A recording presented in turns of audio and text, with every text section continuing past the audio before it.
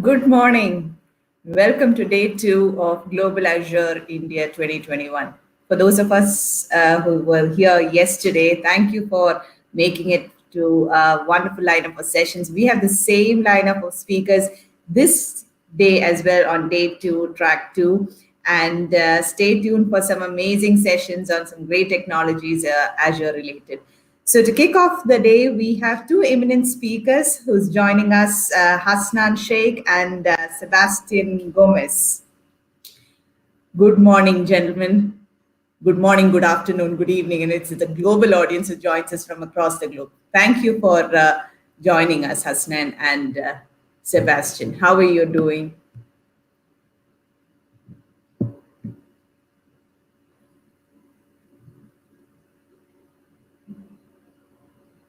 Sebastain, if you'd like to unmute.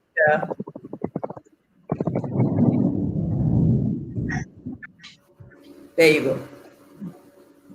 Good morning, good afternoon, everyone. Thank you so much for inviting us and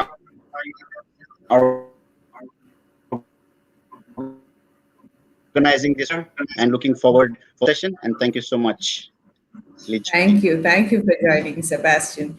And welcome, Hasnan, as well.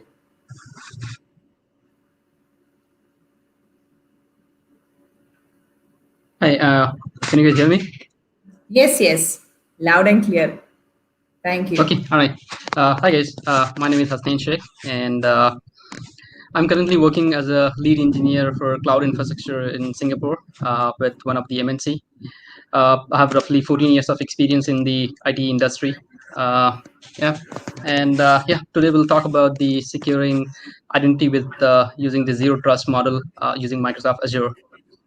Yeah, over to you, that is Gomes. A very important and relevant topic these days, zero trust with securing identity. So looking forward to both your sessions, Sebastain and Hasnan. So guys, these are very eminent professionals with over 14 years of experience in their respective domains. Cloud, Microsoft Cloud SMEs who specialized in Microsoft 365, Azure, information security. They have a wide variety of expertise ranging from technical advisory to management and delivery roles. So it's a privilege to have you join us and kickstart day 2. And the stage is yours.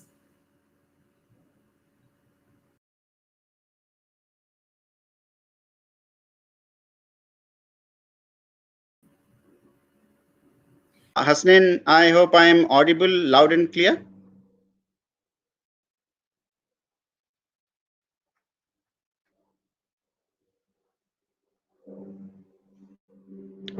Hasnain, am I audible? Yeah, I can hear you. Okay. I was thinking there was some lag with respect to some audio. Is it not very much clear, or is there some lag in the audio?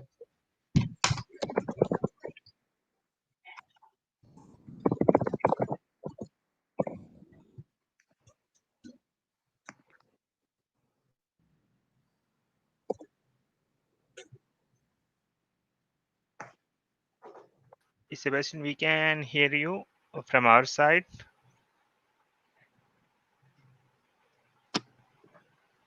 Okay. So let me share my presentation deck quickly. Let me know once it is visible.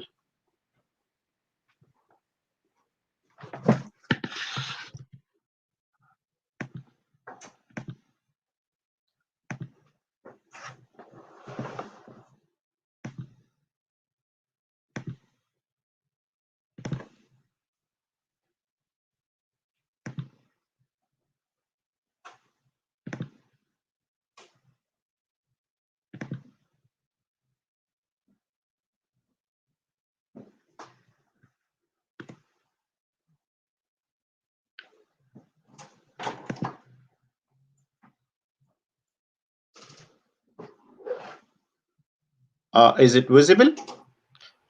Yes, Sebastain, please.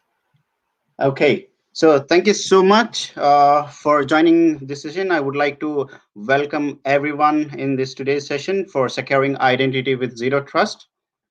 And myself, Sebastain Gomes, as introduced by Liji. I'm based out of Melbourne, Australia, and I also have around 14 plus years of experience in infrastructure, and especially with Microsoft technologies like Azure and Microsoft 365. Very glad to be part of this session. So without wasting further time, let us move ahead with today's session. And looking forward with our agenda, so we will cover the guiding principles of zero trust, and we need to understand why are we securing identities and what is zero trust. Just to give you a quick background, zero trust is not a technology, but it is a security model and kind of a framework where we need to follow certain principles to get that 100% security to the identities. And the next, we will talk about zero trust components. What are the important driving factors within the zero trust? What are those critical components that we need to focus on? And then we will understand more about zero trust and why it is important. Why do we require that zero trust for every organization? And what are the important parameters that we'll be focusing on? And then in the last, we will see what are the things that need to be followed to deploy to complete that identity with zero trust deployment. What are those important configurations? What are those important features within Azure that we need to understand and configure to achieve 100% zero trust identity security? And then my friend Hasnain Shaikh will walk us through the quick demonstration from the Azure portal and the lab, what is being prepared. Let me walk you through the rest of the slides. I would request everyone to make a note of the questions if you anything arises, and make a note of it, because in the end, we have a quick Q&A session where we would be more than happy to answer as many as questions. Okay, so what are those guiding principles of zero trust? Just to give you a tagline for this particular topic, it always says, never trust, always verify. Because in the past, we have seen there is a huge drastic change in the way the organizations are working, the style of working, the style of users connecting. Just to give you a quick background about how it used to be in the IT infrastructure, as we all are aware that probably I think around 10 years back, how the employees used to work. If it was a mindset, it was a culture that any employee, if they want to work, if they want to connect to, then they have to be in the physical location of the office premises. There was a boundaries, physical boundaries, and if any employee wanted to connect from home, then there used to be a VPN client applications or softwares they need to launch and connect to the corporate networks to access the resources from home. A lot of things need to be there, because there were mostly the organizations were focusing on protecting their network environment in the network layer, because the attackers in those days, they used to target only at the network level to hack or to enter into the corporate network. But now things have changed, because especially for a few years now, users are connecting from anywhere. They are connecting from any kind of devices. They bring their own devices. They connect from different locations. They connect from laptops, desktops, and it may not be necessary that the device is from office. That's the reason now the attacker's way of attacking is shifted from network level to identity level. That's when the organizations started focusing on protecting the identities. On top of the network perimeter, now identity perimeter is very, very crucial and critical. We need to understand that the style of working is being drastically changed. That's the reason the number one principle here says verify explicitly. It means that there should be a mechanism which should always authenticate and authorize based on all the available data points. The request might come from the physical location within the corporate network, or the login request might come from a very remote location, or maybe from any device. But there should be a standard set of protocols for the authentication to follow and allow the right user to access the right resources. That's when the first principle is very critical, which is verify explicitly. And with that, moving on to the use least privileged access. And this is very, very critical because we may not know which user require access to which resource at what particular time. And also it is very unsure and unpredictable that what could be the user's location and what could be the user's device that he's accessing from. That's the reason, to avoid all those kind of complications, to avoid any kind of misuse of those resources, we need to make sure there should be certain policies which should be automated and take control of the access to the users. Now, for example, one user require access to reset someone's password on one particular day, probably access one application on one particular day to complete the project. But he may not require that access throughout the year, throughout the month. So what we can do in many cases when the change management happens, there could be some kind of tasks that some admins has to do some particular task, which could be once in a month or once in a quarter, once in 6 months. And during that particular time, there is a feature called privileged access management, which is just-in-time access. The user can be allowed or provided that access for 1 hour or for 2 hours or for whatever time frame that is required, and it should be justified.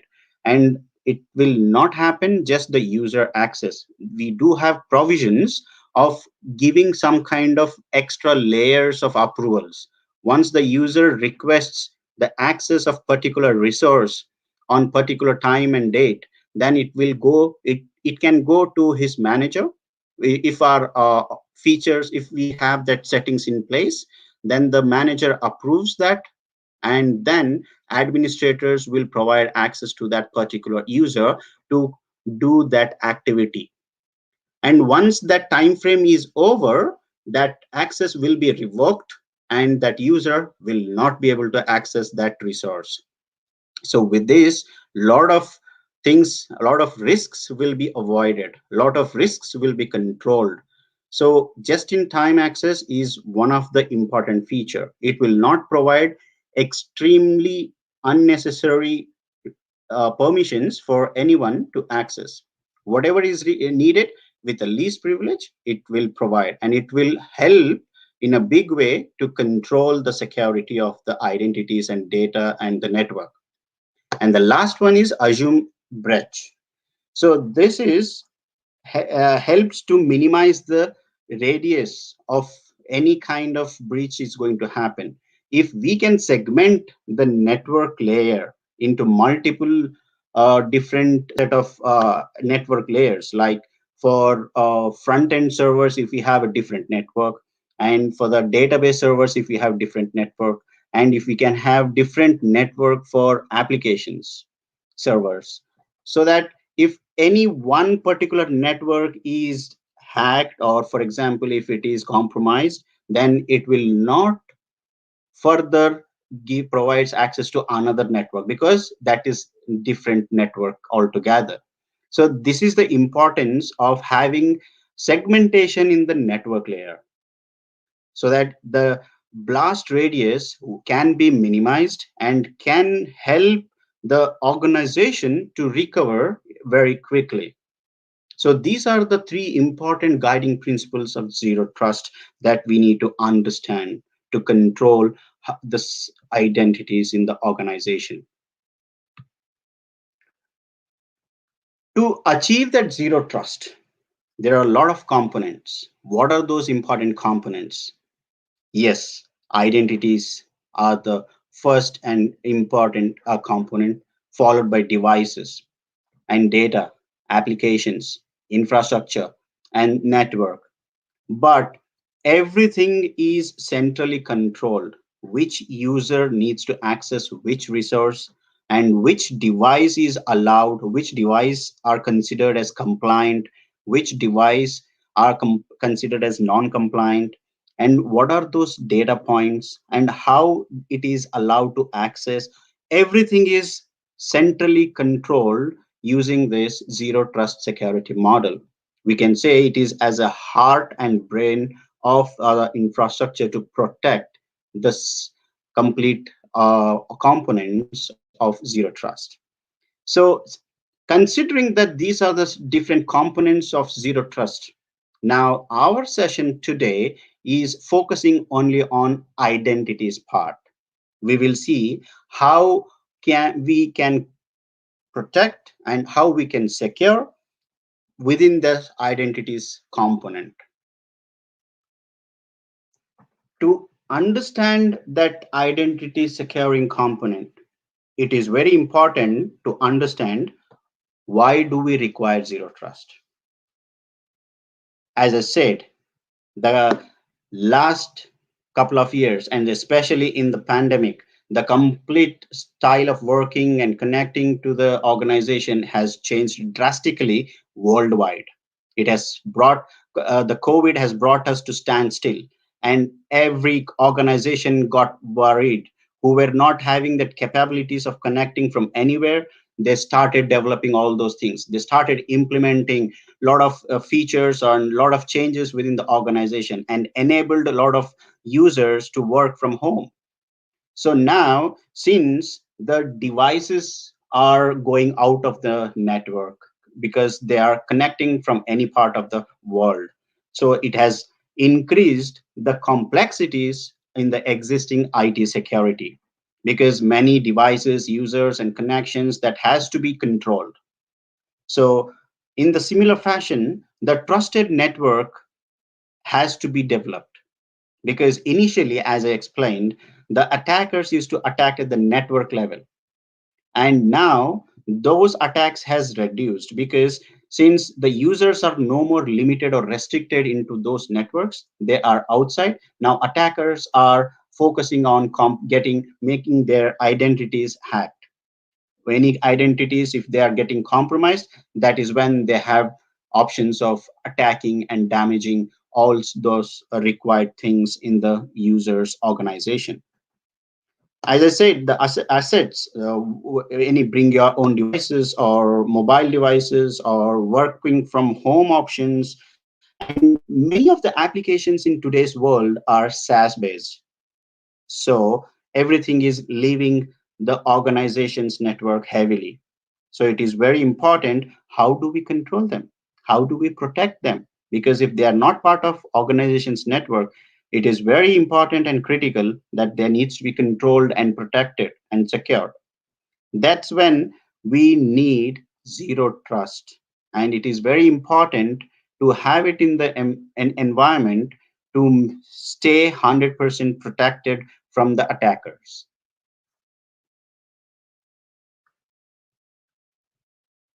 So to achieve that deployment of a zero trust security model, we have these four options in Azure AD to achieve and help all the identities to be secured.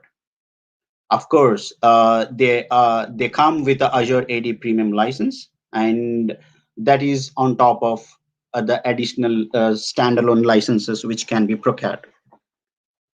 So enabling single sign-on for applications is the first one. What do we get out of this?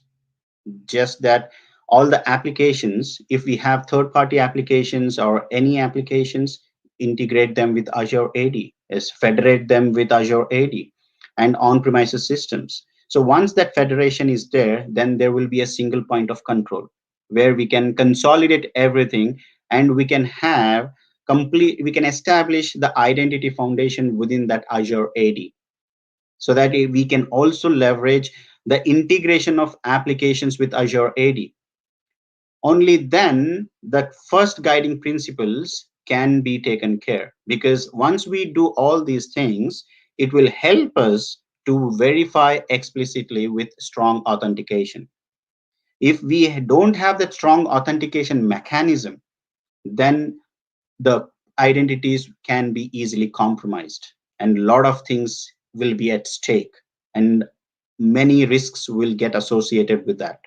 That's when enabling SSO for all applications is the important thing here to achieve the complete zero trust model. Next is conditional access.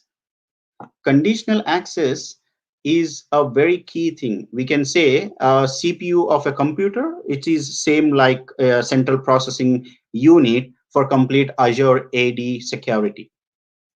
So conditional access is very, very important. How it controls, we can create a lot of permutation and combination mechanism within this conditional access in Azure AD, because you can have those policies when a user is connecting from on-premises network, then don't prompt him for a MFA, multi-factor authentication. That policy can be configured. But if the same user is going outside the network and connecting from out of the network to access the resource, then make sure he gets that multi-factor authentication, second layer of authentication, just to make sure that the right user is accessing the right resources. There is absolutely no compromise with misusing of any identities. And also, if a user is logging in from a domain joined machine or a Azure hybrid joined machine, then don't prompt him for MFA. But if the user is logging in from different machine, which is not compliant, which is not from a domain, which is not from a corporate network, then prompt him for a multi-factor authentication and make sure that the right user is getting access to it. So these are all the conditional access policies will literally help. And also it enables, it have the provision to confirm or to configure certain trusted locations. So within the IP ranges, within the locations, within the network, we can make sure that this is a trusted location. So don't trust these connections coming from this particular location. And if anything coming out of this trusted location, make sure it needs to be validated thoroughly with the additional layers of policies. So this is how the conditional access takes care. Really a very good feature, and majority of the risks will be reduced with conditional access, and it helps to access with least privileged access within that. And identity governance, which is privileged identity management.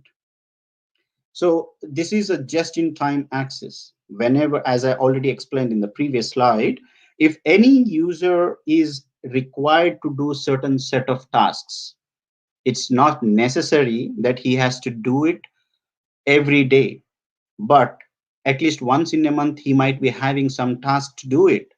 But throughout the month, having that access for him and keeping it idle will put into a lot of risk.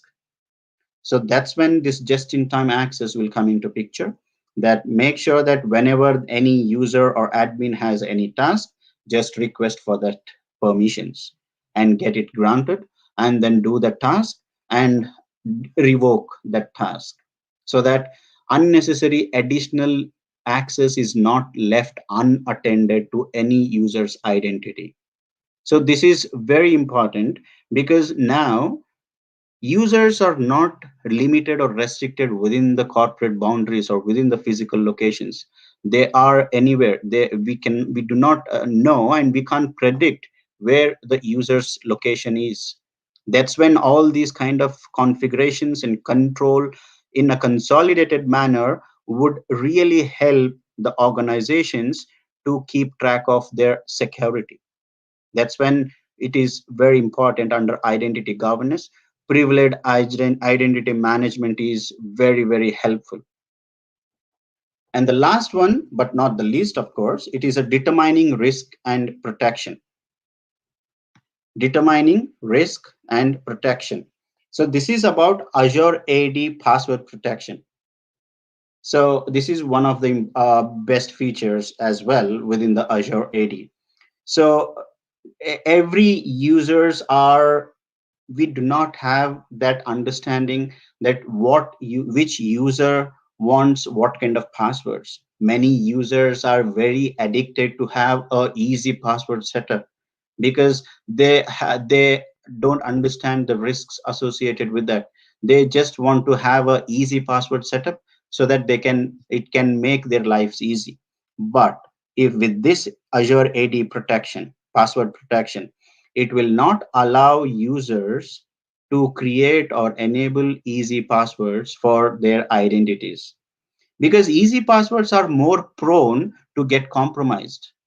Anybody can predict your passwords and they try to attack, and hackers can easily get access to your accounts. That's when with Azure AD password protection, that can be avoided. And once we enable that identity protection, we also have a great features and functionalities within Azure with cloud app security integration with this identity protection, because lot of analysis in the background Microsoft does, and lot of artificial intelligence sensors keep running in the behind background. And in the cloud app security portal, we can get all sorts of consolidated view for all the identities.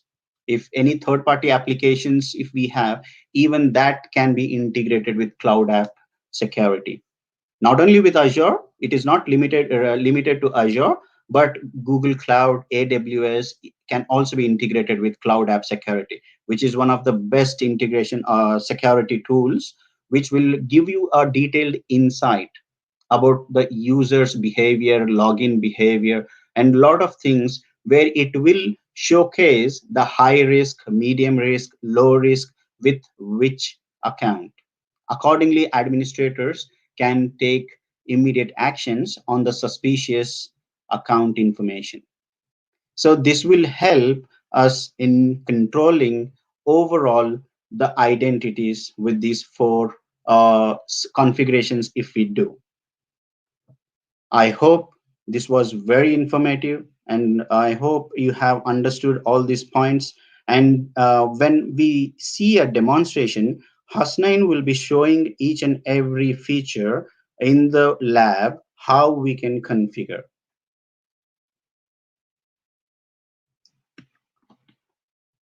Moving on to the next slide for the demonstration, and I would like to hand over to Hasnain so that he can take over the demonstration in his lab. And if anybody has noted down the questions, I'm very glad that after this demonstration, we will have a Q&A session, and would be more than happy to answer as many as questions on this session today. Over to you, Hasnain.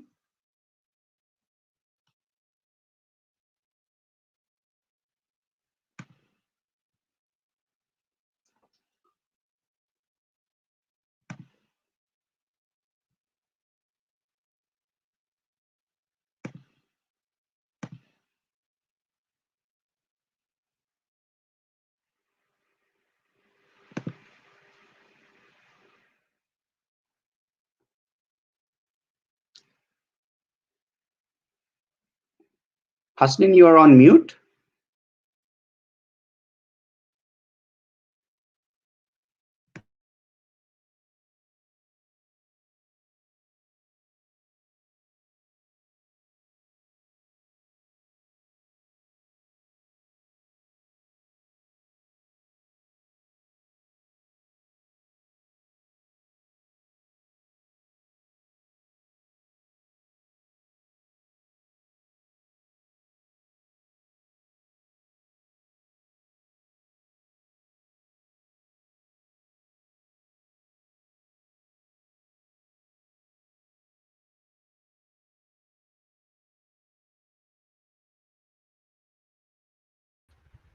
Hey, Hasnain, are you on mute?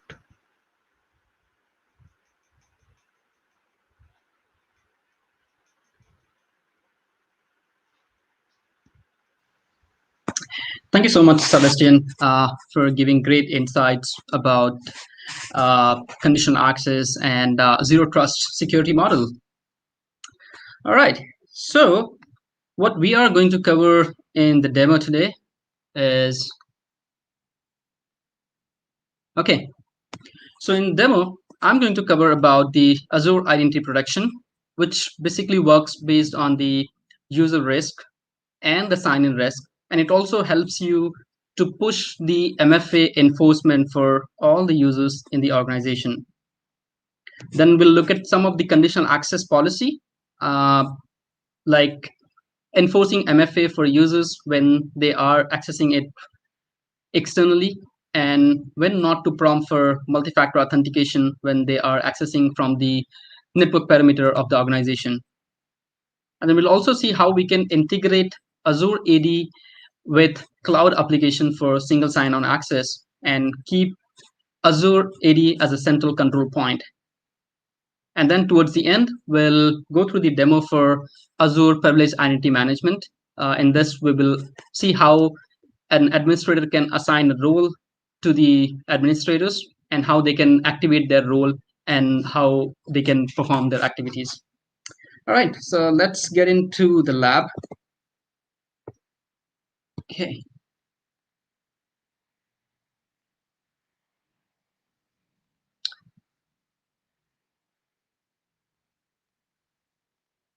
All right. So let's look at the Azure AD Identity Protection. Okay. So in AD Identity Protection, it protects you at 3 different levels. So starting with the user risk policy. Okay. And this policy, it looks for if the user credential have been compromised.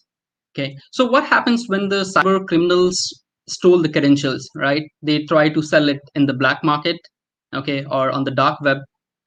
Microsoft acquires or take those services and see if they found any credentials which are on the dark web and it's matching to the existing user. If it does, it will highlight here and then suggest you that, hey, this user is on a high risk, potentially his credentials have been compromised.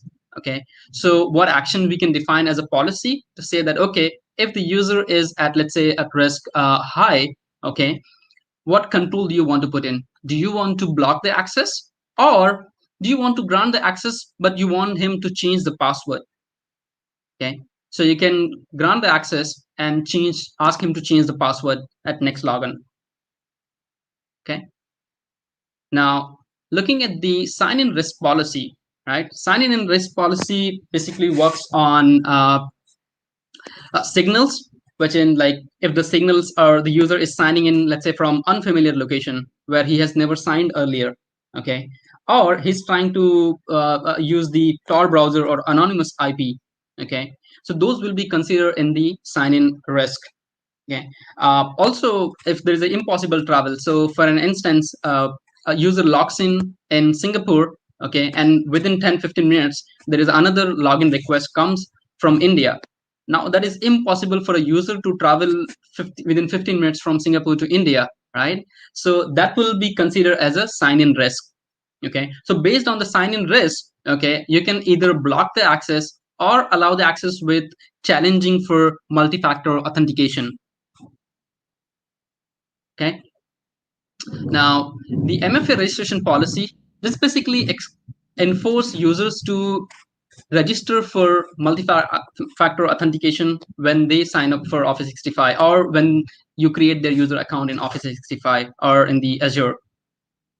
Okay, and make sure that whenever you do that, the policy is enforced. Okay, so if you look at just one single user, okay, which I managed to get the risk, okay, this is how it will highlight it. Okay, and the reason to highlight this is basically it was unfamiliar location. Means in my earlier login session, I logged in from Singapore and this request came from Hong Kong. Okay, so now let's take a look at the conditional access. Okay, all right. So conditional access is basically a tool which used by the Azure Active Directory to bring all different sorts of signals together to make the decision and enforce the organization policy. So those signals can be from user device, user identity, user location, the application he is accessing, what time is he accessing those applications. So these are the different kind of signals which gets into conditional access policy. Okay, so in this lab, I have got the conditional access policy, which suggests that, okay, let's take a look at here. It suggests that you can apply it to a specific user or group. In this case, this is the user Hasnain Shaikh at mscloudguru.com. And when he tries to access for the application Office 365, what are the two different conditions should meet in order to allow the access, okay? So in the client apps, I have selected browser, mobile app, or other clients. Now, other clients would be your legacy clients like POP, IMAP, or SMTP, or if you're using Outlook 2013 as well, that also uses the legacy authentication. Okay, what are other different options that you can, conditions that you can configure? So user risk, if based on the Azure AD identity protection, it will determine the user risk, and whatever you have defined here, okay, high, medium, or low, it will consider those user risk policy as well. Okay, similarly, it goes for the sign-in risk. Device platform, whether it's an Android device, iOS, or Windows, okay, or it's a Mac OS. Okay, so depending upon that granularity you have, where you can create the conditional access policy and apply it to the specific user objects or user accounts. Okay, so in this case, in a control, I have said that, okay, we will grant the access, but we will grant the access only through the hybrid Azure AD join device. Okay, so now we'll see the user tries to access the resource outside the company network, and he shouldn't be able to access. And when he accesses it from the company network, okay, he should be able to access since he has the domain join device. At the same time, you can also configure device state. As of now, it's in purview, okay, but later once we get it, you'll have the option to choose whether the device state is compliant or non-compliant, and that will be based on the compliance policy that you will have defined in your endpoint management. Okay, so I'll try to log in here with one of the user account. Okay, Hasnain Shaikh. Okay.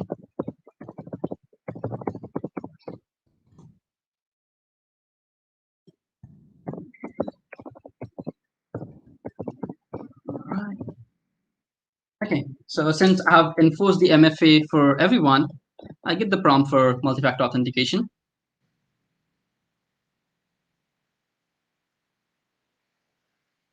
All right, so you see here, now this has blocked the user access, saying that, okay, if you want to access, this looks to be a personal device, it has to be a domain joined device only. So in this, if you see, right, I have got Exchange Online as an app, right? But if you have some other applications which are integrated with Azure Active Directory for a single sign-on, okay, that can be limited as well. So like if I have a GitHub, let's say, as an example, right, I can do that. Organizations like using ServiceNow or other applications, okay, those can be integrated here as well. Similarly, you can also add like Google Cloud Apps or AWS, okay, those access can be also restricted. So you see, using these conditional access, okay, you can have the identity driven control, okay. So let's try to access the same user. Okay, I'll try to access from here, but this is the device that I have, which is a domain join device, and it's also a hybrid join device. Okay, let me just sign up from here.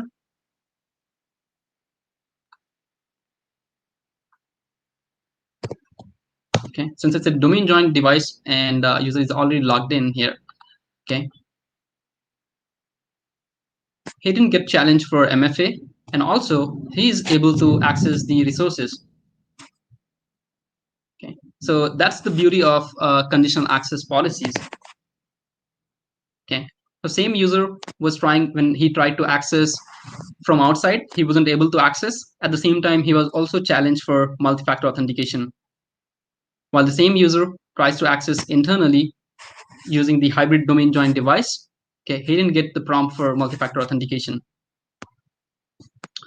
All right, now let's take a look at another conditional access policy, that is to disable the legacy authentication.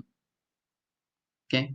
So last year, Microsoft wanted to disable the, work on to disable the basic auth, because some of the conditional access policies cannot be applied to legacy authentication. The signal doesn't come to conditional access. Okay. So in order to disable that, okay, what we need to do is in the conditions, okay, under client apps, choose the other clients. Okay, all the browser and mobile app clients that you see, those uses the modern auth clients. Okay.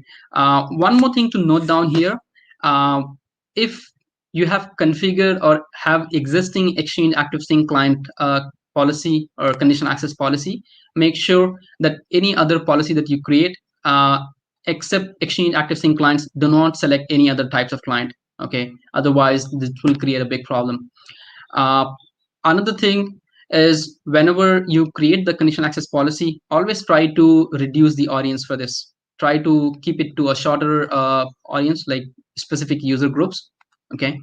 And put it to the report only mode initially. Okay. And monitor it. If it goes fine, then you can go ahead and apply it for everyone. All right. So that covers pretty much for the conditional access. Okay. Now we'll quickly take a look at how we can integrate Azure Active Directory for single sign-on access to other cloud-based applications. Okay. You can also have it for on-premise as well. Okay. So I'll look at one of the applications that I integrated here. So I integrated the application called GitHub.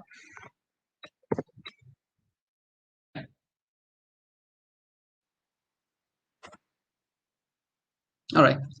So basically, in order to add, okay, you simply need to click on New Application, and you'll be able to find all different sorts of application that you can integrate with Azure AD.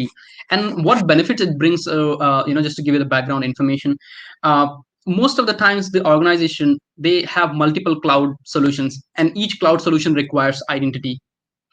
At times when the user gets terminated, okay, we forget or we miss to terminate their identities in cloud or different clouds in a timely fashion. So if you put Azure AD as a central control point, okay, even if you just need to terminate the Azure AD account, okay, and that will terminate the user access from all other sorts of cloud applications. Okay. So in this case, I had added GitHub, okay, and I configured. So in order to do that, there are certain configurations that you need to do. So least privilege, right? By default, you have the option, right? The user assignment required. Okay. So that means only the users which I have allowed, they can have the SSO access for this application. Not all the users in the organization would have that. Okay. Maybe for certain application, this may be valid. Okay. Maybe like ServiceNow or some application which is used by everyone in the organization. For that, you can choose like user assignment not required. Okay, but the critical application or which requires only specific people to access it, you should go ahead with the user assignment required, yes. Okay, and under the user and groups, this is where you can add the groups or define the user who should be able to access the single sign-on to access that particular application. Okay, and there are different ways of having the single sign-on. In this case, I have chosen SAML. Okay, so you need to configure the identifier, the reply URL, where the traffic should be redirected once the token has been generated from Azure AD. Okay, so in this case, what I'm going to do is I'm going to log in using this user who have already logged in. Okay, and see how he can access the GitHub without getting prompt for login. Okay, or using his Azure AD credentials.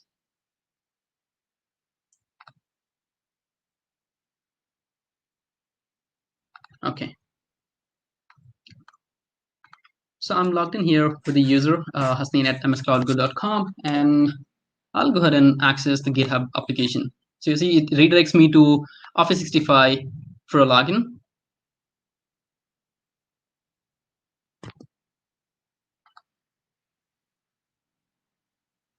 Okay, so I'm in here. I use my Azure AD credential. I do not need to key in the credentials of GitHub in order to log in there. Okay, so that's the beauty it brings when you integrate with a single sign-on using the Azure Active Directory. And there are hundreds of, thousands of applications that you can integrate with Azure Active Directory. Microsoft has given a great document in terms of, all the different applications that you can integrate. So you see here, right, all the multiple documents you can find here. Okay, now just to give a, because SSO is a two-way configuration, I can quickly show you on the application side, right, you need to also have certain configuration. Okay, each application would have a different configuration, but pretty much require similar stuff. Okay, so it would require like a sign-on URL that where basically when the request comes for a sign-in, where it should redirect. Okay, and who would be the issuer for the tokens.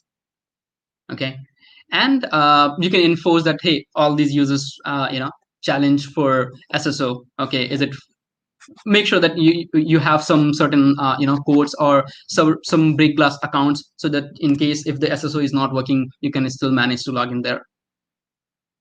Okay, now quickly we'll go to the Azure privilege identity management demo, and then I think we should be good to go. All right, so what I'm going to do here, all right, so this is a user. Okay, and if you look at his access today, right, he doesn't have any access. He is just a normal user. Okay, what we are going to do is we are going to assign him a user administrator privilege. Okay, and we'll see how the user needs to activate it in order to perform his job. Okay, like if I,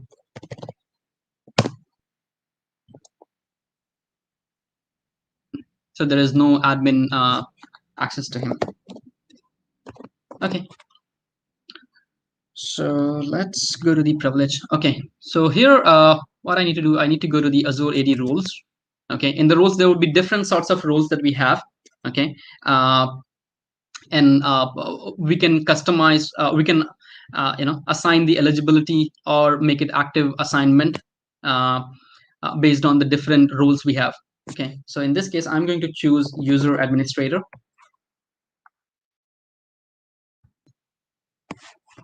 And as a best practice, right, whenever you're doing this for a global admin account, make sure that you have the break glass account.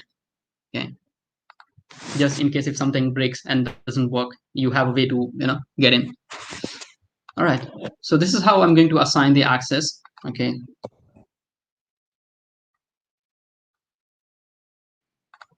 and here it gives you two options: assignment type. So assignment type eligible means user will have the permission, but he needs to go ahead and activate his role before he could get the access. Okay, active means he would have the access, he doesn't need to go ahead and activate it. Okay, so let's say I'll give him the eligible permission. All right,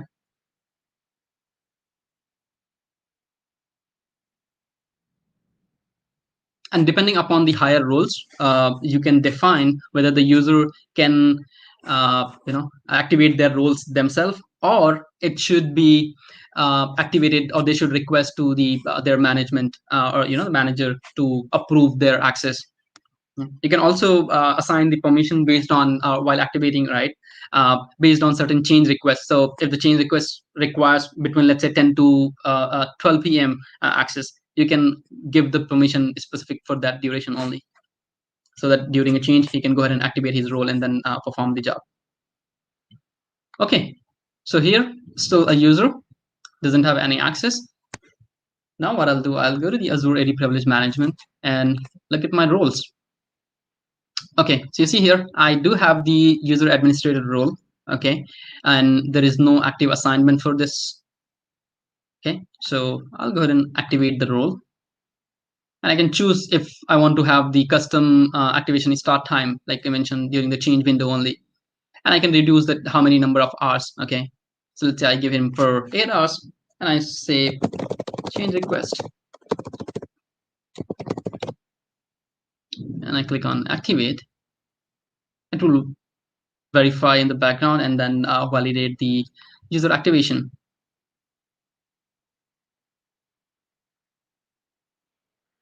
Okay, might take a few seconds here.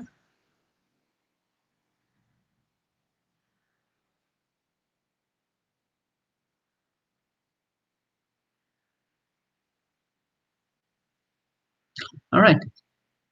So now if you see active assignment, right, it will show that yes, this is the role which is activated for the user. And if I look at the Azure Active Directory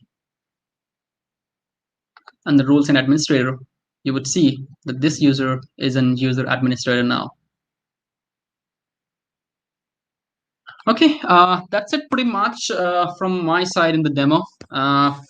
We are open for if there is any questions to answer. Thank you, Hasnain and Sebastain. That was a great session. I think we have a couple of questions from the audience. We'll start streaming that so you can see that on the screen as well. So the Gomes asks, will it cover Azure AD connector services between on-premises and will it Azure cover Cloud? Azure AD connector service between on-premise and Azure Cloud?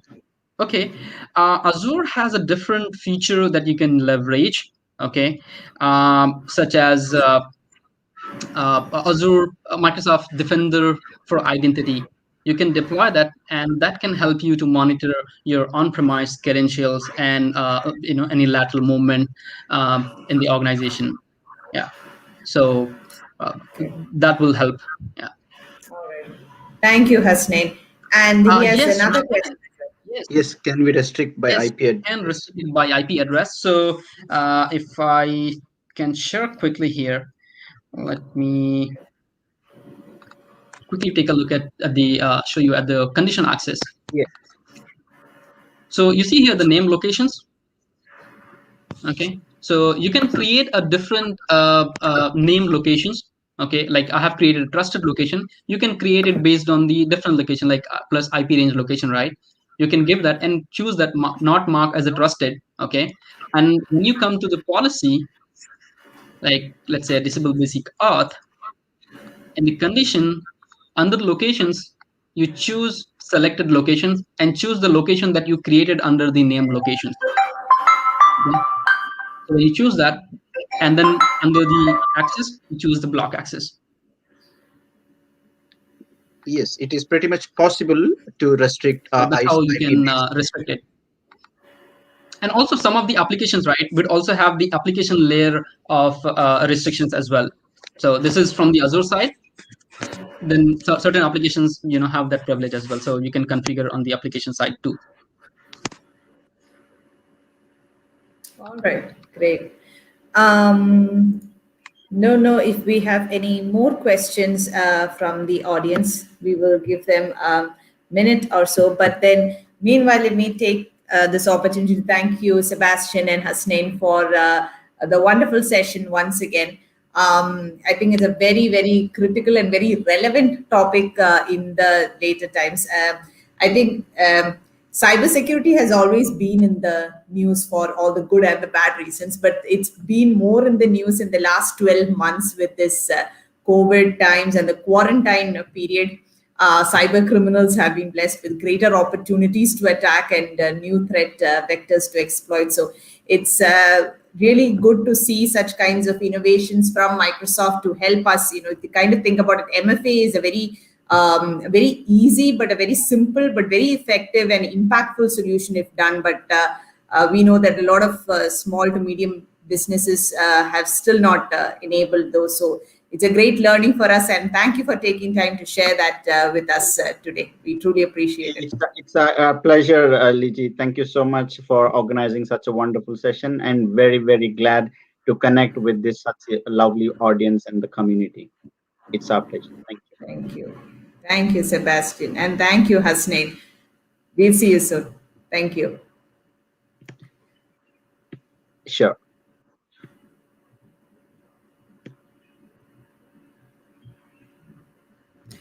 All right, folks, we will start the next session by Dinesh, who would be talking to certain Azure database related stuff in another 5 minutes. So stay tuned.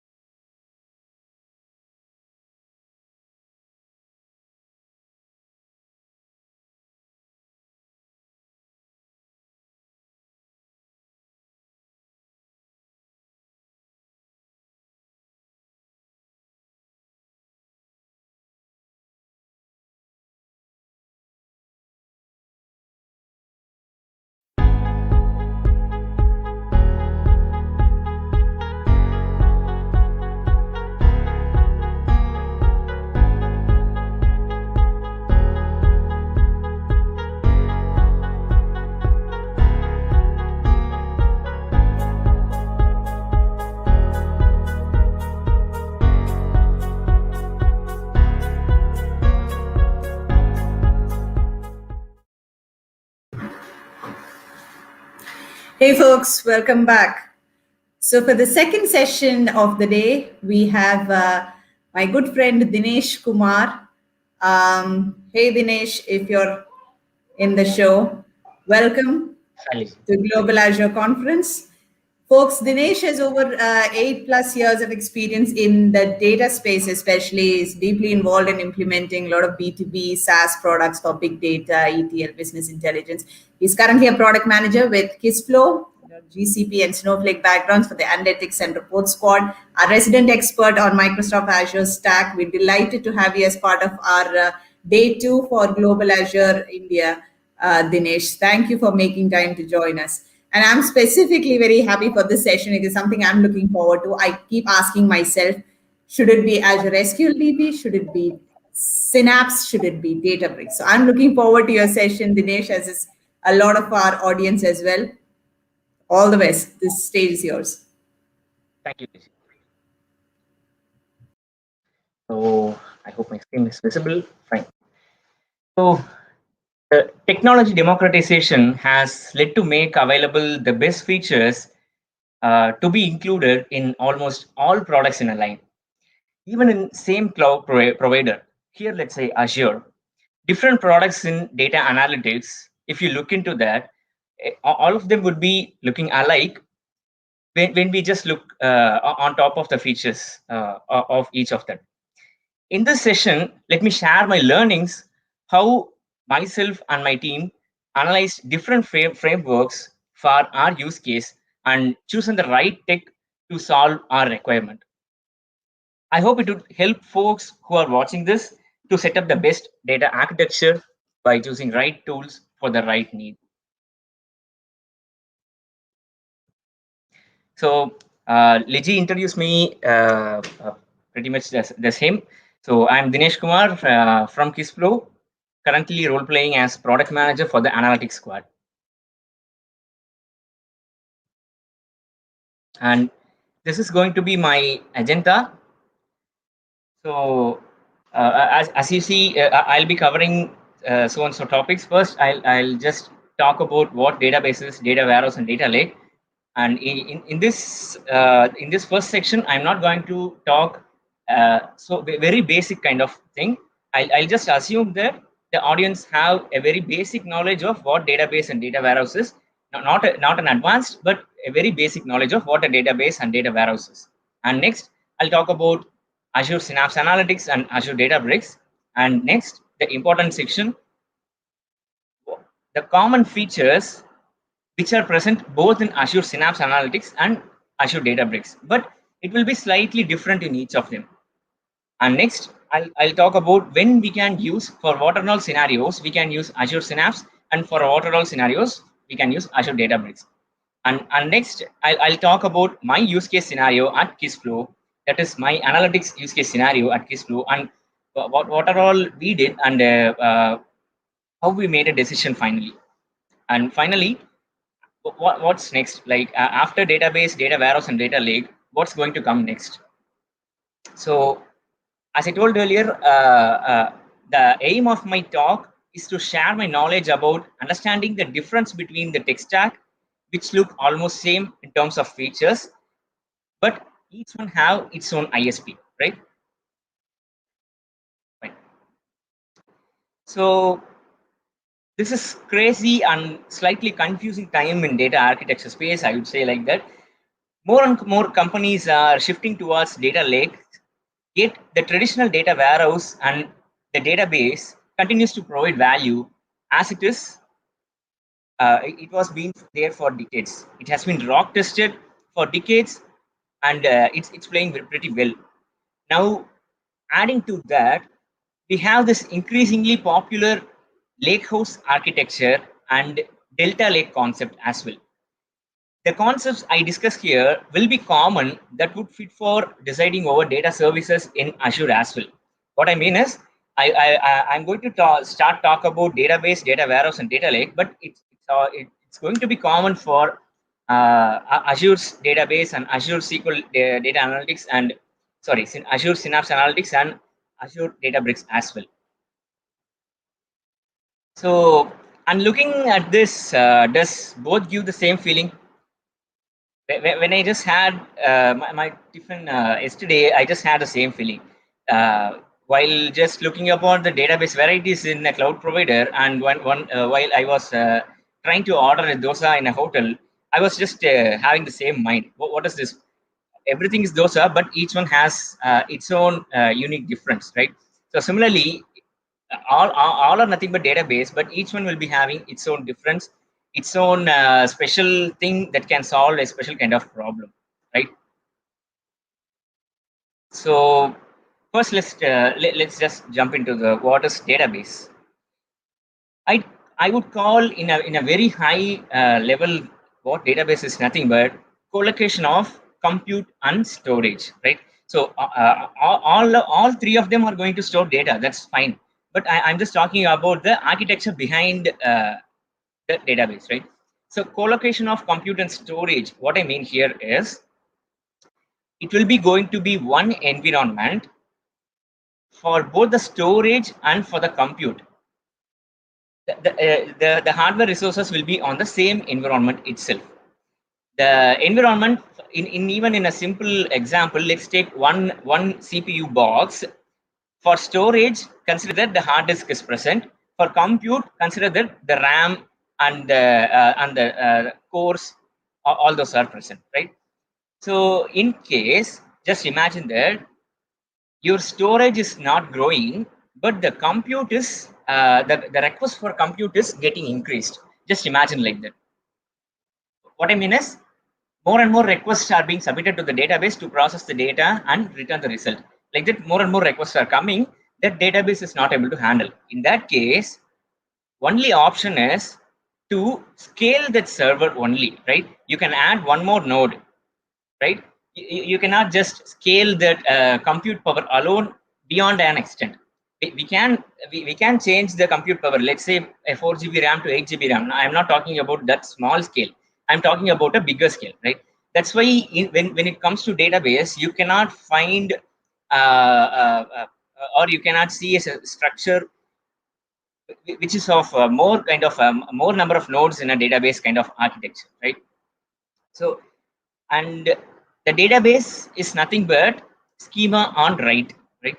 We all know what a schema is. Schema is nothing but the skeleton upon which the data is being stored and retrieved, right? So while you are using a database, before you insert a data into the database, you will be having that schema ready, right? Schema here, I mean the table. You would have already created that particular table, that particular column, the particular data type, the particular foreign key, primary key relationship. Everything will be there. After the schema has been set, only then you will be writing, right? So in a single word, we can term that database is nothing but schema on write. These terminologies will be little bit odd, but or difficult to understand. But upon while I start discuss about data warehouse and data lake, it will be the comparison would be easier. And in my perspective, I would recommend database when you are having the data in a very structured format, like rows and columns. You are clearly having your data as rows and columns, and the data size is less than terabyte. What I mean is, from now, after 2 years, the data size won't grow. After 2 years or 5 years, the data size won't grow beyond a terabyte. Means you can definitely choose a database, right? Size is not an issue as per a database document. Even if you go and check out Microsoft SQL Server's database size, it will be telling a huge value, not even a TB, but it will be telling a huge value. But I mean here for the compute power also. Not, you're not just going to store the data, but you're going to compute it as well, right? So keep both of them in mind. And one more purpose which I would recommend is, choose a database if your purpose is for OLTP, that is online and hello, hello. Okay, I hope my voice is clear. And so when your purpose is purely for the transaction basis, right? It's not for analytics, but for the transaction basis. Even in this case, you can argue that the same typical database like a SQL Server or PostgreSQL, which has been used for the basic analysis as well, right? Yes, it is being used, but what I mean is, in all those cases,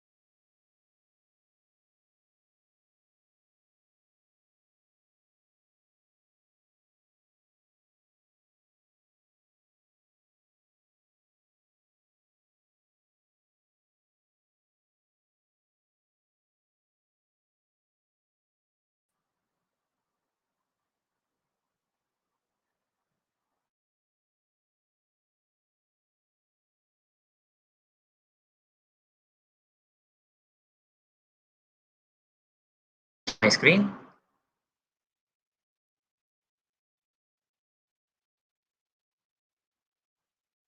Okay, I think I just broke when I started to talking about OLTP. I'll just come back on that same spot. Fine. Is everything okay, Amal Liji? Yes, Dinesh, it's good. It's good, Dinesh. You can play. Oh, okay. Thank you. Thanks for understanding. Okay. So coming back, uh, I just told that if you just choose a database only to solve the purpose of OLTP, not OLAP, right? OLTP is nothing but transaction processing, the primary purpose of an application. OLAP is nothing but the primary purpose would be analytics, right? So even you can play the analytics on top of a database like SQL Server, PostgreSQL, or MySQL. I totally agree that, but the scenario is you will not before playing analytics with a very planned structure, you will be creating cubes on top of the database, right? On top of that only you'll be creating analytics. Sorry, you will be playing with analytics. So just don't mess with playing with the database for both OLTP and OLAP. Choose a database that could solve the purpose only for OLTP alone, right? And next is, I would not recommend a database to be allowed to play for ad hoc analytics. I just told a bit more earlier that ad hoc analytics is nothing but without any plan or without any pre-planned structure on the database, structure created on the database, playing analytics. That is, without any cube or anything on top of a database. If you just play analytics over there, if you just play a SQL query with multiple group bys and what to say, multiple aggregations and all those things, the total compute power will be consumed by the analytics workload itself. The database will not be able to solve the primary purpose of OLTP, right? So I don't recommend if you are playing ad hoc analytics on top of a database. And next, when you have more dependency in sharding comes into picture when when a scenario occurs like your table would have been grown to a great extent, and you cannot have the table as a single table. You would be needing to separate the table into more than one, and you will be sharding it into different servers, right? It is possible, yes, it is possible in database, but it cannot be scaled beyond a limit, right? So if you're pretty sure that sharding would be needed at a later point of time, let's say 2 years or so, at the initial time itself, better don't choose a database. And when we just talk about database itself, it would involve a vast number of topics, right? Database is nothing but a common topic. Under that itself, we have relational databases and NoSQL databases, right? I didn't dive into much on the previous slide, and even I'm not sure I'll be able to cover all the topics. But for a high level picture, I just added this slide. Every company will be having different storage models, right? They would be having relational tables also. They would be having graph graph mode of tables also. They would be having document oriented tables also. Each company would be having different varieties of data storage models. In that, as you see in the statistics, relational tables rank higher, right? Most of the companies, most of the data are nothing but relational kind of data only. That is rows and columns, typical rows and columns, a matrix kind of data. The other kind formats of data are nothing but graph data format, key value data format, document oriented, and column oriented. Each of them solve a different purpose. For example, if you have a scenario in your application design that the schema of a table will not be same, the schema would be changing frequently, or at the application end, the control on schema will not be having at the application end, then the best choice would be going with document oriented database. And also it solves the document oriented database solves another purpose. When you have a scenario to store subtables into main tables, right? For example, in Jira, you would be creating a main task, and you'd be able to add subtask and all, right? That's a very generalized example, but just imagine that you have a main table. Within that main table itself, you might have scenarios like you need to add subtables, right?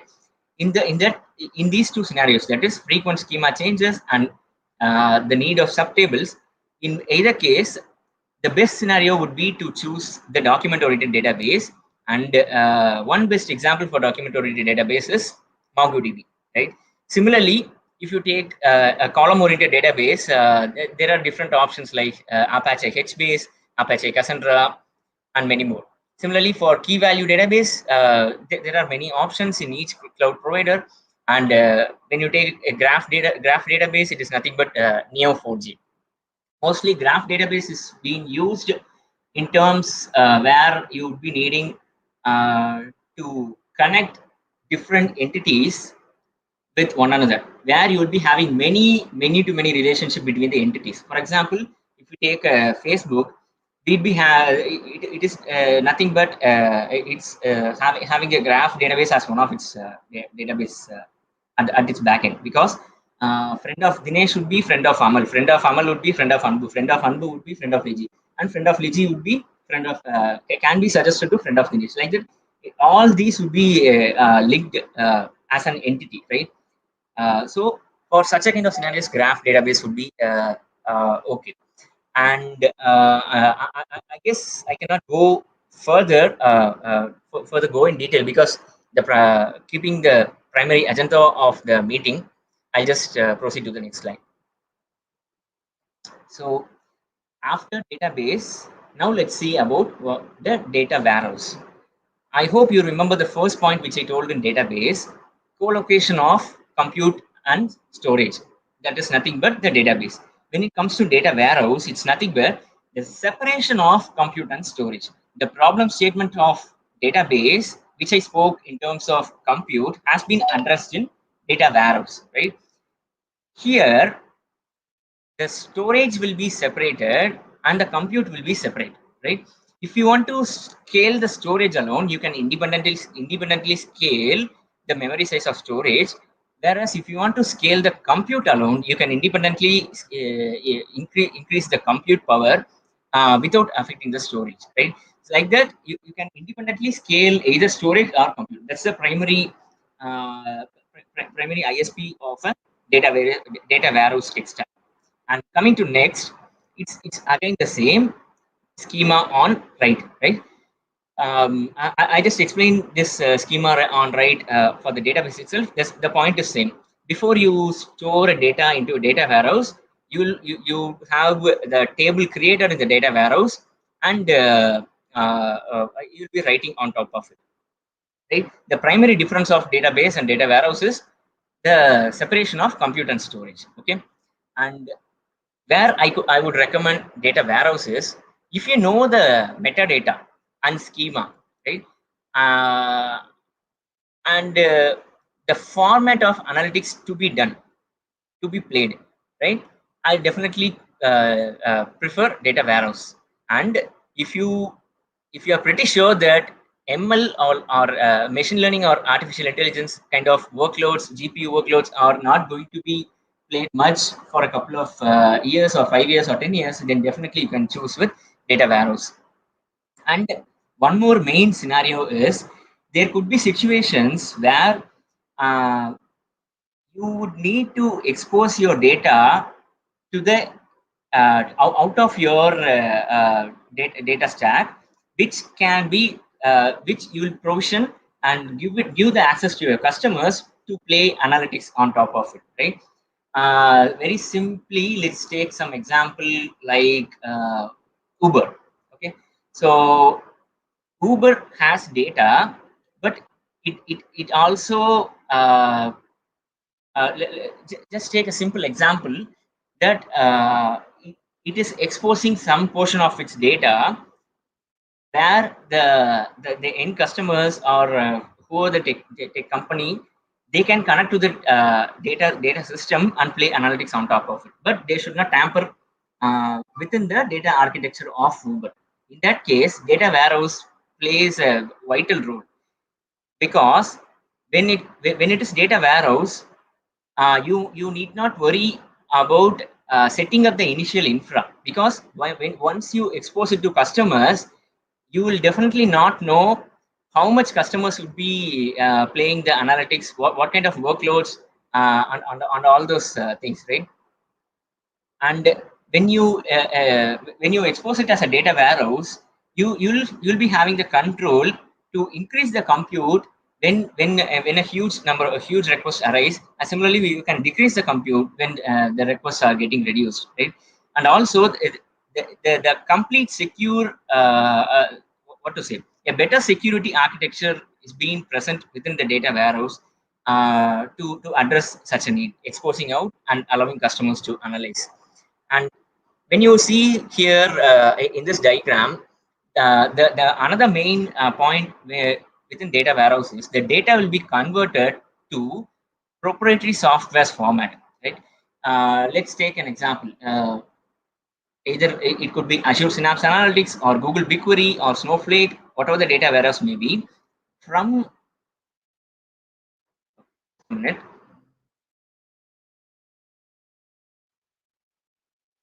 the source systems, when the data is being injected into a data warehouse, the respective vendor will convert that particular data into their own proprietary format, right? The format which I mean is for files, we are naming formats like CSV, TSV, TXT, right? Within the database also, there are specific formats like ORC, Parquet, and all kind of formats. ORC, Parquet, and all open source, but if it goes to within the vendor's data warehouse, they will compute it, they will convert it into their own data format, and they will store it in that format only. only while you come out of this data warehouse, only when you decide that, okay, I don't want this data warehouse, let me decide to come out, they'll export the data into a different format like ORCR pathway and provide the data to us. That too based on the conditions and the way of agreement we put while we initially go on with the data warehouse, right? So as you could see, from the data warehouse itself, the BI users can directly access and play analytics on top of it, or from on top of data warehouse, the cubes can be created, and on top of cubes, again, the BI users can play the analytics on top of it. And then I would not recommend a data warehouses. When you have the data like image and video, obviously you will not choose data warehouse, but I just added it as a point here, because even to store that kind of data, image and that kind of data, all the data warehouse will be having a data type called binary, like integer, string, varchar. There is a data type called binary. Using that, within that binary type, you will be able to store any kind of data, either it could be image or store video. But it is generally not recommended, right? And one more thing, I didn't specify about the size at all, right? If it is going to be a structured format and you know the metadata and schema, you need not worry about the size of data at all. It can go beyond 10 TB or 20 TB or 50 TB. No worries at all. The data warehouse would take care. And let's jump into the next thing, data lake. In this case, the difference is separation of compute and data, right? So when you see the data warehouse, I just told that data warehouse has addressed the problem of database by separating the compute. But again, here there is a problem that vendor will be converting the actual data into their own proprietary format and storing that, right? That particular problem will be addressed in data lake. Again, in the data lake, the compute is going to be separate. You can scale the compute as and when needed, but the advantage is the data will be as it is from the source system. In what kind of format you are going to send it into the data lake, it will be in the same format. There will be no vendor lock-in or no conversion at all. So behind the screen, you are saving the conversion cost also, right? Even if it is vendor's proprietary format, a specific conversion has to be done. Only then the storage happens. But here it is not happening. It's getting stored directly, right? And the next main difference on data lake is schema on read, right? Both data warehouse and database, it's about it's having their methodology as schema on write. But when it comes to data lake, it's having the paradigm as schema on read. That is, the data will be stored as it is from the source system. The data will be stored into the data lake as it is. Either it could be in CSV or TSV files. Only while reading, such services will be creating the schema at this layer. Okay. Let me tell a simple example. Let's consider that there is a 1 terabyte of CSV files. Each file where the table is having where the CSV is having 100 columns, right? The data scientist, all 100 columns are not needed. So what they'll do is they'll create a Spark service, they'll create a schema, and they'll choose only 50 columns what they needed, and they'll create a different table over here, and they'll do all the advanced analytics like predictive analytics and machine learning, all those kind of stuff. And similarly, when it comes to BI users, again, they don't need all those 100 columns. They will again choose a 40 column or 30 column, whichever they need. They'll create a schema, separate schema in this query engine, and they'll create a table, and they'll connect it with BA tool and play and do analysis, right? So actually, the source of truth, the data source of truth is having 100 columns. The data scientist will be choosing 50 columns and working on it, whereas the BA users will be choosing the same 50 or different 30 or different 40 columns, and they'll be working on it. That all these three will be separate thing. There will be no kind of merging or no overlap at all, right? And when I recommend to choose a data lake is if your system is producing all types of data of any size, all types of data, I mean text format, table format, semi-structured like XML, JSON, unstructured like image or video, like that, all formats of data is being produced.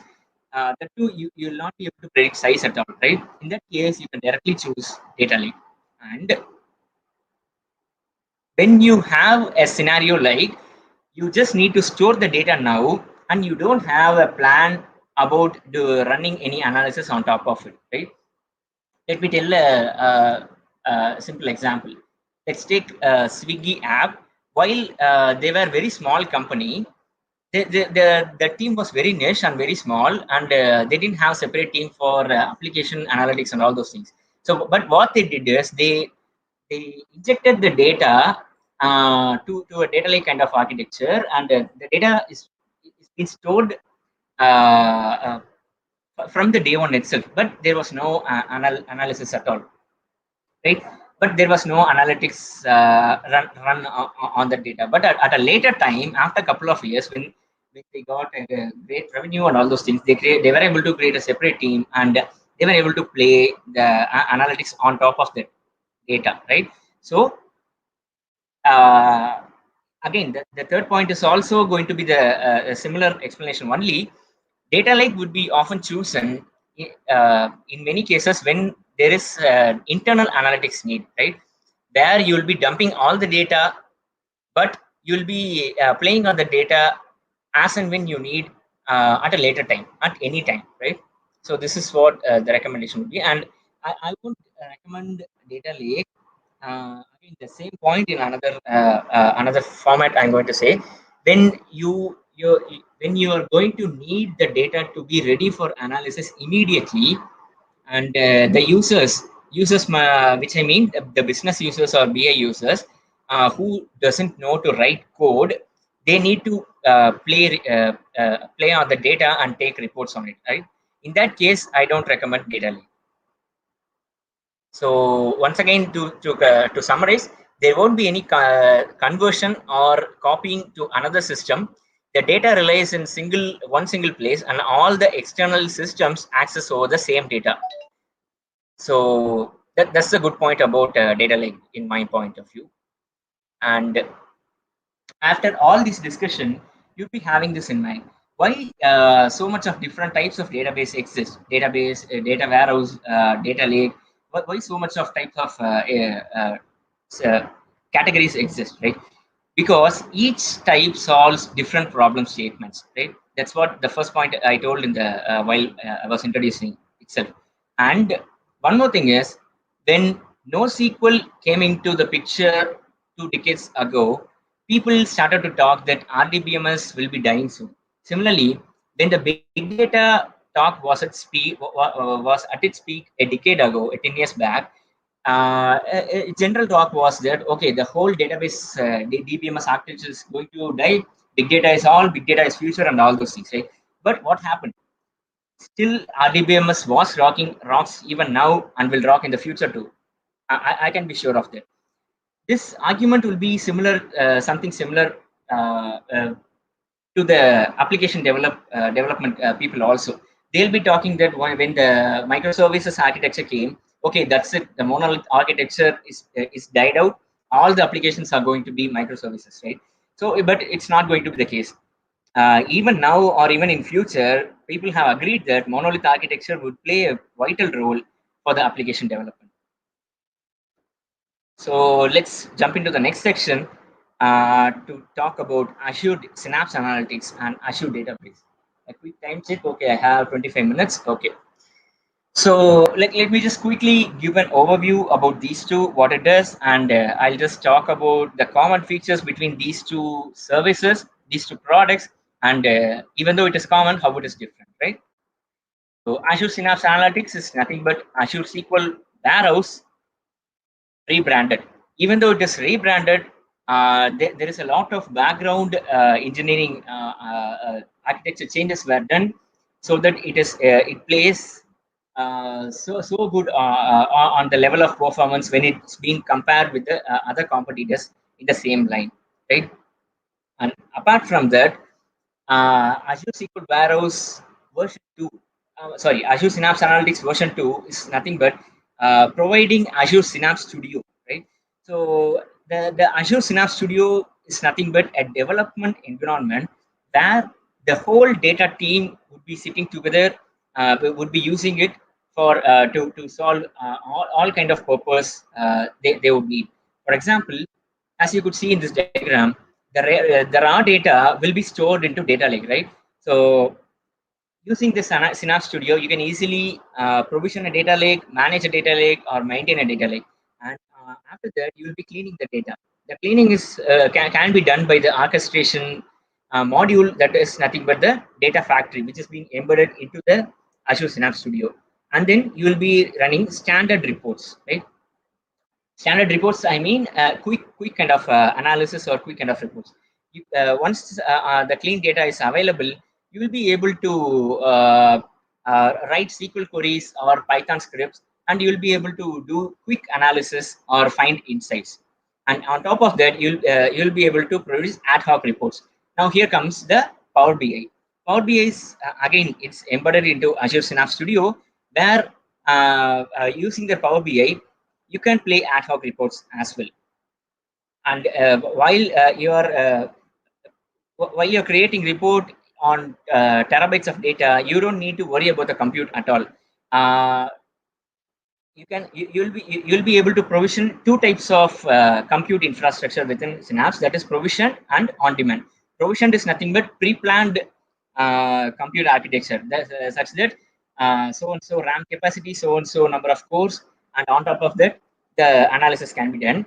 And on demand is nothing but you don't need to worry at all. Once you submit the query or do the drag and drop in Power BI, immediately the background infrastructure, background hardware will be provisioned, and you will be getting the results.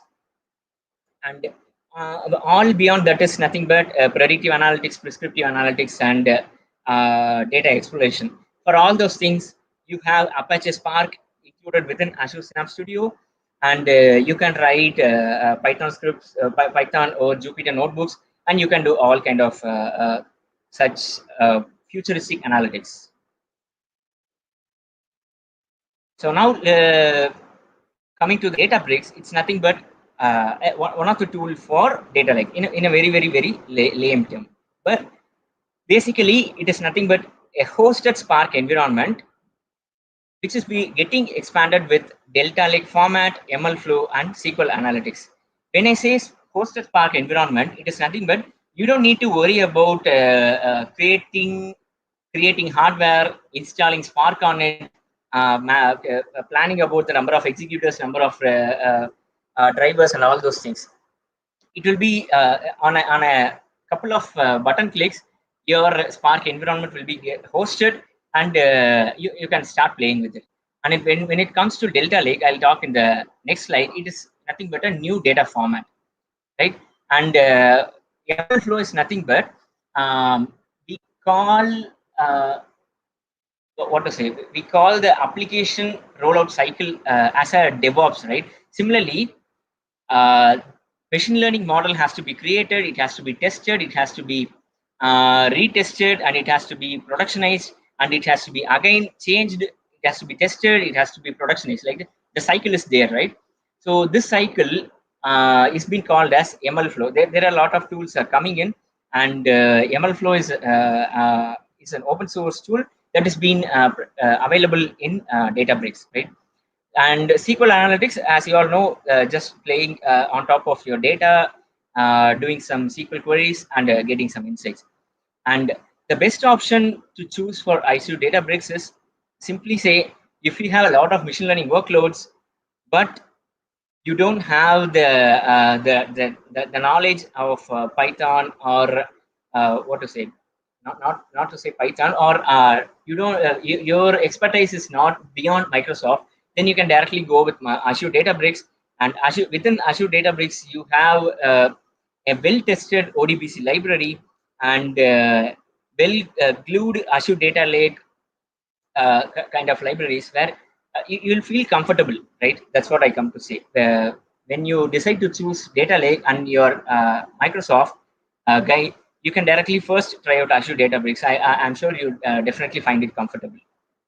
And in simple words, the data engineers will be able to build the data pipelines. The data scientists will be able to train and deploy the machine learning models. The data analysts will be able to do the ad hoc analysis via Python scripts. Coming to the Delta Lake is nothing but another layer that sits on top of your data lake to provide the asset transactions, right? So asset transactions is a primary functionality of a database. So this, when you store the data in this format, you will be having the advantage of data lake and also database as well. That's what the main purpose of creating this. And also it unifies the streaming and batch processing as well, and it is fully Delta Lake is fully compatible with the Spark APIs itself. So it's not that you need to learn another a set of APIs to play with Delta Lake. It's all enough you know about Spark and Spark APIs. You can easily play with the Delta Lake as well. In simple words, it's about saving data in a format called Delta. The data will be saved in a Delta format, and you will be playing on top of it. So next, another important section: what are all common features in Synapse, but slightly different. So both in the first column is nothing but the feature that will be present in both in Synapse and Azure Databricks. And within the second column and third column, I would have mentioned what is the difference factor in respective thing. Okay, so when it comes to both Synapse and Databricks, both have Apache Spark, and in both you can play with Delta Lake format. But the difference is Azure Synapse Analytics is using the open source Spark, whereas the Azure Databricks is using the latest stable version which the Databricks has rolled out, because behind the screen Spark is being contributed by the creator of Spark itself is Databricks only. They only launched it as launched the Spark as open source. So there will be always what to say, the patch fixes or the feature getting introduced. It will be a kind of latest when it comes to Databricks than Synapse. And when it comes to Jupyter notebooks, Azure Synapse Analytics is using Interact notebooks, whereas Azure Databricks is using Databricks notebooks itself with additional features like real-time co-authoring and automated versioning. Real-time co-authoring is nothing but simply say, if I open a Microsoft Word document, another person also can open the same document. Simultaneously, my changes will be visible to that person, and his person's changes will be visible to me, right? So that's what I call real-time co-authoring. Both of us can see. And automated versioning. The versioning happens for every change that I make or every save I make on a Jupyter notebook. So I can always easily backtrack to a previous version when something is not fine. And when it comes to accessing data from a data lake, in both Synapse and Databricks, you can access data, but here the difference is in terms of usability. When it comes to Azure Synapse, it will be easier to query SQL scripts, right? SQL scripts and notebooks. The file will be there on a simple right click. You can easily deploy. You can easily write SQL scripts and or even Python or a Jupyter notebook.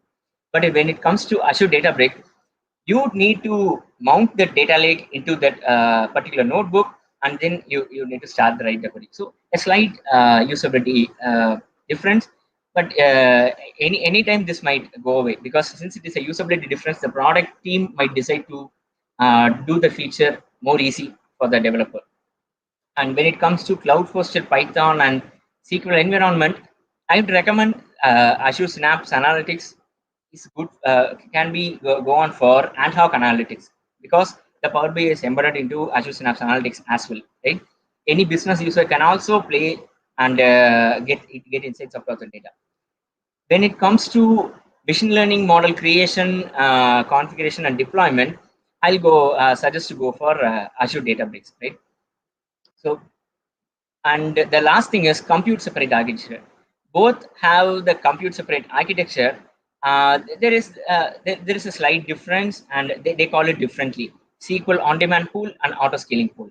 Auto-scaling pool is nothing but you'll be creating a cluster. You'll be telling the cluster that see, this is the minimum node and this is the maximum node. Don't go beyond maximum, or don't go very less to the minimum. Just play within that kind of infra. When it comes to SQL on-demand pool, you don't need to worry about the infra at all. Based on the query getting submitted, the infra will be automatically scaling up. So that's about the common features in Synapse and Databricks. And I just framed 7 scenarios where where as a person, I just think about the scenario and whichever would be preferable. As I told earlier, ad hoc data lake discovery by code, if this is your need, you can directly choose both Synapse and Databricks, because both support Python, both have the Jupyter notebooks, and using that you can directly code, directly play with the data lakes data and do ad hoc analysis. And when it comes to SQL analysis and data warehousing kind of need, I definitely recommend Synapse, because when it comes to data warehousing kind of need, Synapse is first, data lake is next. When it comes to data lake kind of need, data lake is first, Synapse is second. Like that, you can simply rank. And if it is for self-service BI, business users will be creating the reports. I definitely recommend Synapse. And if the scenario is something like it's going to be the same data, on top of the same data, the data scientist would be playing with Spark, and the data analyst would be playing with SQL, and the business intelligence people will be using the Power BI. Definitely, I recommend Synapse, right? So coming to the other side of the scenario, when it is of more of machine learning and artificial kind of intelligence kind of requirement and development, and if it is involving more GPU intensive tasks, I prefer to go for Databricks. And if the dependent tech is much on Delta Lake format or Apache Spark, the preference would be can be made on Databricks. And I think I have told the reason already. And the 7th point would be smaller, but the developers know the importance of it. If you prefer that the Git based developer experience should be inbuilt, then go on for Databricks, because this particular feature is not yet fully supported in Synapse. So I just spoke about completely siloed kind of thing, when to use data warehouse alone, when to use data lake alone, right? But in general, a common scenario would be that in enterprises, both data lake would be used and data warehouses will be used, and it will be coined in a single overall data architecture. So those specific scenarios would be the data sources would be producing any kind of data, and all those data is nothing but called as raw data, and that will be converted to what to say, conformed data means you can mean it as cleaned or partially cleaned data, right? And on top of that, you'll be cleanly pulling out only the extracted things, and you'll be mostly having the structured data alone. So that is nothing but this particular layer. And finally, you'll be using that particular structured data to create models or to do analysis and all those things. So in total, if you see, the first 2 part would be around data lake, and the second 2 part would be around data warehouse. So in a typical enterprise world, they would be having both data lake and data warehouse architecture, where the specific teams would be utilizing what they need. So and next, let me just tell my use case at Kissflow and how we addressed the advanced analytics need apart from the general reporting which we already had. So the use case, just to start with it, let me tell a few words about Kissflow as well. Kissflow is a pure SaaS product that is completely cloud managed. Okay, and it is a completely no-code product where the business users will be able to develop workflow apps by themselves. That for the OLTP, for the applications database, we are using MongoDB, and that is being hosted in Atlas. For the data isolation, we have isolated such that one database will be separately created per customer, right? And even before MongoDB, it was MySQL. And the reason for switching, I have already told that in the very beginning of the slide. We had the problem of schema changing, because since the business users will be creating workflow applications by themselves, the schema would be the control on schema will not be with us. The schema would be changing frequently, so we decided to go with MongoDB.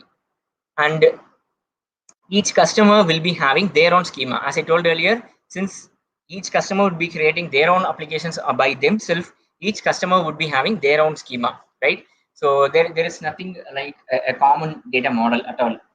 So another important point is, based on our product nature, per customer data won't be very huge. We have 10,000 plus customers, but 10,000 plus customers will be having individual database for each of them. So if you accumulate all the 10,000 customers, the data size will be huge. But if you just take one customer separately, the data size will not be so huge, right? So another thing is, the basic reports what we provided earlier is been run on top of MongoDB itself, right? And we faced all the problems which I mentioned earlier. When there was heavy load on reports, the actual application would go down, and we will be scaling the database like that. We were facing all those problems, and there is no separate analytics database as of now. Having all these in this mind, we just started analyzing different options, whether we should go for data lake, database, go back for database, or we should go for a data warehouse. And we did separate POCs for each of them. For example, when it came to data lake, we created a data lake in Azure Data Lake Storage. We dumped all the data in it and created a query engine on top of it. And on top of that, we created an ODBC library. And using that library, we allowed the B8 tools to be connected. But it was not much user friendly. And the concurrency also, we faced a lot of issues. And the query retrieval also was not so fast, because as I told earlier, the per customer data will be not very huge, and data is not for small customers, right? Okay, so it's for big data kind of architecture. So we just skipped on that, and we were sure that the database would not be suiting our need. And finally, we chosen to go with data warehouse, considering all the points which I told earlier. We justified all those points, and we decided to go on with a data warehouse. So what next? I'll quickly walk through in a couple of minutes, considering the time. Okay, we have 7 more minutes. Okay, so we have database, we have data warehouse, and data lake. So what's next? It's the new paradigm called data lake house. It's not a separate technology, but any set of products combined together, we can call that as a data lake house architecture. Okay, so the end goal is to string together the best of both worlds, that is data warehouse and data lake. Both have specific advantage and disadvantage. Data lake house will be stringing together, and it will give all the benefits of both the systems. It will be implementing the data warehouses, data structure pattern behind the architecture, and data lakes managing features on top of that, right? So finally, a typical structure would be, there will be single data lake house for structured, semi-structured, and unstructured data. On top of that, it would act as a multi-solution system where the data scientist and the data analyst will be able to play on top of that. And the data governance would be very easy, because it is going to be single system. And again, since it is a single system, it would be cost effective too. Again, I would strongly tell that based on your requirement, you should be checking that whether you really need data lakehouse or it's enough to go with data warehouse or data lake, right? So this is a diagram from Azure Databricks. So I just coined it here. So when it comes to data warehouse, the external data will be ETL'd and it will be moved into data marts. On top of the data marts, BA tools and report tools would be doing the analysis. And when it comes to data lake, the structured, semi-structured, and unstructured format will be placed on the data lake, and separate ETL and the data preparations will be done separately by the data scientist team and the data analytics team, and the insights will be derived. Similarly, when it comes to data lakehouse, the pattern would be same, but behind the screen it's going to be the same same pattern, and there will not be any dedicated or separate ETL or a data preparation or data validation. It will be on the same same, what to say, analytics engine. On top of that, both the data analytics team and the data analysis team can play and derive insights. So these are some useful links we went into, and I just ranked the top 5 links whichever made useful for me, and obviously I'll share the slides as well so you can refer it to. So finally, just think that the end goal of your data architecture should be to allow the users to take smart decisions. It's all going to be that only, right? If user wins, we are also winning. And one more thing is, architect such that the copying of data gets lesser across the teams, because once the copying happens, then each team would be having different versions of data, and the insights each team would be deriving would be different, obviously. Just see here, from the data lake, the copy happens to the data warehouse first, and from the data warehouse, the copy happens to multiple teams.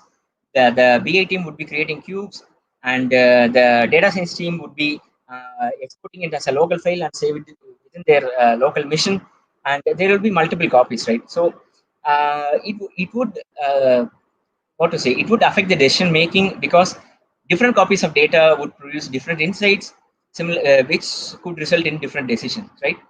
And always define your goal based on customers' need. Don't always jump into that. Okay, we should provide ML, or it's going to be ML, or kind of thing. Still, many products, many use cases doesn't require ML at all, right? So always define your goal based on customers' need.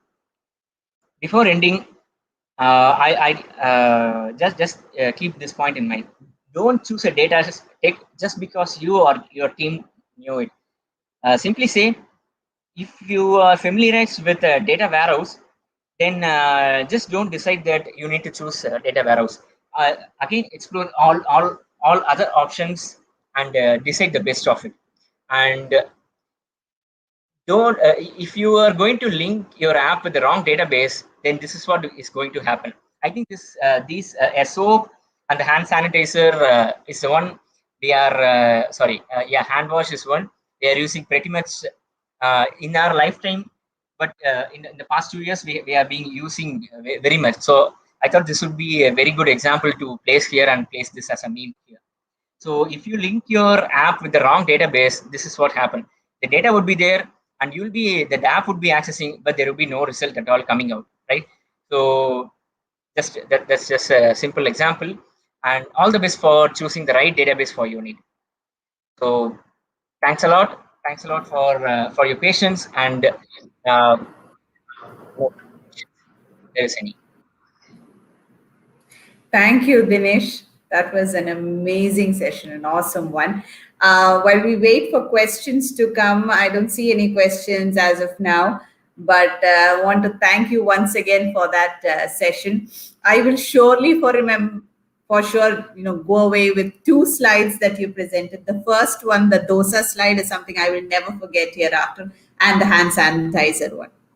I can really relate to that.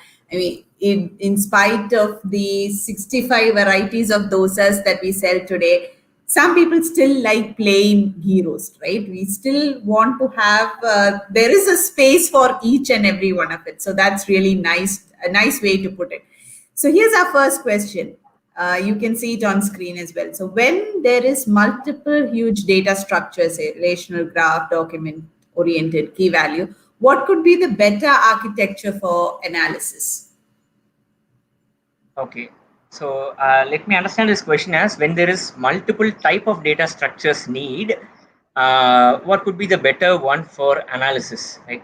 So when it comes for analysis itself, it's going to be the best one is going to be the relational only, the table format, rows and columns, right? And the next thing would be I'd suggest it as key value format, because the the way of analysis would be getting complex based on the structure behind. When it is key value, it's going to be just key and value. So when a query comes in, it will be just searching that key, whether the key is present and the value will be returned, right? So it will be very quick. The next will be the table format, RDBMS, table with rows and columns. And similarly, the graph, document oriented, and the relation, all these, sorry, relation I told, document oriented, and then the graph would be coming in. Right. I hope that answers your question, Manohara. And let's see if we have any more questions. I think we don't have any, and we're on time. Thank you once again, Dinesh. It was great having you in the conference, and we'll see you soon. Thank you. Thank you. Thanks a lot. All right, folks, we'll take a quick break now. The session that was scheduled for 12 has been cancelled, unfortunately, due to unforeseen circumstances. And so we'll join you back at 1 p.m. Thank you.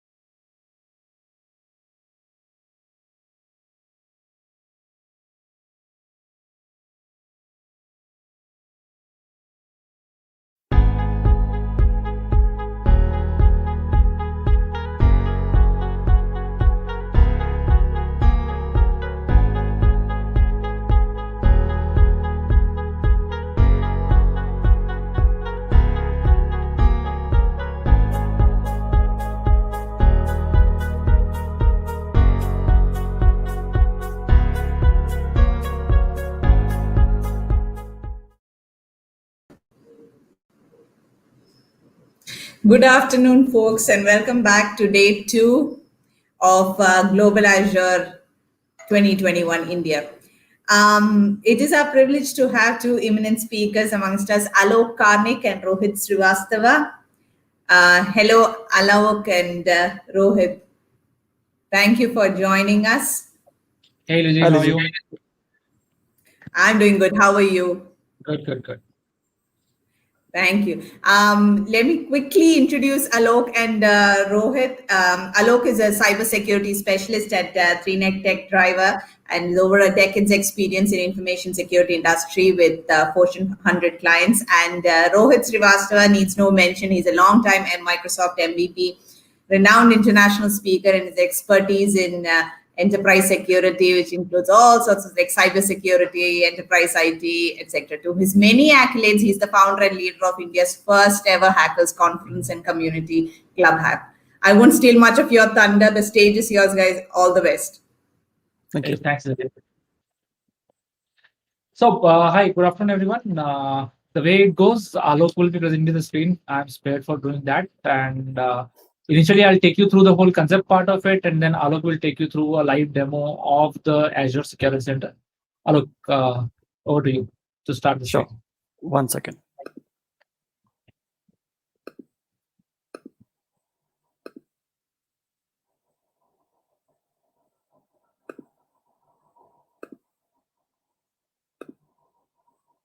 Can you see me? Yes, we are good. We can go into presentation. Okay, perfect. Okay. Okay, thanks everyone for joining in. Almost lunchtime, so it becomes a little difficult to hold everybody's attention. We'll try our best to do that. So what we'll be talking today is about Azure Security Center and how Azure Security Center works as your CSPM, the Cloud Security Posture Management Platform, and CWPP, the Cloud Workload Protection Platform. This is very important to understand. So we will initiate the conversation by a quick introduction. Lizzie has already exaggerated about me. Just a few things about me are mentioned on the slide. I'm available on Twitter with Rohit11 as my handle, and please feel free to follow me there. With Aalok, over to you, Aalok. So hi, my name is Aalok, and I have been an information security program manager with a bunch of Fortune 50 organizations in the United States for about 16 years. I have recently moved back to India, and I am currently developing information security programs for multiple organizations here in India across various industries such as pharmaceutical, healthcare, IT, and manufacturing. And you can follow me on Twitter at Aalok_the_K. That's just a brief introduction about me. So today we'll be talking about Azure Security Center and see how Azure Security Center can actually bring you the unified visibility on your everything which is cloud. It could be your not only Azure, but also along with Azure, your AWS posture, your visibility into your GCP infrastructure, how it can bring in the visibility, a control over the infrastructure, and also give you a adaptive threat prevention to the latest attacks happening on your cloud infrastructure. We will look into the same through the demos as well. And with the adaptive threat prevention, how does the automated and intelligent threat detection and response works on Azure Security Center? That would be our agenda for the day. Once we'll go through the theory part of it, the most interesting and the awaited stuff, that demo of Azure Security Center will be taken care by Aalok. So that would be the flow. Aalok, next. Okay, so what is an intelligent security today? And we're living in a world with COVID and work from home and hardly wearing suit and tie anymore, most of the time in pajamas, sitting home and working at different infrastructures as well as different projects out there in cloud. The security definition has changed and the method of having an intelligent security has changed. Earlier, we used to have firewalls in offices, and that used to be our perimeter. Today, you can be accessing stuff from your cell phone, your tablet, from your cafe, from home, from airport, or anywhere. Hence, the perimeter of your infrastructure is now transferred to the identity itself. having a good identity and access management and visibility becomes the perimeter. Now, around the perimeter, the security can be divided in three different segments. An attack can come outside in, from outside the perimeter to inside the infrastructure. Inside out, the data which is stored inside can be stolen and taken out. Or outside out, when two clouds talk to each other. You may have an application which is talking to multiple clouds, or your O365 data getting access directly from Dropbox, those kind of outside out scenario. So an intelligent security today would comprise of a decent perimeter and identity. Once it is done, the outside-in attack will be protected using the threat protection, where anybody attacking to your infrastructure should be stopped. Your inside-out data, which is there in your infrastructure, it lives, and the moment it is going out without your permission and knowledge, that should be protected. Plus, outside out, the cloud-to-cloud communication, the multi-cloud setup has to be secured. Aalok.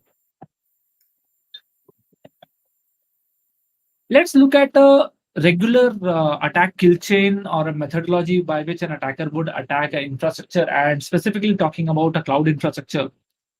They look at something called as exposure. These exposures could be the point of attack from where they can get an entry into your infrastructure.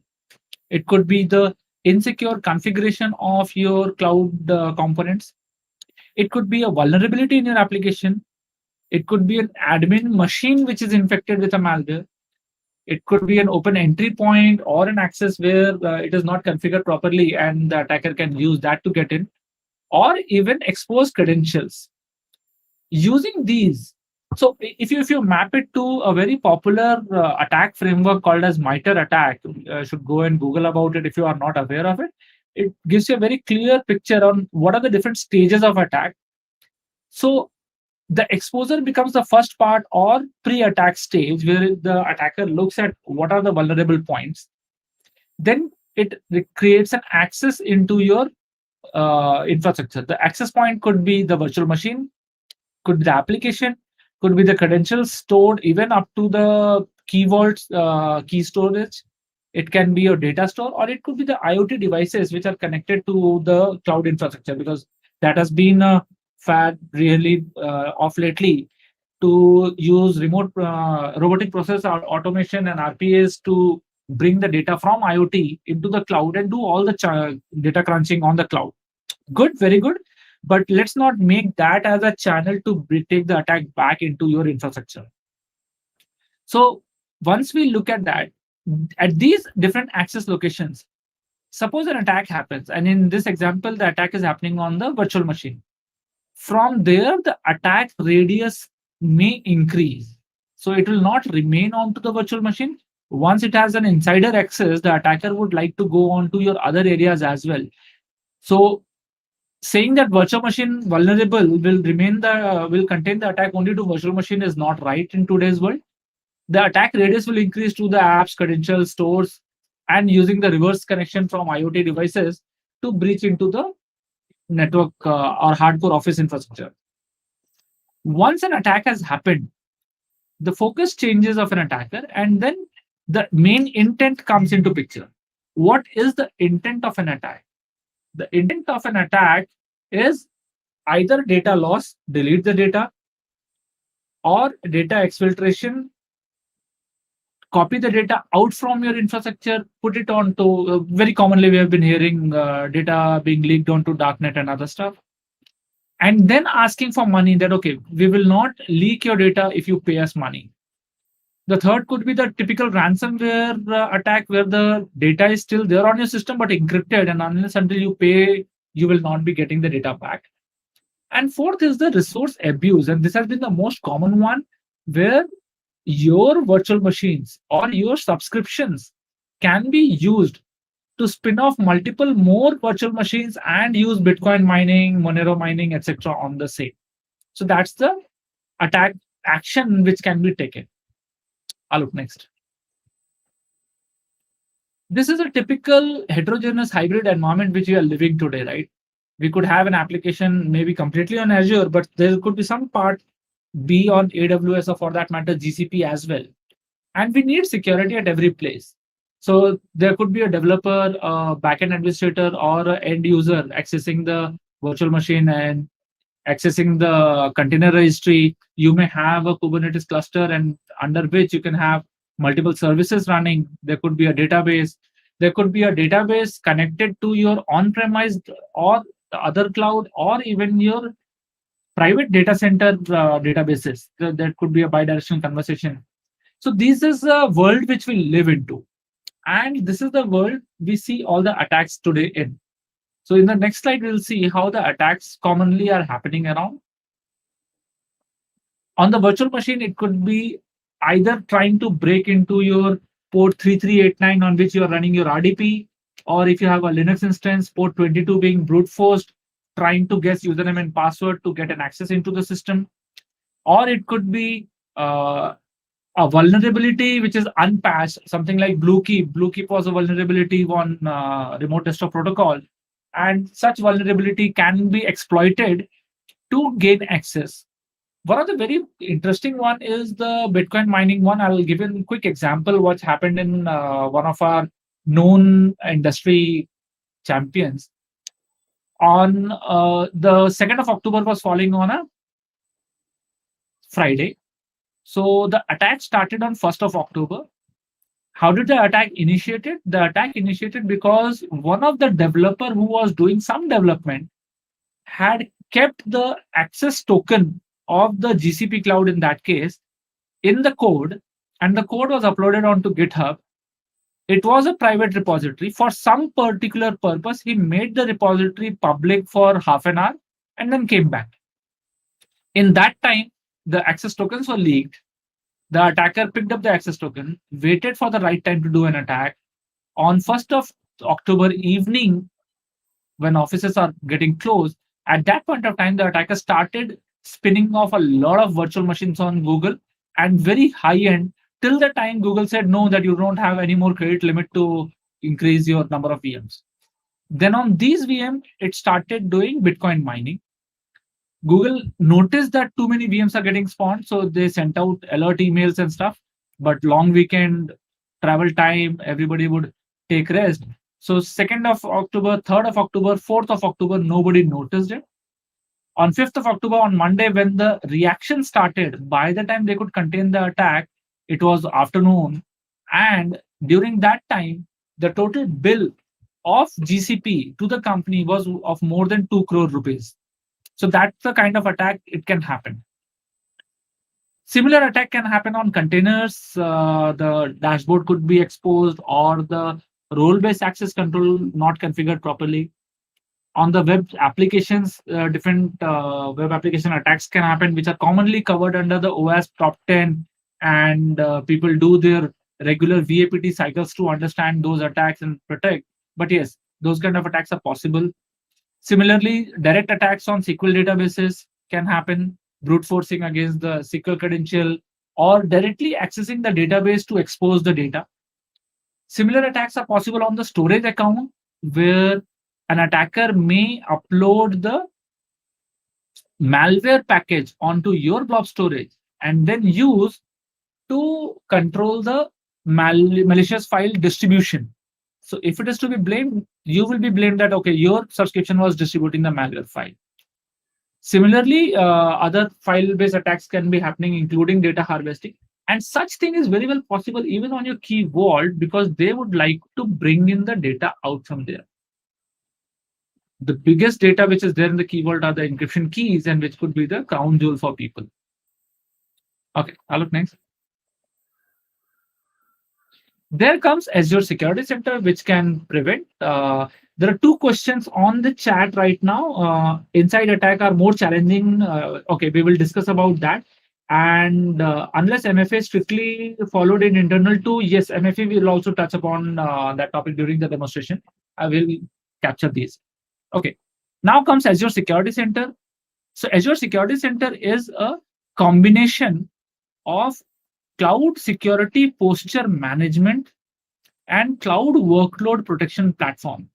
They're pretty typical 4-word acronyms and mouthful words. But what does it do? Let's take a closer look today. Under the Azure Security Center Cloud Security Posture Management, the platform gives you access to the posture of your current cloud setup as well as your non-Azure cloud, including AWS, GCP, on-premise data centers, to know what is the current health, what is the current security score, what are the compliances to different policies, and what all can you automate to make things easier. Wherein, on the other hand, the CWPP or Cloud Workload Protection Platform, it will look into the direct attack prevention and protection against that attack on your servers, on your virtual machines, on your cloud native workloads like Azure Functions, Lambda, your managed SQL instances, plus your blob storage, Key Vault, databases, etc. That's what the Azure Security Center is for. Next. Now, when we talk about the Azure Security Center and Azure as a CWPP, recently Microsoft has bifurcated into the different name nomenclature. So Azure Security Center itself has two flavors, with Azure Defender on and with Azure Defender off. So with Azure Defender off, it is only Azure Security Center, where it has a direct bidirectional conversation with Azure Defender, and it is free of cost. With Azure Defender turned on, there is a cost to it, which Aalok would cover during his demo. What is the total cost of each instance? But with Azure Defender on, it will protect your workload as we spoke. It will take care of your virtual machine. It will take your databases, cloud services, key vaults, even DNS entries now. Both of these talk to a Azure Sentinel, which is your SIEM, the Security Information Event Management Platform, which is also provided by Azure if you want to use, or you can use your own SIEM, which you may have already invested in and want to utilize for.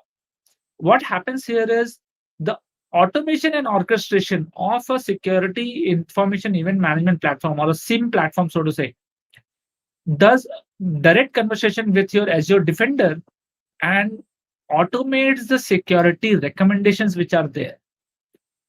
Either you can go for an automation or you can go for a manual effort at all the places to take care of the security depending on your requirement and the need. So now, to look at the whole picture, your Azure Security Center is your CSPM, your Azure Defender is your CWPP, and your Azure Sentinel is your SIEM. Next. So now Azure Security Center can protect, let's see how it can protect. It can detect and block advanced malware attacks using the Defender ATP, the advanced threat protection, on your Linux and Windows workload. It can protect on your cloud native services. It can protect against different malicious attacks.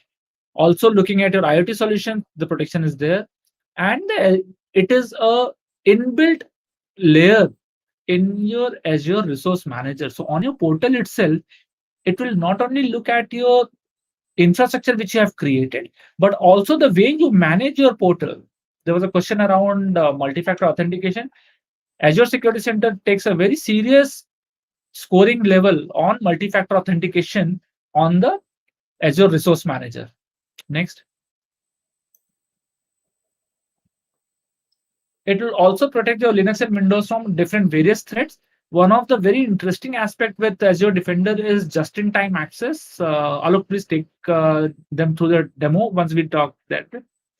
Just-in-time access will actually prevent you from opening your port 22, 3389, or any other critical port. Always on for people. These are generally administrative ports or the management ports. And you can have a very fine-grained control on these so that you can open the port only for a limited set of IP, only for a limited time period. There are other adaptive network hardening, which Aalok will take you through. The malware protection, we already spoke. It can protect you against your file-based malwares, also the fileless malware attack. There are a lot of malware attacks which are fileless malware these days, and prevent the data exfiltration from happening. Aalok. Okay. Most of you have heard about this term VAPT or vulnerability assessment. A lot of companies use it as a monthly, quarterly, half yearly, or as an annual exercise to test their code, test their application. We know a lot of organizations have moved over to a continuous vulnerability management using tools like Qualys, Rapid7, and other stuff in their enterprise, which will continuously keep scanning their assets. With Azure Security Center and Azure Defender, this particular functionality powered by Qualys is provided free of cost to the users, where you can run the automated scanning on all your code, your infrastructure, and it will tell you if there is any vulnerability in your application or in your infrastructure setup. This is tightly integrated directly with your Azure Security Center, so you would see the output and the reports coming in directly there. I'll look next. This also takes care of the container images. So the Qualys scanner will also work on with your ACR and the container images which are there. So giving you a protection on all of these environments in one go. Next. So as we spoke, it also provide you security and visibility on your on-premise or on data center access. You can onboard your Windows server using Windows Admin Center. You can onboard AWS EC2 or GCP using the API connectors. The connectors are there directly into the Azure Security Center, which can be used. Next. Oh, speaking time is over. Now the demo time. Aalok will take you through the demo of the Azure Security Center directly. Okay. Over to you. Great.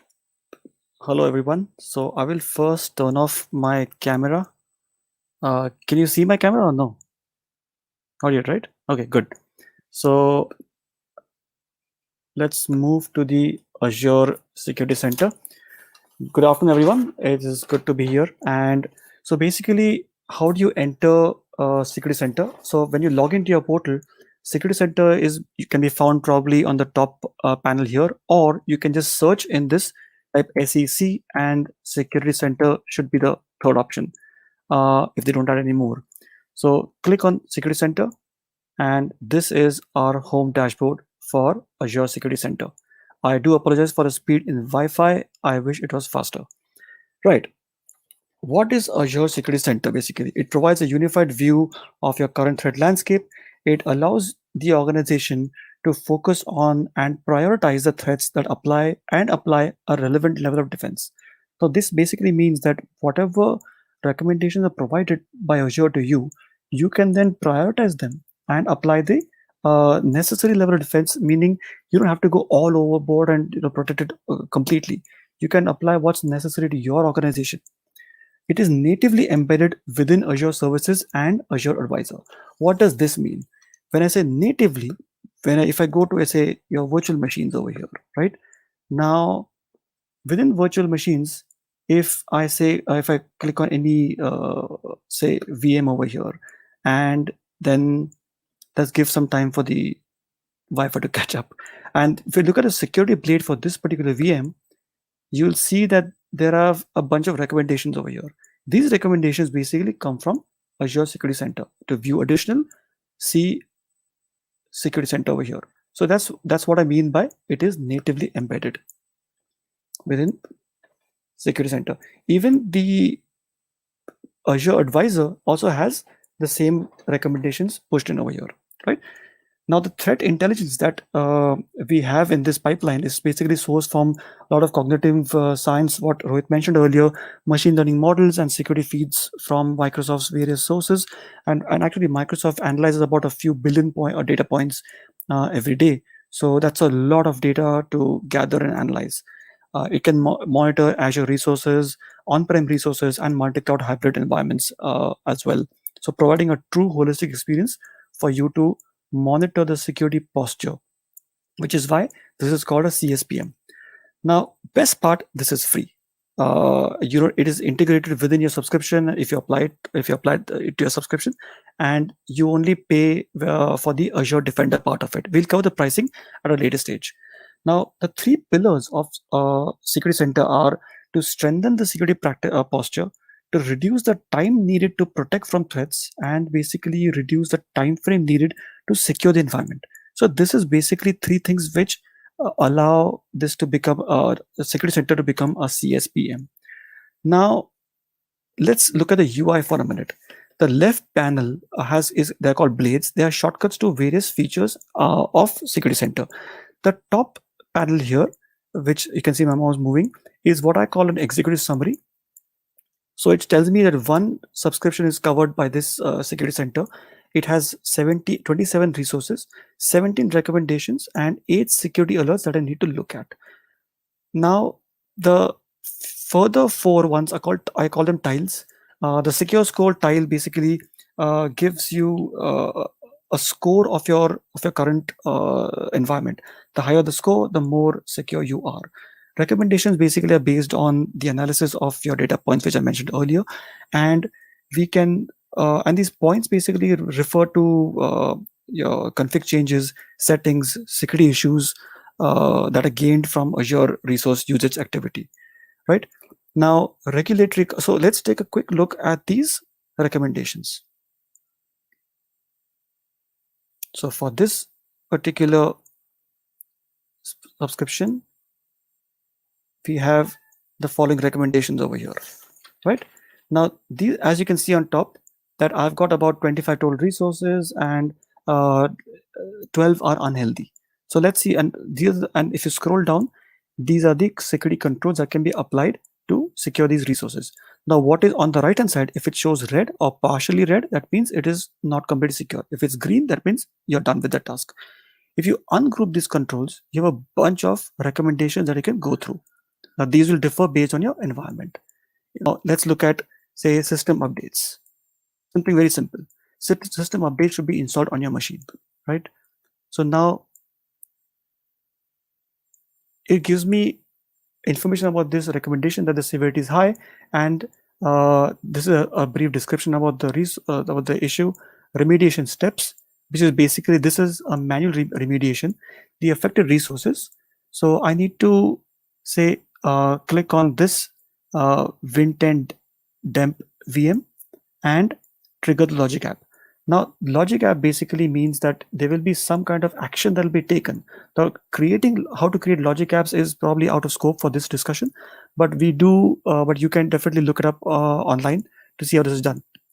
Based on certain trigger actions, an automated response will take place, which will cause the updates to be installed on this particular VM.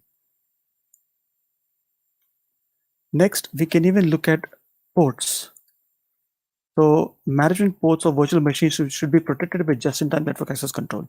So just-in-time is a very popular feature of Azure Security Center.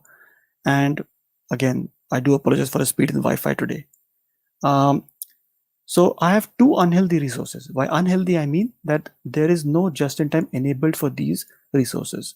However, these resources are just-in-time is enabled. I can quickly go here, click on this ASC Win10 Pro resource, and just click Fix. And it'll ask me which ports do I want to provide just-in-time access for. Simply click on Add. I can port 338, which is RDP. It's already defined. Okay, so let's got this.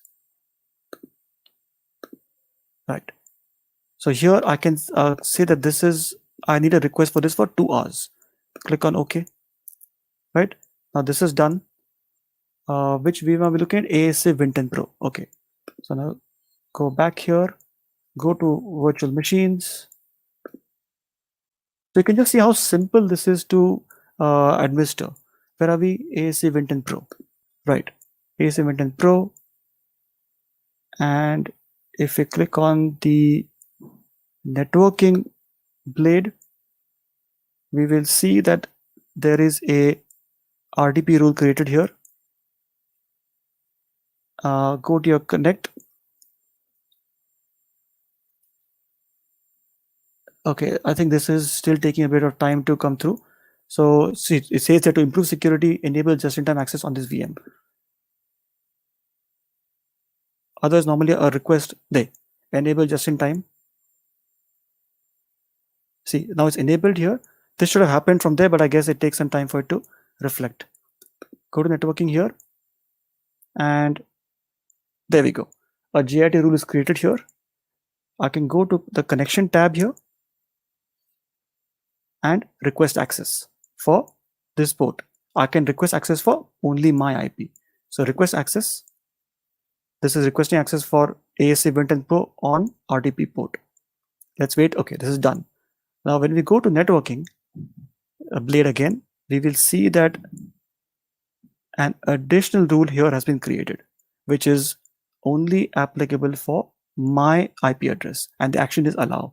So this just-in-time rule is a any deny rule rule, but this rule is applicable only to me, and this rule will automatically be deleted after the time period expires. So it's that simple to ensure that you don't have any resources that have some inadvertent access provided to them. Right. Let's head back to Security Center.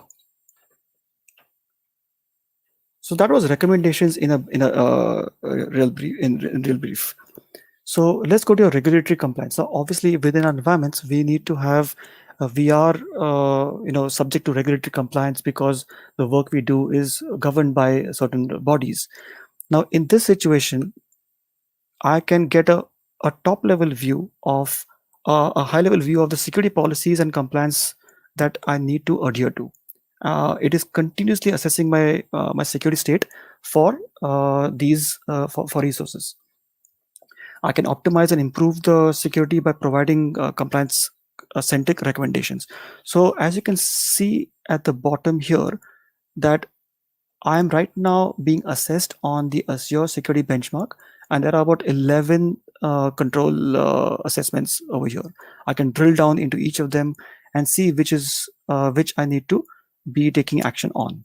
It's as simple as that, right? Now, even over here, I can set up multiple compliance controls. So show all two. Right now, I have a dashboard that's saying that ISO, I'm only compliant with 4 out of 20 ISO controls and 15 out of 39 Azure security based benchmark controls. I can even manage my compliance policies at the top from the top panel here. And for my subscription, I can basically, sorry about that. Yeah, clicked. Okay, I can basically apply this the default policy here. I can even apply industry standard policies. I can enable and disable as I please. I can even create my own custom policies that I can apply to my environment. Let's go back.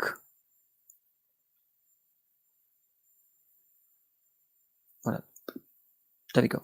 Okay, now Azure Defender. Now Azure Defender is the paid. Oh, you know what? Before that, let's go real quick on the insights section on the right hand side over here. So these insights are basically quick shortcuts to tell you what recommendations are you should be looking at, which is what I mentioned on the prioritized and curated recommendations earlier. Controls with the highest potential increase. Rohit mentioned earlier, there was a question I think on the chat about MFA. So as you can see, MFA has the highest potential increase to prevent security breaches or threats. So there's an 18% increase in score you can gain by enabling MFA at various levels. You can scroll down to take advantage of the blogs and other resources from the Azure community, security community at large. Right. So Azure Defender. So Azure Defender here, now basically it's giving you, this is a paid version of Security Center, and it gives you the detected threats on servers via behavioral analytics for malware, and it protects your servers, app services, storage areas from any security issues. This basically is your EDR, so to speak, via integration with Windows Defender ADP. Application whitelisting via machine learning solutions is possible here. Threats detected across Azure services for SQL databases, storage areas, they will show up over here. If you want to perform an investigation on a certain security incident, you can do so by drilling down into these incidents and even seeing what this issue was. For example, let's take a look on the right hand side, failed SSH brute force attack. So we can see that there was someone tried to do a brute force attack on this ASC Ubuntu 16 server. Let's see what this is. So as you can see, this is a medium severity. The issue is still active, and on the what Rohit mentioned earlier about the MITRE attack kill chain, this is on the lines of a recon. So along with the MITRE attack kill chain, you might have also heard the Lockheed Martin kill chain. So the Lockheed Martin kill chain and the also states that in the recon phase, someone's trying to brute force to gain access to your resources, and once they gain resources, they can leverage this to go and create even more problems for you. Full details. So this security incident basically is telling me that there were 58 failed attempts to connect to this host. 4 credentials were tried. There was no SSH session initiated. 4 accounts were used here from some host on this host, and the IP was somewhere in Indonesia and a network and via this particular network connection here.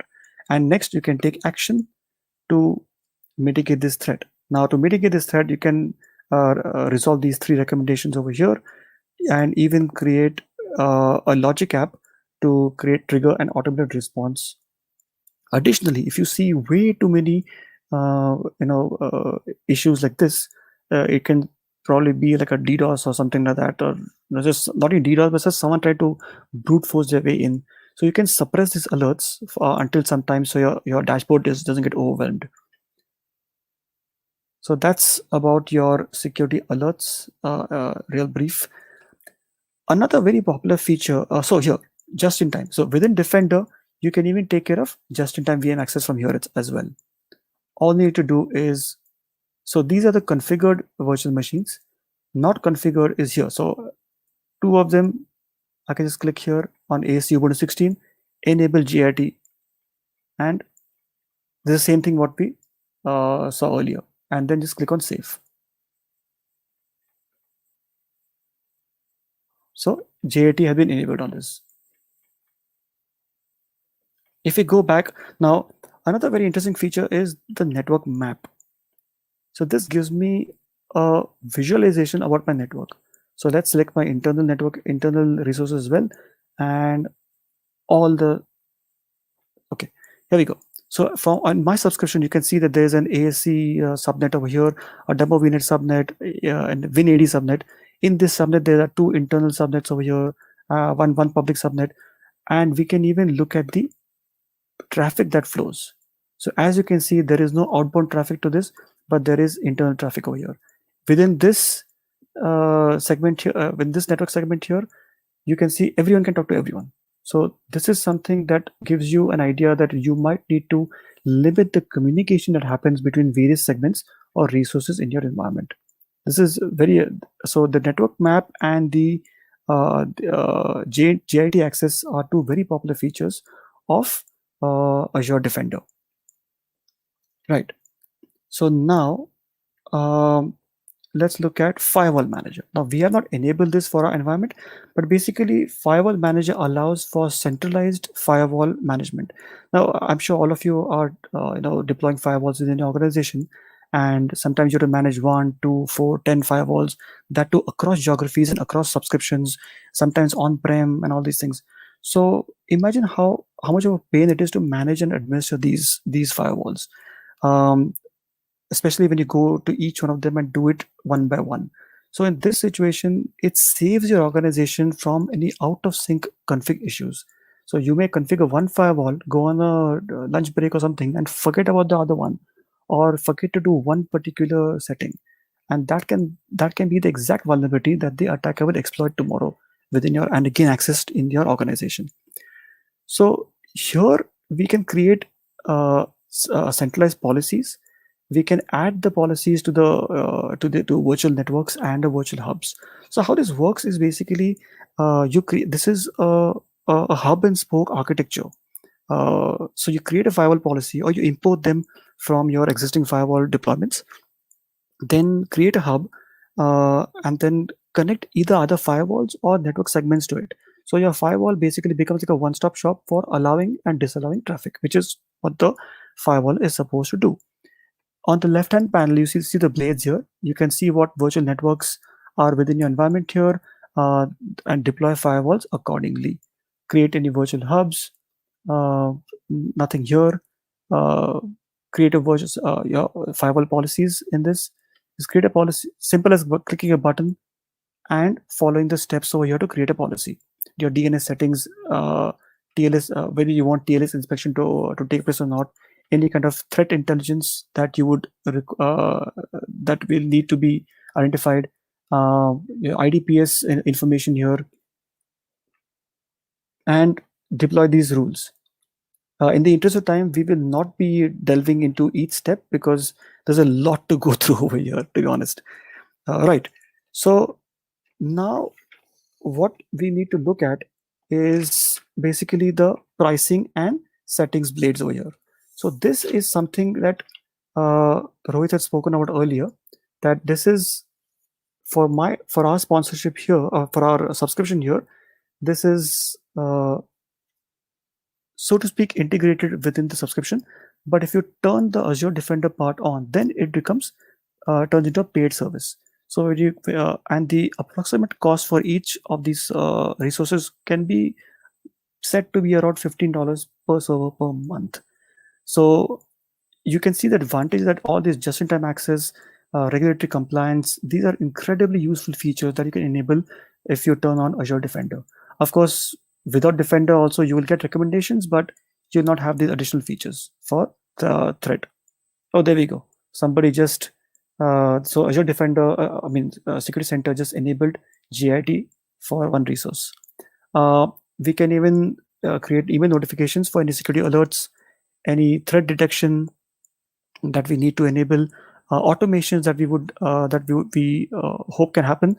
Not hope, but we can create these automations such that certain actions can be triggered and action taken based on to secure your environment. Cloud connectors, we'll look at this in a later phase as well. But while we're here, let's take a look at this. So we can connect AWS and GCP accounts to provide a true global environment, globally monitored environment. So let's look at this in a separate area. Okay, security policies. Now this basically, it leverages for our. Okay, this is also we went through earlier. This, like I said, these are all shortcut blades that we can access from here. Security solutions. So we can bring in our existing security solutions that we've deployed as well. Just because you have enabled Security Center doesn't mean you throw out your existing, negate the money you spent on the resources you enabled. So let's say go through the steps to create a SIEM, integrated SIEM.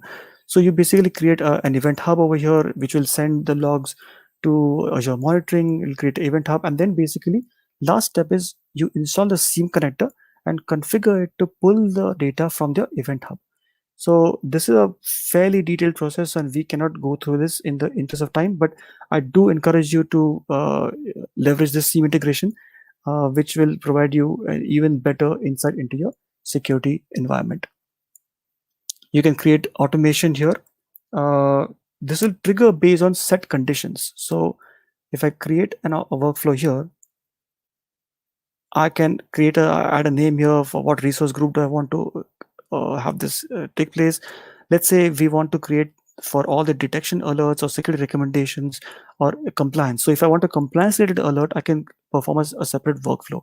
And which compliance do I want to do this for? So for ISO or for ASB or PCI or any kind of other compliance that we have enabled in our subscription.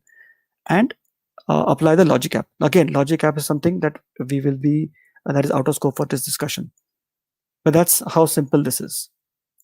Now, coverage blade lets us know which subscriptions are covered within our environment here.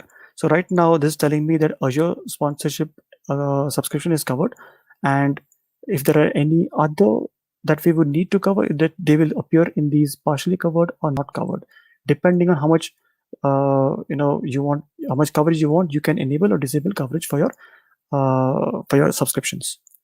Cloud connectors. So this is what we were mentioning earlier, and Rohit had spoken about this initially that Security Center provides a true multi-cloud environment. So I can create an AWS account. I can pull in my AWS resources by filling out the details and again, configuring Azure Arc. As you can see, Azure Arc is also, it's a fairly detailed discussion, and we'll leave this at current spot over here. You can also pull in your GCP resources by filling out these details. Do have your subscription information about GCP and AWS when you create these resources and try to pull in the data from here. So that, in a brief, is your Azure Security Center. I do hope you leverage it and use its recommendations and insights to secure your environment. So Rohit, over to you. So we wanted to actually show you a little more details of alerts and attacks, but Right. On our demo setup, we didn't see those many attacks. So what we have done is, from one of our production environment, we have taken the screenshots, which we'll be going through quickly now to understand what are the different other kind of attacks your Azure Security Center can actually help you with. So this is the dashboard which you have seen. Next. Okay. In this dashboard, one important aspect, I'll once it back, please. Sure. One important aspect, if you have multiple subscription, you can see in the bottom that it says your security score for each of those subscriptions separately. So you can have multiple subscription managed at one place in the secure dashboard, secure score dashboard. These are the alert dashboard. We also saw these with minimum set of alerts, but you can filter them out with various combinations, and it gives you very variety of reports. Next. So as you can see, there's a potential SQL injection over here. There's a SQL brute force attempt. There is even a anti-malware action taken. So some malware action happened, probably taken place in the environment, and some remediation action has taken place on one of the VMs. Resources. So in this particular example, there is a SQL server on which there is a potential brute force attempt happening. It gives you the complete detail. In the next screen, it also shows you the client IP address from where the attack came in. It is somewhere from China, using the username SA and variety of passwords. Total 12 failed login happened on this particular instance. Next. It gives you vulnerable code example as well. It looked at the code and gave you the vulnerable statement that this particular SQL statement is potentially vulnerable for SQL injection. So that's the Qualys power which you're getting along. Looking at your code and telling you the SQL statement which you have constructed might be malicious to inject the SQL injection into this. That kind of benefit you can get out of Azure Security Center. So you can basically go back to your developer and tell them, hey, you know what, in this particular SQL statement, you need to take a closer look at this as to how you're handling the input coming in this, because there are alerts we are receiving on this grounds. Then you get different security incident detected. Like this one is for potential SQL injection and potential vulnerability, both were rated at a different level. Next. This is a Windows Defender alert. The AV on that system actually caught a malicious file and raised an alert that Microsoft Anti-Malware has taken an action to protect this VM from a malware. So if a virus attack is happening, it can actually be taken care there directly. This is the threat intelligence alert you are getting it. It says the traffic is detected from an IP address which is recommended for blocking. We may not know, but if you have no legitimate business with this particular IP, we recommend you to block this IP address so that you do not get attack traffic. If you so go this deeper, basically ties in. Right. So this basically ties into the Security Center's threat intelligence sources. So this IP has been classified by Microsoft as a malicious IP based on their cognitive analysis. So based on different variety of history as well, it will be identifying that, okay, one particular IP is not a good IP, so to say, used in an attack vector or used in by various attack threat actors. So it will recommend you to block those IPs. Back to the deck. let's see, Aalok. Yeah. So what are we protecting now? Starting from Windows to Linux, from Azure, on other cloud, on data center. What we are getting out of cloud, Azure Security Center is a central management, automatically onboarding and extending it to the hybrid cloud, giving you a security hygiene posture of the complete cloud setup, and also giving you file integrity monitoring so that in case there is something wrong with any of the crucial file, configuration file, you would be alerted so that nothing wrong in a configuration can go ahead. It also reduces your attack surface using the cloud native security controls, the cognitive science used in that, plus the adaptive controls which we saw, including the just-in-time access. It reduces your attack surface, tells you about a potential vulnerability in your code with your vulnerability assessment tools, and protects you on that level. Plus, detect and prevent the advanced threats using the built-in endpoint detection and response platform of Microsoft Defender, the advanced threat protection. It will detect all the advanced threats onto the server as well as on the cloud native applications, including your Azure functions, SQL instances, all of that. Next.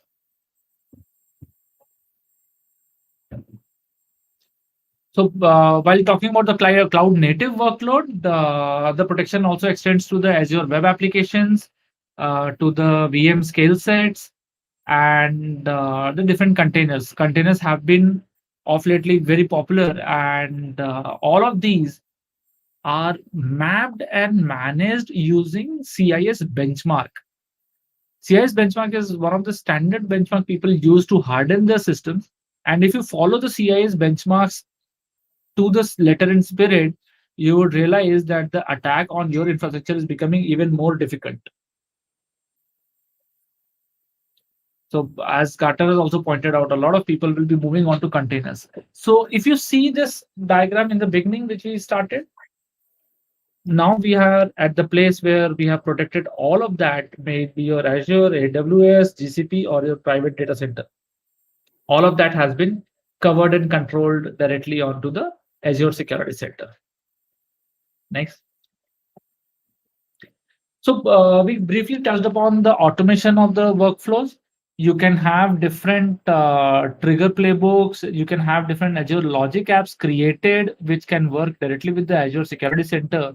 So it can work in a way that, okay, if a statement is true, it can put you a Teams message or a Slack message, and a response from there itself can take an action back onto the Azure Security Center and Azure Defender to protect your infrastructure. You may not have to log on to the portal again and again to take care of it. You can create your own PowerShell scripts, your API scripts, or even other logic apps to automate a lot of part. I strongly recommend going to the Azure Security Center community page. You can see a lot of people have already created different workflows and remediation policies, which can be used and leveraged upon for a better security. And then it will give you more ideas that what else you can do to improve the security at your infrastructure. Next. Okay. So the last, protect your cloud workload. Easy checklist says that have a good cyber hygiene. Make sure your cloud security posture is monitored and strengthened. Turn on the threat protection for all the cloud resources, for all the stuff you are having on your different multi-cloud environment. Reduce your attack surface by all the possible method. JIT is just one, the Qualys, the adaptive networking, all of that will reduce your attack surface. Integrate your alerts and logs into an SIM, either your on-premise SIM, pre-built SIM, or you can use Azure Sentinel for that. Integrate so that your app owners, your administrators, your database administrators, everybody can get notified the moment there is an attack happening, so that an action can be taken to prevent larger damage. Then, as we also saw, that Azure Security Center can help you in identifying the root cause to know where the problem started and beef up the whole security hygiene of your infrastructure in total. I think that's the last slide we have. Thanks for your attention. Go ahead, secure yourself. And that's our Twitter handles if you want to follow. I'll quickly take up on 2-3 questions which has come during the conversations. There was one question around the insider attack is more challenging now. Yes, an SSO technology brings access to all applications with single identity. The point is, yes, the single identity can actually cause a problem, but at the same time, if the identity is managed very well, it can help you prevent a lot of attacks as well, because many times either it is a misconfiguration or a user mistake of not remembering the credentials and then using weaker credentials to maintain devices. That causes a lot of issues. Second point on the same, you asked, unless MFA is strictly followed in internal too. See, what happens is when there is a human interaction, you can have a OTP based or a token based MFA utilized. The moment you are there on a public environment where you may not have or your code is talking to each other, you may not have the similar MFA. But what we recommend at that point of time is going ahead and using something like certificate based authentication or a second layer of authentication. Those will always help. We had another question on the continuous vulnerability management. Yes, the continuous VM, as Qualys Guard is available. If you want a separate licenses, you can actually go ahead on a BYOL, bring your own license mode. You can enable Rapid7 scanners as well under the Azure Security Center, but Qualys is given by default in the same subscription and same cost. So there's no additional cost for Qualys if you want to leverage that. Do we have more questions? I think there was meta conversations. Okay. Great. That brings us to end. If anybody has any question, we'll be happy to take it. Yeah, thank you, Rohit and Aalok. That was a fabulous session and a good set of questions as well. It's really good to learn about Azure Security Center and all the unified security management solutions from Microsoft. I had a question. I've read that this threat protection is equally applicable for data centers that are on cloud workloads and on premises as well. I mean, it works with hybrid clouds that are even not a part of the Azure ecosystem. What are your thoughts on that? What you can do is, if you have a Windows server in your on-premise server room or maybe an outsourced data center, you can use Windows Admin Center on those machines and connect them back to your Azure Security Center. In the connectors, you have an option of adding more servers. You can use that methodology as well to leverage on the multi-cloud architecture and bring in everyone. Azure and Google, GCP, Aalok has already shown that how you can use your credentials to bring in the security overall into one place. Right. Yeah, that's awesome. So thank you once again, Aalok and Rohit, for taking time to join us. We hugely appreciate it. It's our privilege to have you join us as part of Global Azure 2021. Thank you. We'll see you soon. Thank you for the opportunity. Thank you. Thank you so much. Thank you. Bye-bye. All right, cool guys. That was Aalok and Rohit on Azure Security Center. I hope we've learned quite a bit about that. We will have Prince Kher join us in a couple of minutes to talk about this. Oh, Prince is here. Hello, Prince. Hi, how are you? Hi, Riji. Hi, how are you? I'm doing good, Prince. Guys? How about you? Yes, loud and clear. Yes, we can hear you, Prince. Okay, I think there's a lag in. Okay. No worries. Where are you joining Riji. us from, Prince?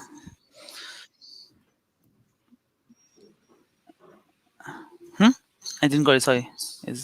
Where are you joining us from? Give me yeah. I'm coming. I stay in Singapore.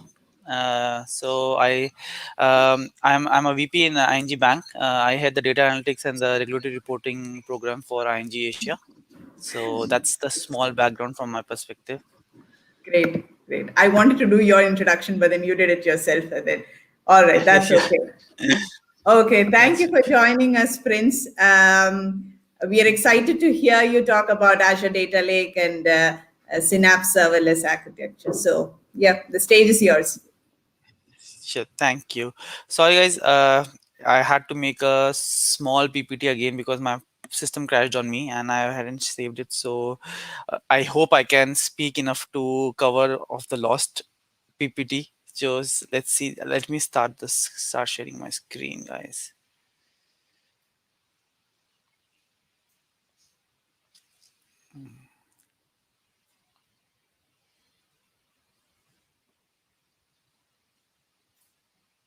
Yeah, guys, let me know once you're able to see my screen. Your screen is visible, friends.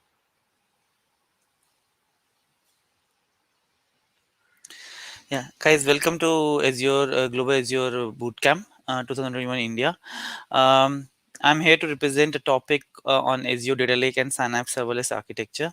So, uh, so what is Azure Synapse? Yeah, okay. As we know, Azure being on cloud, people are little bit companies are a little bit hesitant to work on certain things and all that stuff. Certain companies with securities and banks are a little bit hesitant to go on it. But to be honest, we have all started having an internal on-premises cloud. What is it called as ING private cloud? So that there are a lot of private clouds that are being introduced as part of those cloud technologies. So in that, once we hear about the data analytics, the analytics part of the whole data is the real booming area that has been happening over the period of time across the globe. So when we started, when we came, there were some certain technologies that came into picture from Azure, that is called Azure Synapse Analytics. We'll cover the whole area of how it works and how it was done. So, what is Azure Synapse? It's an enterprise analytics service that accelerates time to insight across the data warehouse and big data systems. So, what it does and how does it get integrated? It can integrate your on-premises data, cloud data, your data that is there. Everything is streaming and all this stuff. Then within what is Azure Synapse, that is sitting in between, you have a studio. In case you are querying a smaller set of data set, then you can use a studios and all this stuff. Else you can use external tools like SQL servers and all those stuff. And what's happening within the studio? Within the studio, you have a data integration lake, you have a management, you have a monitoring, and you have security lakes out there, stages out there, where you can set up all these things in Synapse Studio. Then where you can run your SQL. So Apache's Spark is the one that integrates big data, and SQL is the one that is very familiar language that is being used across by developers. So this is something that is very much a so-called heart and soul of the whole Synapse Analytics. Then you have Azure Data Lake Storage Gen 2, that is part of the Synapse Analytics. Uh, then you have Azure Preview, machine learning and Power BI that can be used for the so-called end display of your data. So that's where the whole Azure Synapse Analytics sits across. Why people wants to go towards Azure? Why should people go towards Azure Synapse Analytics? There are multiple stuffs. So if you remember initially in a so-called old BI solutions, on a old not so old but so-called MSBI technologies, everything that was there, we were never able to convert an unstructured data into insights. The biggest problem that was faced by all was unstructured data within the to bring it to the more uh, to those management people, where you can get the insights out of it, a better insight, a better so-called data insight out of it. So having said that, sorry guys, just having a bad cold. Yeah, so said so when you see those kinds of stuffs, there you were not able, but with Azure Synapse, it's so easy that you can run SQL queries onto your so-called your blob storage data, your so-called unstructured data, unrelational data, and can still get a data insight out of it.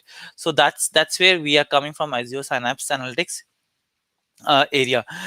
So that way we are making it, and there are so much of ETL where you have no code ETL, where you don't have to code the ETL, you need to just configure the ETL. You can I will show some demos over it, so to explain it better in a better way, how about why I'm saying no code, nothing. And so these are the so these Azure Synapse, the MIMLs, even the MINM, if you go to machine learning and machine learning models also, so they are so much out of the box with no coding experience required.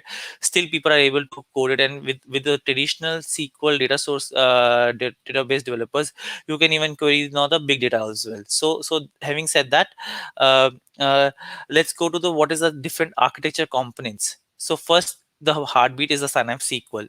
What is the Synapse SQL? It's just a old, it's a distributed query system for T-SQL. So the language uses still T-SQL, but the engine uses distributed query system. So what happens? It offers it comes in two parts, whether it's a serverless or it's a dedicated. Dedicated is one when you want to have a defined performance, when you want to have a defined so-called performance in cost, performance in so-called uh, areas, so that when you know what are your strikes, up strikes and down strikes, that time it's something that you can use as a, if you go want to go that you go to dedicated. But what I suggest, if someone is starting to learn Synapse Analytics, you should always use a serverless architecture, or someone with a smaller organizations can use serverless architecture and take care of, then they don't have to have a uh, worry about the infrastructure, worry about all those things that is being done by the Synapse SQL by itself. So these are the different things that you can that's the heartbeat of it. Then comes next is the data lake, where your data gets stored.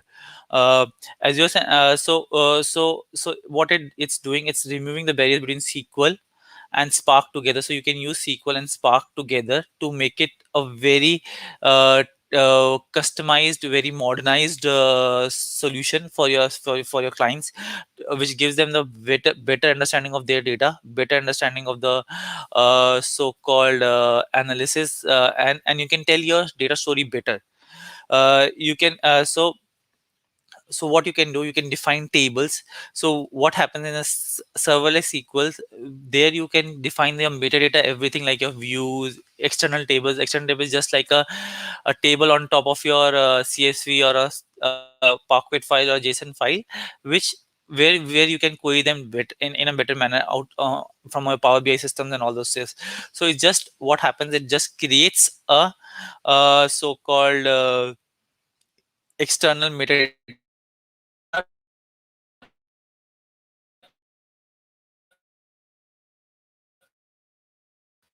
towards it on top of some point of time serverless in processing a simple query as well, because of the availability of the nodes of the compute nodes at that point of time. So in case if it's happening and you want certain performance at a certain level at certain times, then you can always tweak your nodes to work in that sense. And the biggest architecture or feature within this is that you can in a dedicated mode, you can always do a switch on and switch off. So you know at what time you are going to query the data the most. At that time you can switch it to a switch your dedicated mode. So you can add more compute nodes at that point of time, and then you will be charged accordingly. So your charging part also is a very it's very very generic or very dynamic, in a sense where you can use it as per your need basis. uh, then you have a data integration within that. So what it uses a Azure Data Factory as a part of the component for integrating your for doing the ETL part of the things. You can ingest multiple data sources. You can develop code free ETL. That's something which is going to show it across. uh, then you can use stored procedures, SQL scripts to run into those ingest into those things, and then can run those data across. uh, Having said that, let's so this is the real Synapse SQL architecture, where if you see dedicated, there's a one control node, and rest of them is a compute nodes. So control node sends the data, it distributes a query over the processing different compute nodes, and it returns it on the best case, on the best cases availability of the nodes, and then get the data out of it. And what happens in this is you don't need any a specific data storage for that to from your Azure storage lake to another in between lake. But for a dedicated one, what it does, it brings it distributes the data across the nodes that you have selected across the compute node, and then they use the MPP engine to process the queries in a parallel. So what it happens, one is using a distributed query processing engine, one is using a massively parallel, because you in your dedicated one you have already put up a proper so-called nodes out there to make them understand where they have to run those queries across.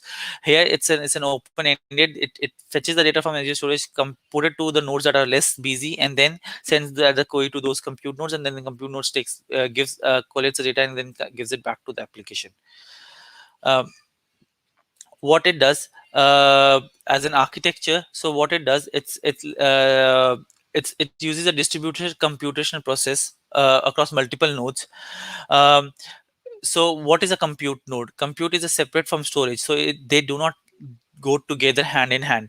Storage is something different, so you can always have if for example at some point of time you understand, okay, no, I think my query processing time is taking time, but storage is fine. So what you can do, you can increase only the compute node part of it. You don't have to increase both the storage part as well. So what is this dedicated SQL pool is all about? It's just an abstraction of a computer power that is known as a data warehouse unit. I'll send out the PPT, and I think there are links towards Microsoft sites there. You can have a detailed discussion over it. But for now, we'll keep it to a serverless SQL pool. What is one is scaling is done automatically to accommodate that I told you already. It's So what it does, it uses a 4 compute nodes to execute a query. That's what you're saying. See, it uses 1, 2, 3, and 4 compute nodes to execute the so-called query. Sorry. So what does it happen is uses a node-based architecture and it connects it to a control node, which is a single point of entry for Synapse SQL.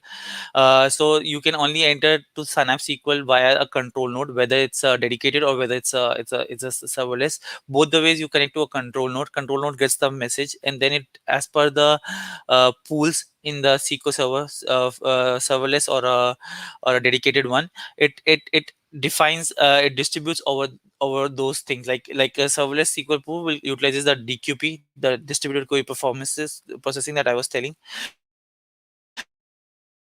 and it's small that will be executed on compute nodes. So what happens? Each small query represents a particular task, and you can always go ahead and check each and every compute node what is being happen and how is being processed and what is the query. So there with Azure Synapse, you get so much of managed views, system managed views, where you can query all these things and still see it what is happening from the backend system, that what is the compute node is taking in, and then you can take a decision accordingly that how you want to go ahead with your architecture, and then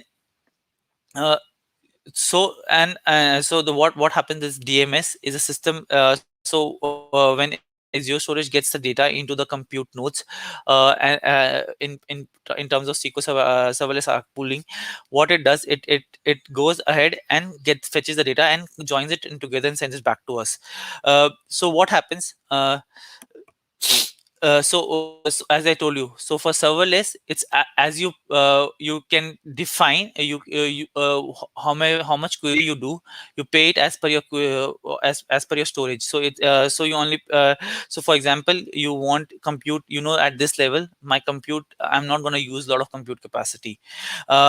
so for SQL Server serverless, it's done automatically, but for a dedicated one, you can pause the compute capacity at that point of time, and then at operational hours. So that's something that is a very good architect in a costing management system from a Microsoft that helps people, small organization with a very high value returns on their infrastructure costs. Now, the distribution of computers for process. Okay, so for the so-called serverless SQL pool, each is assigned a task and set of files to execute a task on. So what happens, as I told you, when it compute nodes gets the data from Azure storage, it distributes it on the basis of what is a free availability node. And when you're using an external tools to connect to your system, so for example that your Power BI desktop is in a system, so try to have a desktop and your so-called serverless SQL pool in a same region area or a closer region area. So for example, you're using a Synapse SQL, you should not be using a Synapse SQL data lake that is in US on a serverless SQL pool. Someone you're connected from Asia, so it has a lag in that. So better have it on the same region. So example, if I'm in Singapore, I should use it using a Southeast Asia region out here to use that. So that something is there. Now coming to Synapse SQL serverless. Why I kept a topic as serverless, because that is something, the very starting point, that's a built-in function. You create your workspace Synapse Analytics, and you will get a so-called built-in SQL Server pool that is serverless. Let me show you a demo over here. Okay. Uh, Give me a second. Okay. Okay. So if you see, let me go to my home. Let's create a Synapse Analytics. I'll not create the complete one, but I'll just create just to show you how it works, how it looks like to be. So I can use my subscription. I'll use my I'll use the same resource group. I'll not create a new one, and I'll manage resource group. I'll put as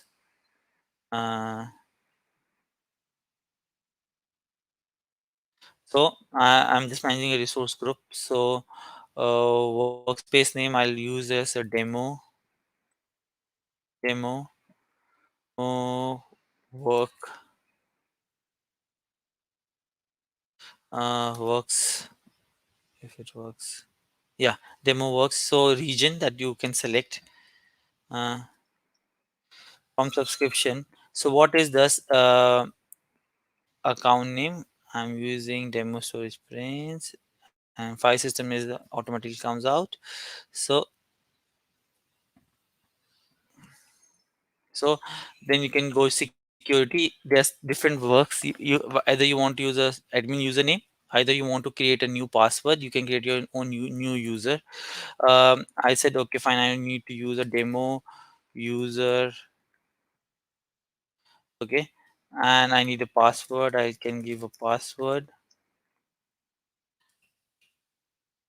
Okay, then here you have encryption also, in case you want to encrypt your workspace system where you don't want to show the data. Okay, give me a second.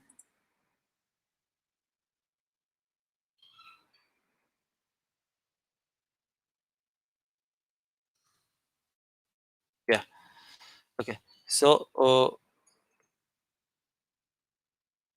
if you see, you can enable it.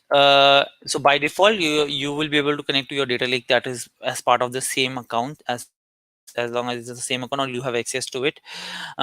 You can have an encryption enabled it. So where you can encrypt all the Synapse workspace across networking. I have allowed with all the IP address. You can enable the virtual network also. You can manage within your organization. You can manage within the network that is part of the organization. I am not going to put any tag. So it will create. So it's successful. It tells me it's going to cost me this much amount of money, but so it's per terabyte. So I think if till the time I'm not using a per terabyte, it's still going to be very less cost across to the whole thing. So if you can imagine, I didn't imagine that we will anytime we'll get in $5 I will get a terabyte of space to work across. So if you see, it creates that. Once I create a click, it will start publishing it to the space. Okay, so if you see it's getting published. In the meantime, I'll show you. So it will tell you how it created a one SQL pool and all that stuff. So if I go to this demo, this is Synapse Studio data.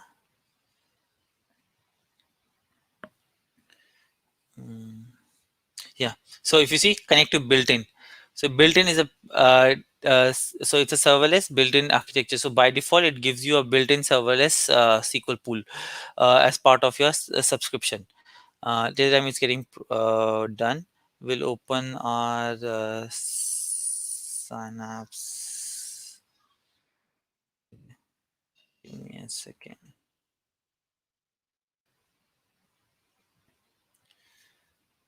It's being worked on. Okay, so if you see, it asking me to add a dedicated pool out here. So that's something. So serverless SQL endpoint, it's already giving you the so-called serverless SQL endpoint on its own. So that's something you can always go. And then coming back to this one, yeah. So this is how it gives you a default serverless pool with itself. So and it's a very cheap, in a sense. It's a very cost effective thing that you can do it while starting the Azure Synapse journey. So as there's no infrastructure, there's no clusters to maintain, a default endpoint is already provided that I showed you already. So as long as it's connected, you can always start querying your workspace, your Azure data lake, unstructured data. um, so as we told already, it's being almost the data that you process. So it's as pay as per model. Now coming to the what are the benefits from a SQL server serverless pool benefits. If you okay, so what happens? One, you can start querying your data as long as soon as you got it. You can query your different formats of the data: Parquet, CSV, JSON. If you're using Parquet, that's the best solution, because it uses column store indexes. It uses the storage kind of a architecture where it's very easy for it compresses it has a very high compression rate, so it makes it very easy to use big data into the things. uh, uh, okay, and then you can always create a logical data warehouse on top of the so-called unstructured data. You don't have to relocate your data, you don't have to transform it. Always it gives you the latest information is getting live or part of it. It is scalable. You can always use a premium serverless, but I'm using a very basic one. uh, I'm sure you must I forgot to show you while creating that Synapse SQL. So when you create that workspace, it tells you whether you want a premium one or a basic one. So we use the basic one. We don't the premium one you can use if in case you find your performance is little bit is giving you more trouble. But for a simple step, for simple just understanding of the data stuff, it's quite a good thing. You can explore your data lake. You can prepare using the service. You can simplify the data transformations. Data scientists can quickly reason about the contents. So it's an open roasted function that they use in SQL. So you can do a very quick quiz like group buys and all those things to get what is then. Data analysts can use with Spark external tables. They can create T-SQL. So once they have your T-SQL, you can do a lot of things as part of your external tables creations and all that stuff. So there have a lot of benefits across individual roles within the data analytics chain. And then you can always use a Power BI data set on top of your data lake with the Spark tables, as well as the data in the lake. The best use case is using your data in your querying your data in the data lake. That's where this Synapse SQL Server and the data lake architecture comes into picture. So that is the reason that they are very very very coupled in a sense, which with a very easy way of interacting between each other. So that way it makes your life very easy as compared to what you would have done earlier. So for example, you have CSV files that you have to load, the ETL, the SSIS and all that stuff. You can avoid all those things without scratching your head, and can just run your simple SQL queries across the systems. What it does as part of the client tools, so it has T-SQLs that we told you already. Then you can create views over it. You can create something called, you will hear a lot of people using the word CTAS. It's external tables as select that you can use, because it just uses the metadata. So you can define these related to you can only use the data definition languages across those statements. It's a full select is supported across, so you can use select by, group by, having clause, where, and all that stuff, and defining where different ways of querying it. Then you can have different data sources in your data lake storage, to have your from CSV files to JSON to Park and all those stuffs. You can have security, that is simple SQL security, that you can have it there also. You can use the same here as well. You can have those so-called Azure Active Directory integration as well within these things, to make it more so-called organizational professional kind of a stuff, where you can add your ADs to it. You can add your user groups to it as per the roles and responsibilities. So this is something that is very familiar out here, where you can use, and everything you can do it within Azure Data Studio. So like you have a Visual Studio as part of your MSBI, MS Data Tools, Client Data Tools as part of your SQL BI, and you have Azure Data Studio as part of this one. So what are the best practices while following the serverless, while doing the serverless SQL architecture? Make sure your client application. Okay, so what I told you is it should be co-located. It should not be out of this. It should not be different regions across. If you want to use it, you need to make sure that you are put it to a global lake across, so that at least you have a better performance in a sense. So same thing, storage should also be in the same region, as well as the SQL pool should also be in the same. It should not be that I'm creating a pool in US and creating a storage in Asia. So it has to be in a same area. So what you need to make sure that when you partition your files or so-called tables or across, you have to partition between them 100 MB and 10 GB. Should not go beyond, like you're partitioning every 20 GB across. So you need to know the scalability of across. So what you need to do, you need to use your bin UTF-8 collision. I'll show you this error, why this error is why they've specifically mentioned that you should use bin UTF collision while trying to filter or set those columns. So that's something is there. I think most of you are very readily available with collision, because when you create your database in your Azure Synapse Analytics, there's no option to change the collations. So that's something you need to be very careful about it. So always cache the results on the client side by using Power BI. So you always use it in the import mode, rather than and refresh it periodically, rather than have a live connection.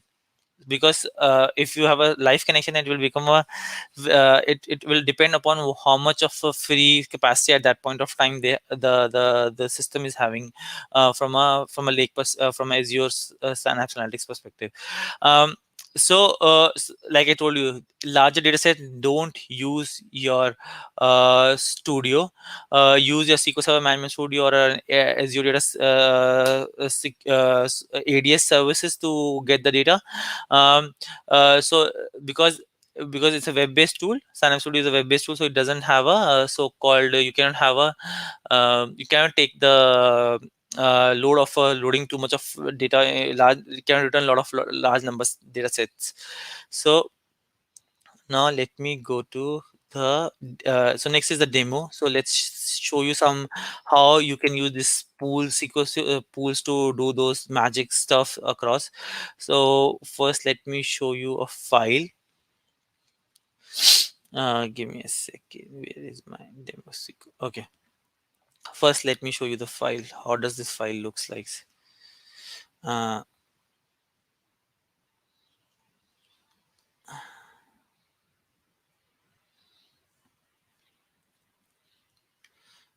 Okay.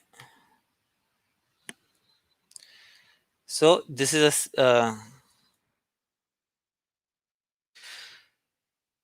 for that, let me show you the file. Where is the file?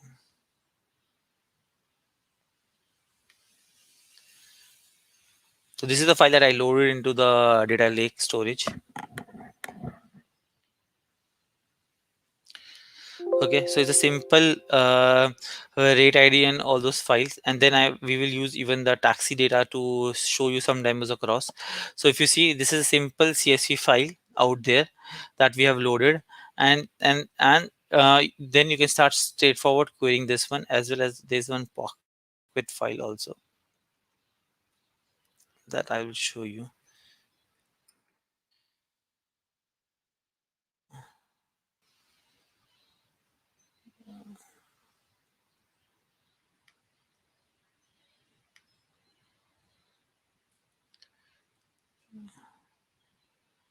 Okay, where is my pocket file? Okay, let me okay, this is here. So okay, so if you see this is your storage engine, a storage explorer, where I have put it two files. One is in the demo home taxi data that we just showed you, the CSV format. Another one is your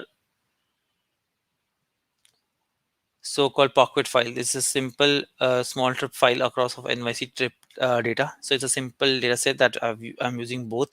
And now we'll show you how you can use a SQL serverless pool with this data inside your so-called data lake storage, and how you can do different stuffs across. Let me go to Azure Synapse. Okay. And then we will show you how you can connect those link services, how you can create the ETL. We'll go one step at a time, and then we will go towards that area. Okay. So first file that we saw was a pocket file that we ran. So if, for example, if I just want to see the so-called the whole data set across. Okay. Okay. Let me open the Synapse Studio again, so that at least you guys know where coming how to launch it in. Okay. So I'll just open the Synapse Studio. So once you open it, it looks like this. So it tells you exactly under which Synapse Analytics workspace you are using, and then it will start loading this system, and it looks like something like this. So then it tells you if you want to ingest, you want to visualize, you want to explore and do these things. So this is what it shows you as part of the whole thing. So you can go to the data. If you see, okay, let me open for the new one that we just got it. Wait a second. Okay. Okay. Demo works that we just created. Let's open this in the studio.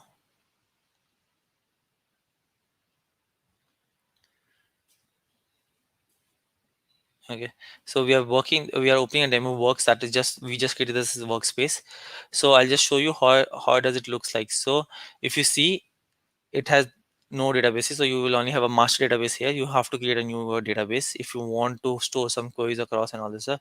But you can always see a data lake storage already out there. So what it connected it with the, because we put it, remember we put it in those when we were creating this so-called Synapse workspace. So when you're, no, I don't want to open.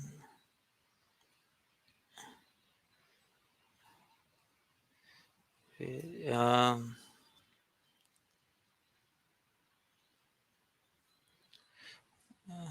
it doesn't show me here. Give me a second. Okay, that is so. If you remember, we created where this was asking for the Synapse Analytics so-called works. The Gen2 you can add. Then you can even add more. So if you want, you can always add it also. So you can connect to external data. You can connect to integration data set if you have any. You can create a workspace out here. So it's up to you what you want to add the data lakes. So you can create accordingly. Then what you can do, okay, so let it open.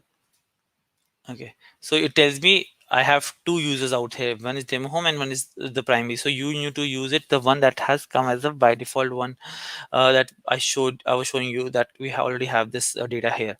So this is how it looks like. So if you just want to go and see what is there in your Parquet file, just to see what is happening out here, you can just do right click, select. It just shows you. If I want just top 10, I just run it as this one. So see, the performance is a little bit not so good in a sense, because it's retrieving as of now. It's trying to see where the compute nodes are and all this stuff and retrieve the data. So it still took 11 seconds. But if you see in your dedicated mode, it won't take you more than a second out to get this much amount of data out there. So this is how you will get the so-called table structure out here, where you can see across what is happening, what your data looks like. You don't have to do anything. You didn't have to create dedicated and all this stuff. You can create later, in the sense if you want to check the performance. And then you can use your so-called charts, column, legend series. You can create a number of stuff here to see how to get this. If you want to see it as a data, in a sense that you want to capture what is happening across. Okay, now same thing what I can do. I showed you how Parquet file. So you always get a script out here that this is being happened. This is the what Windows is doing it across. So now, for example, I need to I can create an integration data set out from here. I can create a so for example, which format you want. I want a Parquet. Usually I use a Parquet one. Then you can use your import schema. So yes, we just want a schema importation, or you want nothing, so then it will do nothing out here. So what you can do, I'll say I'll import the connection store. This is where it will come there and get the data. So this is these are very simple steps where you can see it started asking me where to put the data, how the compression will look like. So it's telling you where it will push this data to.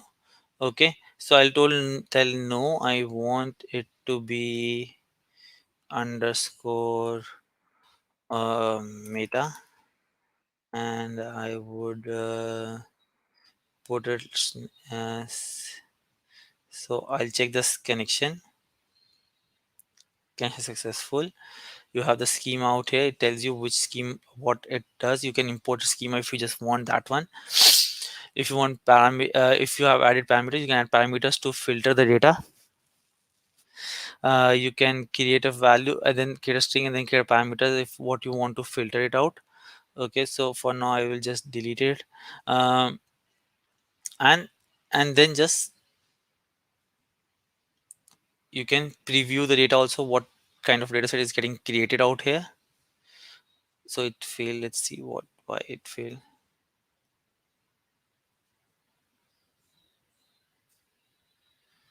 Okay, sorry. This is the path where it's trying to get the data from. Okay, so once you preview, so it will show you the data set, and then it will become a data set for your integration, that you can use it as part of your Power BI. You can use it as part of your so-called so-called any Azure analysis services or some anything that you want to do with that. Now coming back here, so I showed you Parquet file. Now let's see how it works for the CSV. I go demo home, taxi data.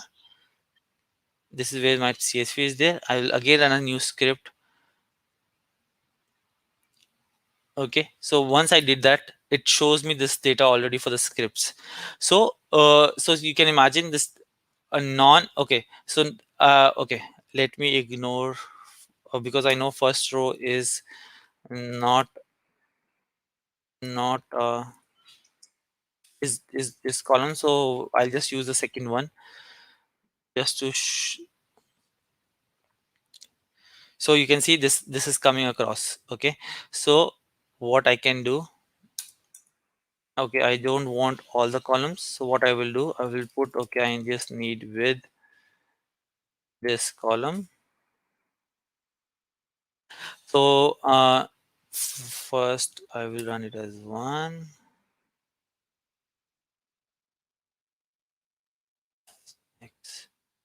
You can use your same SQL way that we used to do in SQL for MAM. Should you just select the data, it will run that much amount of query only. So this is the column name. So what I can do, I can go ahead. I'll say I just need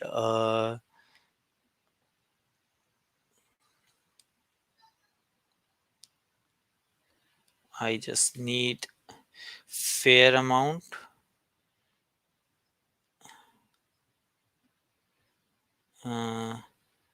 Any other amount, total amount, trip distance. Okay. Okay. What I will do, I will say I will only need. You can customize your name, rate ID. So I'll first use as rate ID. I'll put it as float. This is what you put as in space of 1. That is the column name that you want to position it. Then you can use, I'll use the fair amount, fair as float and 7. Okay, I'll just use these two just to show you. Okay, so as a result is there, so I will just click run. So okay, yes, because the formatting is not there, so run. See, so it gives me the rate ID in the fair amount. So this is how you can query the systems, and then for example, I need to run those more complex queries across.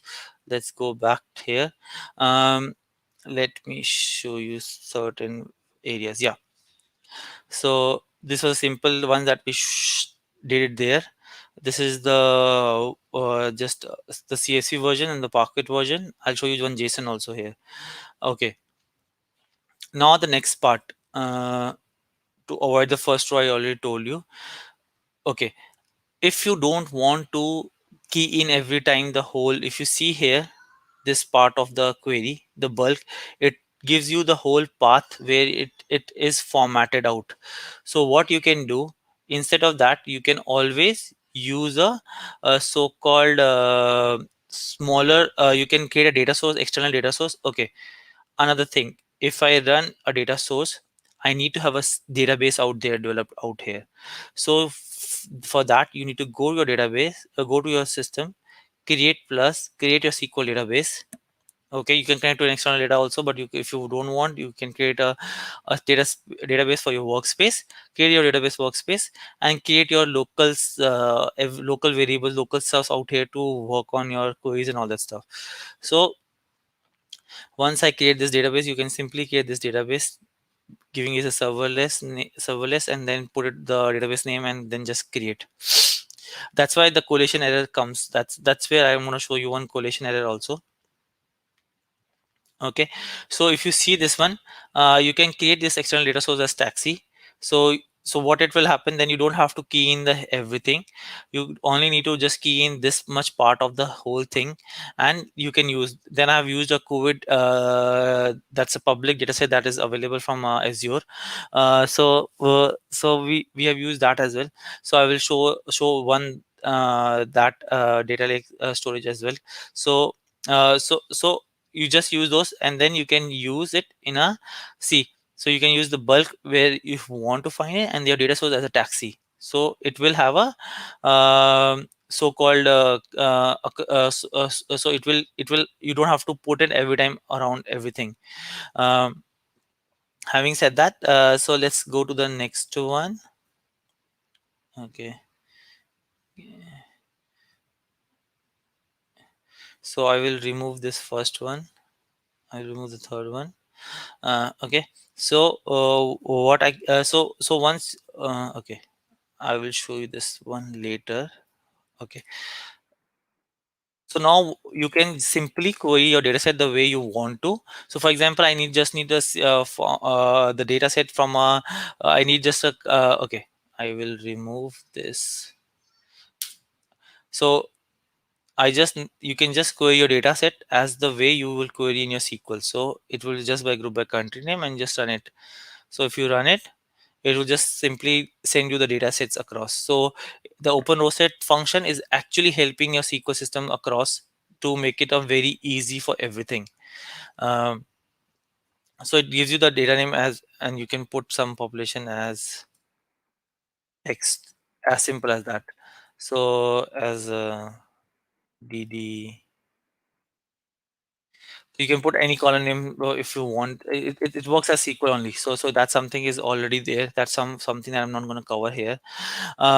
So okay, now if you want from a query data set, for example, now people will say I want to query the whole data set, whole things. I will show you. I think we are running out of time also. Okay, so what you can do, for example, you want to run you want to run a Parquet file. You want to the Parquet file is divided into years, different months across. So that's how the partition has happened. So what you can do, you can just go to this is this okay. So what you can do, you can specific the same thing I showed you. Just if you want to just specific the columns that you want to do it, you can run it over that. If you want so-called on a particular Parquet file you want to run the query, you can run it on a particular Parquet file. So for example, snappy.parquet. So it's purely telling which month, which where you want to run those files across. And so for example, in this Parquet file, what we are done, so this is just this ran on the all the Parquet files. But here what we did was that we put the file path as 2017. So it's running on a particular file path. So and it's running only for the first 3 months. So because that file path 2 is actually the months partition that we have done in the Parquet files. So this is how you can query your Parquet files very easily. Then comes the next part, the CSV. That's the major one. How you do it. So for example, I need to read a subset. I need to read all the CSV file within a data set. So what I will do, I will use my data source to the folder, and from that folder, what I will do from bulk, I will put a star CSV that it will read all the CSV files while querying the data. But later on, I just need I need to read all the files, irrespective CSV, irrespective whatever file it is there. What I will do, I will just read. I will just put a slash and leave it across, and then it will read all the files within that folder. Then, if you want to read on a particular so-called particular multiple folders with a multiple, so how would you do? You can use this star character to configure the demo, configure the way you want to do it, and then you can use it to use it to review and check it out. So this is something that you can do it as part, and then you can similarly you can use it in a different manner, your star character, to read the files, multiple stuff, multiple stories across. uh, so this is one part of how you, as a data, once you get the serverless SQL pool, how would you get to the actual how you can build on a very small scale your solution for a starting. It could act as a starting point for you guys all. Then once you come to this integrating, okay, before that I wanted to show you the Power BI. So how did I connect this Power BI? So first let me okay, before that, let's create a small ETL how you can use it as part of your so-called how you can use the copy the smaller ETLs. I'll just show you how it looks like. Okay, give me a second, let it move there. I can remove.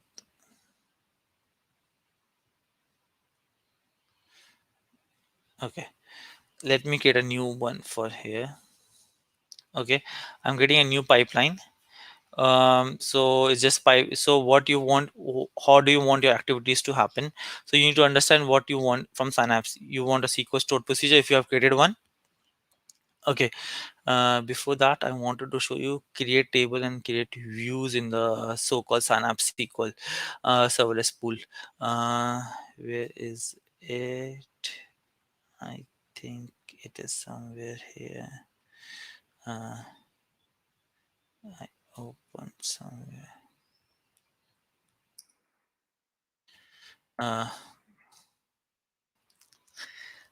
Because I'm going to use that views and the there, so I just wanted to show you before. Yeah. Okay. What is this external table looks like? What is this external table all about? This is nothing but just a metadata on top of sitting on top of your so-called unstructured files. So this can be queried from Apache Spark tag and all that stuff, and then you can always have a view also. And how does this view looks like? I just show you here. Uh, uh, View.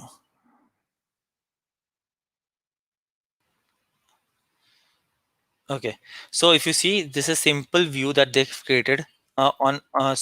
Remember I showed you file path 1 and file path 2. So file path 1 is a year and file path 2 is a month. So that's why we're taking 1, 2, and 3. So this is simple view that you can create, as simple as that, and then you can filter the views also, and we can put a where condition and all this stuff. So it actually queries the data from the data set itself and then present you the view of that data. So you can use these. So these are the two concepts that you should really remember: the external table and the views, because actually you're on serverless SQL pool, you're not going to store the data as part of a database. It's just going to be put it as part of put it on the on just on as a view structured or so called. Okay, so now coming back, and everyone is using a cluster column store cluster indexes. So we need to be so you need to know that what kind of stuff to be used across. Okay, so coming back to the external table that I showed. So where is the integration lake? Yeah. So coming back to this integration lake pipeline too. So what kind of stuff you want to do? You can always use your data lake analytics. What kind of stuff you're gonna use it? So I said, okay, fine. I want to copy data.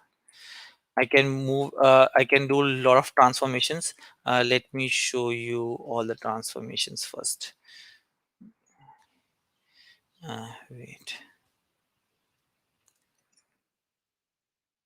Okay. So for example, I can use this copy data. I'll just keep. So you can always use a for each loop container to do other stuff. You can do the if conditions. You can use all the similar kind of stuff that we used to do it as part of the SSIA. So it's simple SSIS without coding, as simple as that, to make it simpler in a sense. So what it does, it tells you what data you want to copy.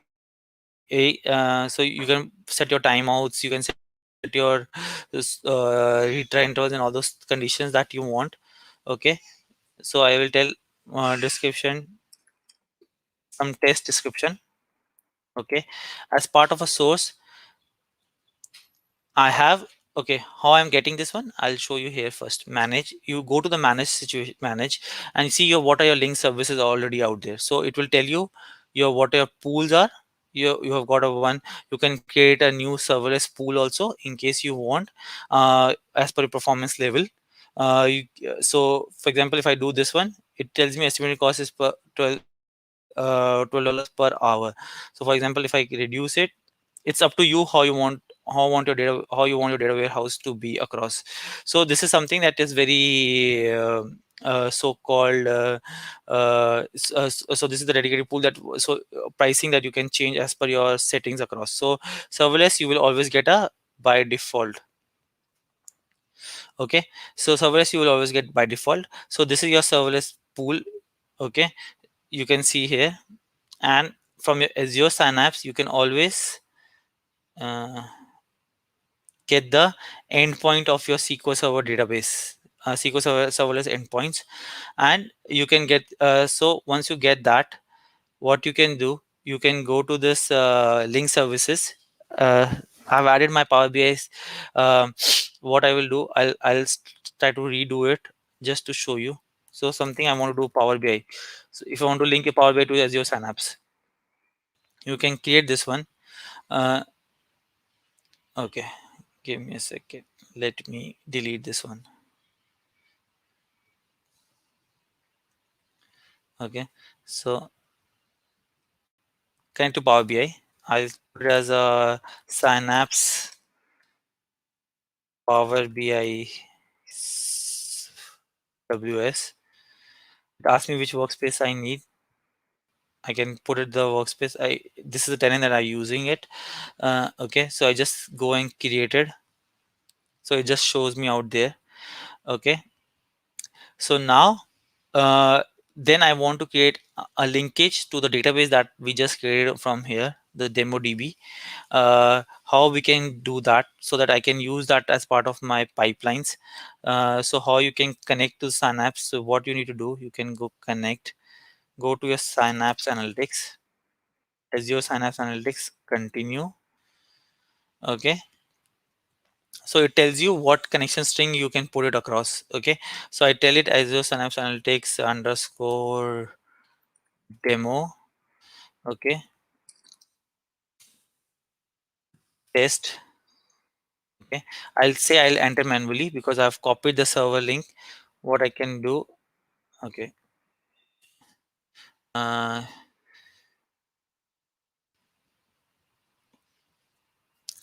okay, it's here. So you can just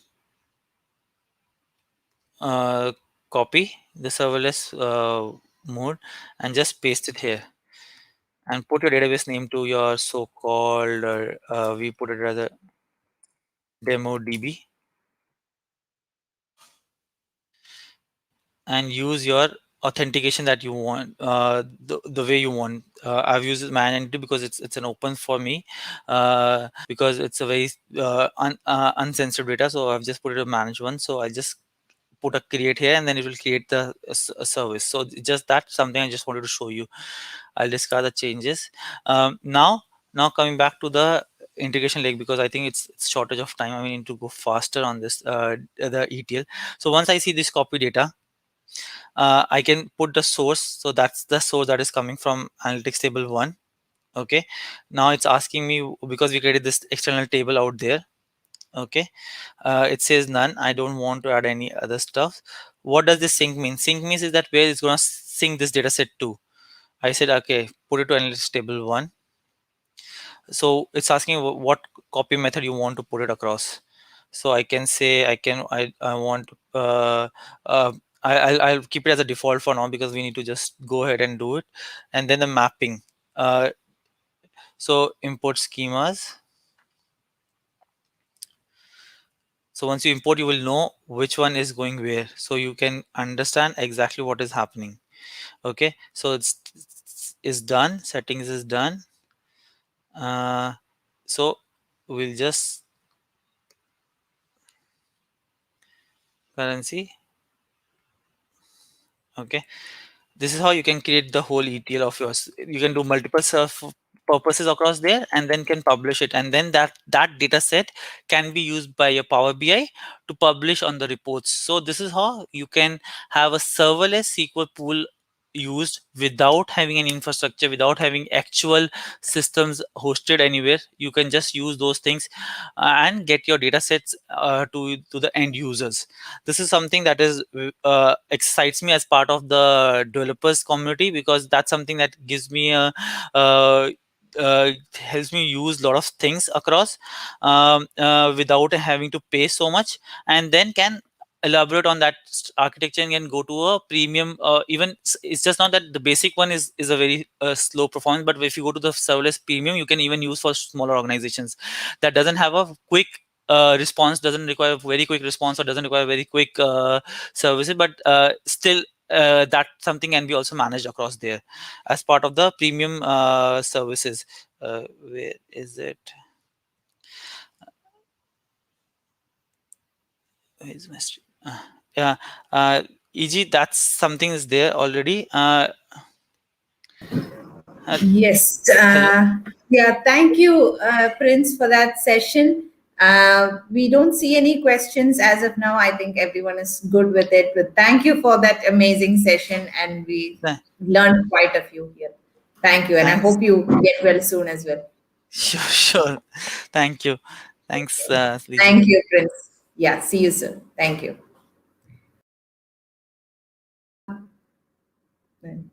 We have our next session coming up shortly by Debasis. And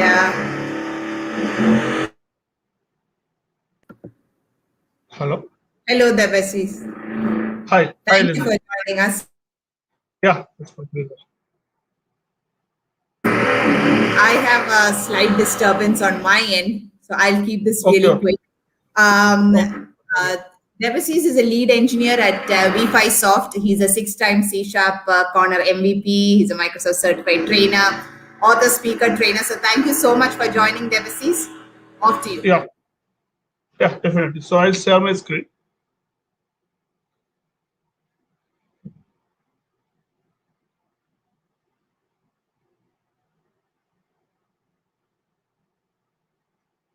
Yeah, I think screen is visible, right? Okay. Okay, everyone. So good afternoon in these sessions. So today in these sessions, we will discuss about the Cosmos DB. So it is basically an introductory sessions about the Cosmos DB, what are the benefits, or why we are using Cosmos DB in case of any non-SQL database. So let's begin the sessions. So I'm Debasis Saha. I'm a Microsoft certified trainer and C# Corner MVP. Also, I'm a Azure and full stack specialist and working as a lead engineer at V5 Soft Pune.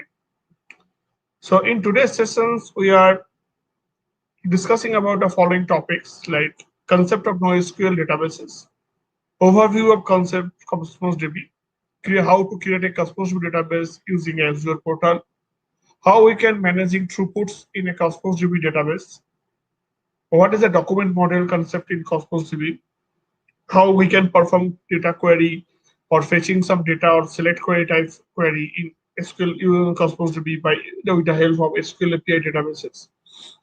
And also we'll discuss a little bit about the server-side programming in Cosmos DB, how we can perform different server-side objects like store positive trigger, UDF, etc. in our Cosmos DB platform. And at the end, we will have a Q&A sessions. So at first, we will discuss what is actually NoSQL database. So normally we have a basic idea about the database concept. So database is basically used for store some data in a structured way. So normally those databases are known as the SQL-based database or structured database. But in case of NoSQL, NoSQL basically stands for not only SQLs. That means in case of NoSQL database, it does not need to store the data always as a structured way.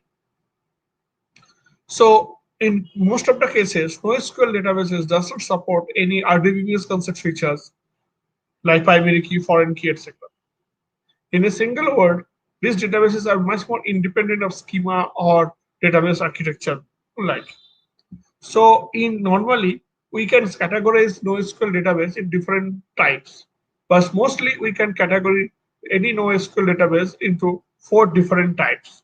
So the first one is the document database. In document database, we can store any type of document or data in a NoSQL data format structure. So the example, most popular or best example in document database case is Azure Cosmos DB and also is the MongoDB. These are the 2 most popular and widely used databases of NoSQL category as a document database. The next one category is key value database. In this case, we are storing data as a key value pair in a database. So as a key value pair, we need to mention the key and against value against a particular key and store in the database. So some examples of the key value pair database is Redis, is the one of the best example of key value pair database, and also the React. Another is the column store database. Column store database is basically stored data in a column structure way. Cassandra and Bicep is one of the 2 examples of the column store database. And the last one is the graph database. Nowadays, this graph database mostly used in different platforms like social networking sites or any applications where different types of relationship is required between the data. We'll discuss a little bit about the graph database in the next portion. So the example of the graph database is GraphDB and a Neo4j.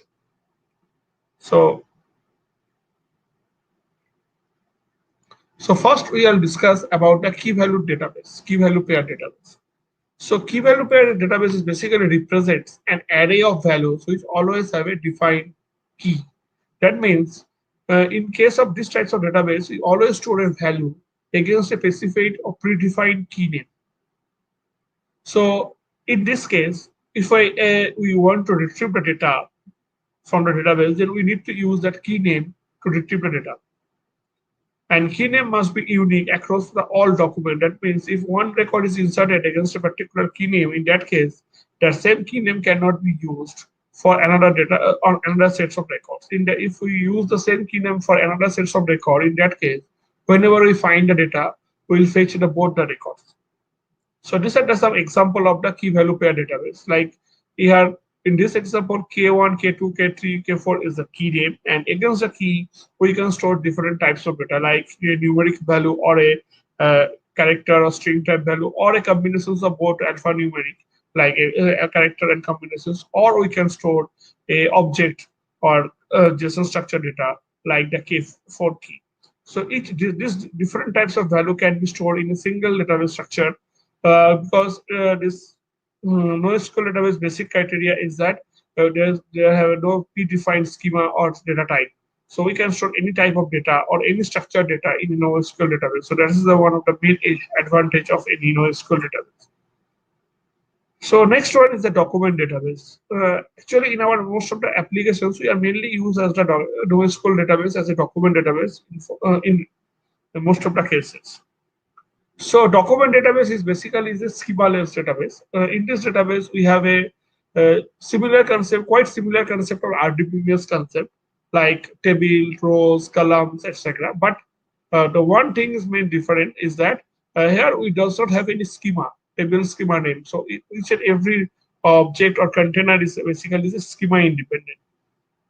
Each document might store different types of data, because in another advantage of NoSQL database is that in NoSQL database we can store any type of data. Like as for example, in case of SQL database, if we define a table called employee, and if that table contains 4 different fields, say employee ID, employee name, employee city, and employee date of join, and now according to that table we creates an applications page or web application page.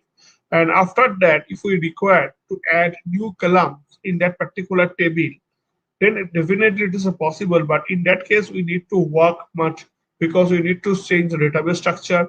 We need to include the new columns and also predefine the default values of those new columns. What would be the default values?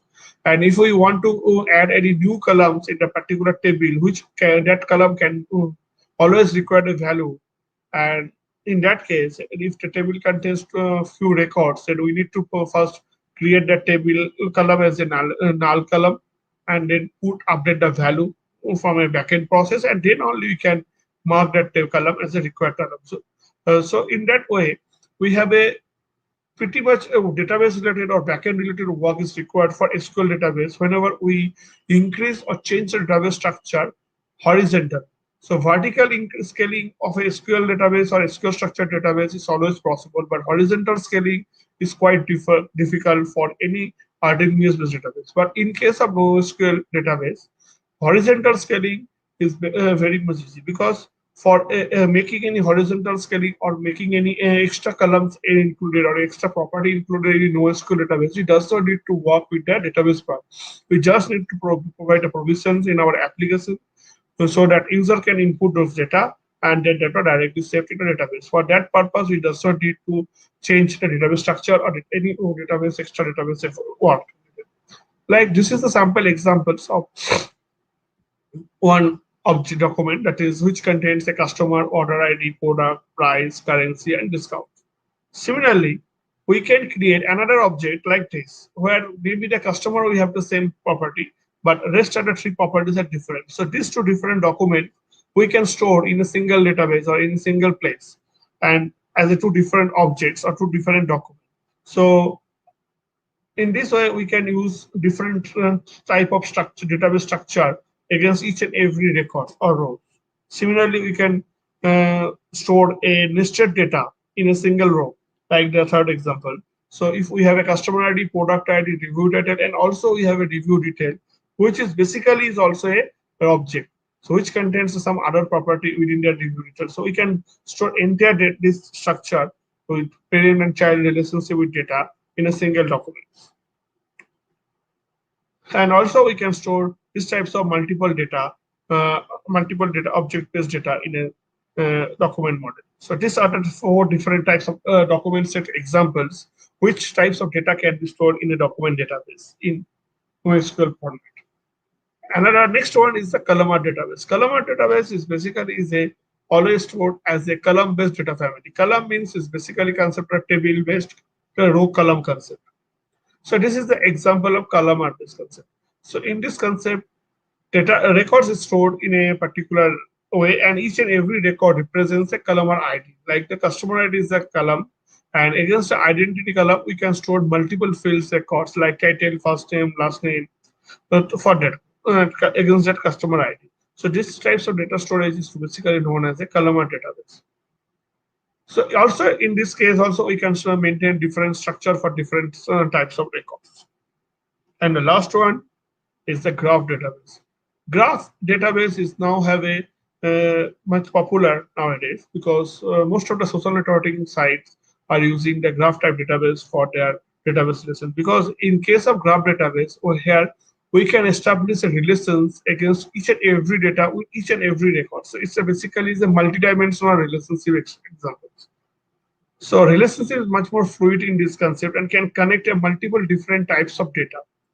So this image is basically represents a sample data format of a graph database. Here, home is basically is a data which and soccer glasses, and these are the different types of database or data, and those are the related or connected with the different types of data to each other. So in this way, we can establish a cross-dimensional or cross-relational data by using the graph database. So now, in case of Cosmos DB is basically is a document type database or document-based database. So whenever we create a Cosmos DB, we can use different types of approach, because in Cosmos DB, we can use to store data in a SQL-based format, or we can use the MongoDB-based concept or JSON format like this. So whenever we want to create a Cosmos DB database or account, we need to provide or select which type of operations we need to perform in that particular Cosmos DB database account.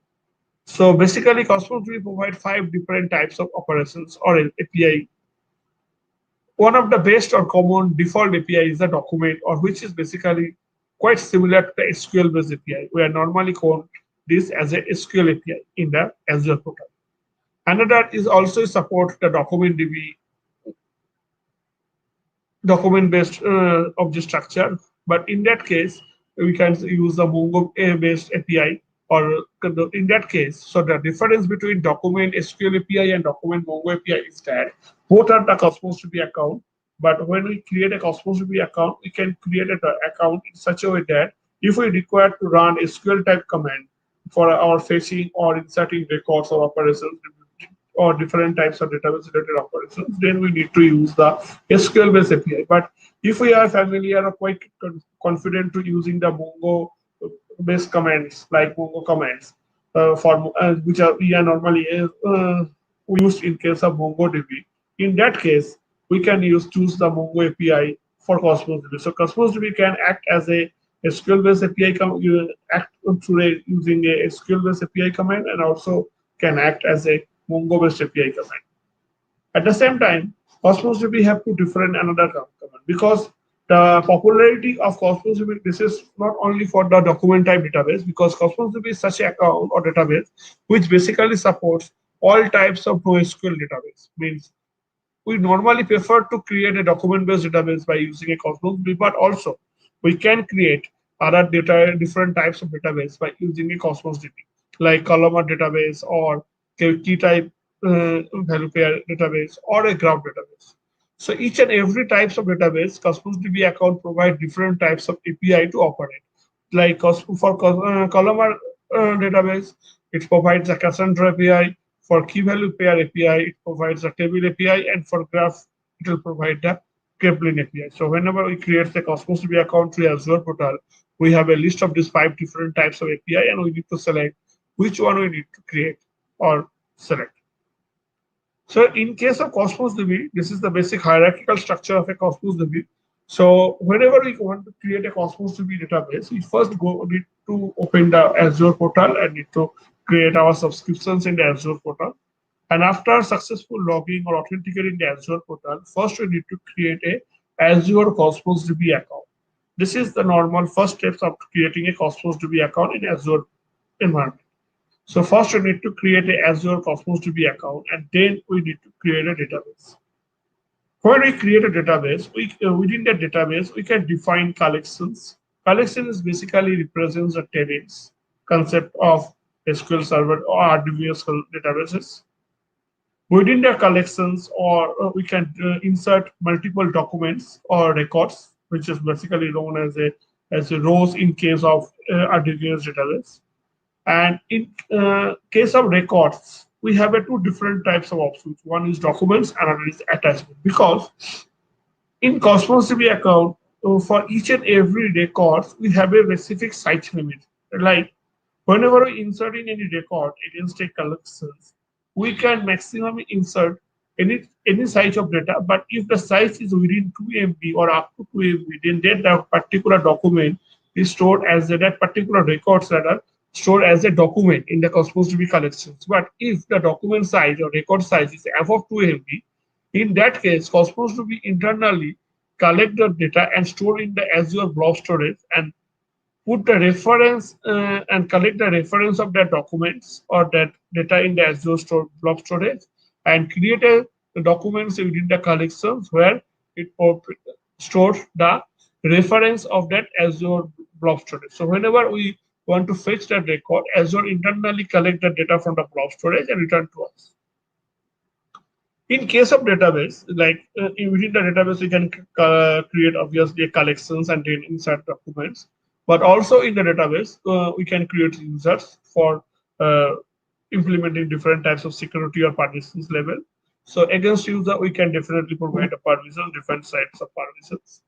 And against the collections, we can create 3 different types of server object. One is stored procedure, another is trigger, and third one is user-defined functions or UDF. This 3 object is basically known as a server-side objects or server-side operations types object. So whenever we're going to create a Cosmos DB account, this is a normal screenshot where we can create a Cosmos DB account in Azure. So through this part, we can create a new database or create a new collections, new SQL query means we can perform the new SQL query, or we can write down new store procedure or upload data from a JSON format data structure or a CSV file, etc. Or even we can delete the database or collections. So before going to create a Cosmos DB account, we first want to know about the throughput concept in a Cosmos DB. So whenever a database we are using, the performance is one of the key factors for selecting the database or finalize the database structure. Suppose if we want to store 1 billion of records in a database, and if the database returns, if the database returns as a data, say 1 records or 10 records, 1 minute or 2 minutes, then that is a very bad database response. So we always prefer that whenever we want to fetch records, the response time will be always in instance, need to be instant. So in case of Cosmos DB, the performance of database or response time is basically depends on RU or request unit per second. So this is basically the measurement of the Cosmos DB performance. So if we need to higher performance, then we need to increase the RU amount volume to high value. or if you require a moderate or low performance, then you can decrease the RU request. So normally the RU means it use the request per unit per seconds. So how many requests or what are the size of the request per second is can received by the Cosmos DB. That specifications is known as the RU. So it's to manage the performance and cost of the database. So RU actually basically define the costing of the database also, because Cosmos DB or Azure model is basically follow pay as you use concept. So what are the resources you have used? You need to pay only for those resources. So if your RU high, the request per unit is higher rate, then obviously your costing will be high. So normally in approximate calculations, one RU basically means what are if we read a 1 KB data of per second, if we receive 1 KB of data or insert 1 KB of data in a database, and that insertion time or operation time is 1 second, then that amount of data is basically known as a RU, 1 RU. So normally 1 RU means what amount of data database can insert or can return to the user. That amount always needs to be treated as a RU. So in normal concept for any CRUD related operation like insert, delete, RU rate requires it little bit higher, but for fetching or read the data, RU always response rate is always low, because for reading the data we require very low RU, but in case of insert or update record in database, we require a higher RU. So document with so this is the one estimate, or say we can say it's a dummy examples that if we have a document with 10 different properties or 10 different columns, and that document size is 1 KB, and that can be inserted within 1 second, that means this entire document size is equivalent to 1 RU. So basically RU mainly maintains or controls the memory of the memory, CPU, and storage or input-output devices. According to these three parameters, RU performance is either increase or decrease. If we have if we use a higher density server or higher environment, then obviously where the memory and CPU or storage IO is higher, then obviously RU require lower. But if we have a lower types of inputs like lower memory or CPU, then we require a higher RU. So in case of migration, suppose also Cosmos DB provide some migration tool so that what the user suppose as a user for existing database user, suppose I am a user and I am using a SQL Server database, so now I want to migrate my entire database data to a Cosmos DB database. So in that case, we have two different choices. Either we need to run a application which is basically internally convert all the data from SQL Server to Cosmos DB, or we can use any third-party tool. So for each and every type of database, Cosmos DB have provide different third-party tools to migrate data from other different database sources to Cosmos DB database accounts. So for migration tool is like DTUI or DTEXE is basically used for migrate any data from any SQL-based database to Cosmos DB account. Obviously, for that purpose, we need to use the Cosmos DB account with SQL-based API. If we want to migrate any graph database data like Gremlin, into a Cosmos DB account, then we can use GraphSun import or Gremlin console to migrate those data from Gremlin database. If we have already have a MongoDB database, and we want to migrate all data of a MongoDB to a Cosmos DB account, then we need to use the Mongo import or Mongo restore commands of Mongo server so that it can communicate with the Cosmos DB account and migrate the data. If we have a table type database and we need to migrate it to Cosmos DB, then we need to use azcopy command or dt.exe. And also for Cassandra or type or document key pair value type database, we can use SQL SH copy or Spark connector to migrate data from Cassandra database to Cosmos. So before going to create a Cosmos DB account, we first need to understand the relations between the documents and the collections. So in this example or this table structure, we demonstrate or we discuss what are the document object structure in NoSQL database in compared to relational database. So in relational database, we know the rows. Rows is basically represents a set of records which contains a set of columns. In case of Cosmos DB or in case of any NoSQL database, rows basically represent as a document. So whenever we talks about document, it basically internally represents a row or records. In case of SQL Server, columns is basically here represented as a properties. So document always contains a number of properties or multiple properties. In case of concept of tables, which is in RDBS systems or relational database, in case of document database, we call this as a collections. So the main relation is that one collections can contain a number of documents, and each and every document can contain a number of properties. So this is a hierarchical structure of the document model in Cosmos. And also in relational database, when you store the data, it always stored in the normalized pattern. But in case of Cosmos DB, it always stored as a denormalized pattern or denormalized. Relational database is always a declarative schema. So whenever we want to create a database, a table in a relational database, we always need to mention a schema.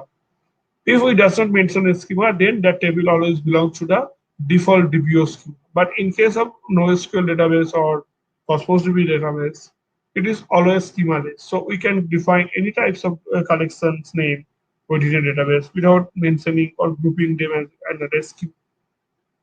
In relational database, we have a referential integrity by using the in-fine area and foreign key. But in case of document database, we don't have any referential integrity. So if we want to protect the child data or any sub-relational data, that need to be done by our own applications. Cosmos DB does not help you us to maintain or restrict the delete of those records. So interactions between object-oriented programming languages are easier with the document databases. That is why we are normally use document database structure model in case of NoSQL or Cosmos DB database. Also, easier querying balance with the need of the maintaining denormalized records. So in this way, whenever we fetch the records, since the records is denormalized, so it does not need to perform any extra joins, or it does not need to perform to establish a link between different tables or different collections within the Cosmos DB or within the NoSQL database, so that we can return the data from a multiple collections, because it can contain the schemaless and any structure of data. So we can store a nested types of data in a single records or in a single document in a Cosmos DB data structure. So in Cosmos DB, normally it stored the data as a JSON format, not as a text format. So whenever what are the data we are normally inserting, those data are stored as a JSON format in a Cosmos DB account. So JSON format always called a GeoJSON supported for geometry. If we are wanting to store any geometry related information like that long, then that particular format can be stored as a GeoJSON format, which is a standard. Each document must be a 2 MB size or less. So whenever you're trying to insert a document, that document size must be within the 2 MB or up to 2 MB. If the document size is above 2 MB, then that entire document of size above 2 MB will be stored in the blob storage of Azure portal, and then the release link of or URL or reference point of that blob storage is stored as a document within the Cosmos DB. And these types of reference are known as the attachment. So attachment means initially those record is not stored in your documents or collections, but whenever you want to that particular data records, by navigating it, it automatically downloaded or appeared in front of you. So the attachment is basically point a URL outside the document. So that URL actually stores the actual record. So within the Cosmos DB document, we only stored the pointed URL where the data is actually stored. Use Cosmos to be blob storage up to 2 GB total per database account or external store. So first one, that is up to 2 GB per database account, is totally free. So we can use a blob storage. If we have already consumed 2 GB and we require more space, then for that extra space we need to pay the price or amount. System properties always added to all documents. So in case of Cosmos DB, so when we insert some records, there are few system properties which is required to identify that particular record. So those system properties is always inserted against each and every document and internally. For those system property, does not need to provide any value. There are actually 4 different system properties: underscore RID, underscore ETAG, underscore TS or time span, and underscore self. Self means is basically identify these records or self records, or you can say that that particular document contains the address of the document or location of URL of the document within the self property. TS is basically for the time span. That means at which time this record is inserted or modified. So it's basically maintained the last edited time. E-tag or electronic tag is basically for any types of electronic tag like internal ID like this. And RID, whenever we want to insert a record, Cosmos will automatically insert a ID field value that is called underscore ID, and store a JSON format or GUI type value within that column. So that is stored in the RID column. So ID is automatically added as a GUID if it is not supplied. So if we provide a value against the ID column like 10 or a numerical number, then that value will be stored. But if we does not provide any value in the ID column and we try to insert a record in the Cosmos DB, then in that case, system automatically generated a GUID value and stored in the user IDs. So also, in case of SQL Server, we can implement the partitioning in Cosmos DB. But in case of Cosmos DB, we have 2 different types of partitions. One is logical partitions and another is physical partitions. So first we discuss about the logical partition. So suppose we have a container. Container is basically is a database. Within the database or say within that collections, we can store different types of documents. Like it's a user document related document and we store 4 different records. And these 4 records is basically identified with 4 different users. Record is related to 4 different users. So first one record is user ID A, second one is user ID B, third one Y, and fourth one Z. So these are the 4 different records. So and if we mention that user ID will be treated as a partition key for different documents within the Cosmos DB account, in that case, this user ID is act as a partition key, and we can find the records by using the user ID whenever we want to fetch any records. So this is actually basically known as a logical partition. Also, there is a physical partition. Physical partition means suppose I have a Cosmos DB database and I create a Cosmos DB table, and then we want our collections and we want to store some records in that particular Cosmos DB. Now we are going to insert 4 records one by one. Now, that it does not mean that these 4 records will be stored in the same place. Maybe this 4 records will store into different places as per the availability or as per the space sequence. So this part is basically known as the physical partitioning. So what is the rule for selecting a partition key? Because whenever you want to create a Cosmos DB account or Cosmos DB database, we need to provide a partition key against a particular column or collections. A particular table or collections. So for selecting a partition key, collections will need to be heterogeneous and partition keys should be reflective. Partition key needs to be a such property which always exists in a record and can be used for that property to distinguish different types of records or documents. Add document type property to documents. Use a generic partition key not registered to part of the domain. We can use that if we have a generic partition key which is not part of the current domain. That also we can use. Also, choice of key is important. because which properties need to be selected as a partition. That is much more important. So first one is the performance. Performance means whenever we want to store any data, we always at the next level we always try to fetch those records from the databases. So if most of the time I need to say fetch a record against user ID or say against a employee table or say I have a 50-50 ratio that user ID can be selected used for fetching the record or say employee ID can be used. Then accordingly we need to create a partition key accordingly. But the most preferred theory is if particular identify the which property is need to be used maximum times for fetching the records, and that particular property will be your partition key, because in that case record will be separated against a particular key, and so whenever we fetching the record it will provide us a better performance in compared to the other types of partition.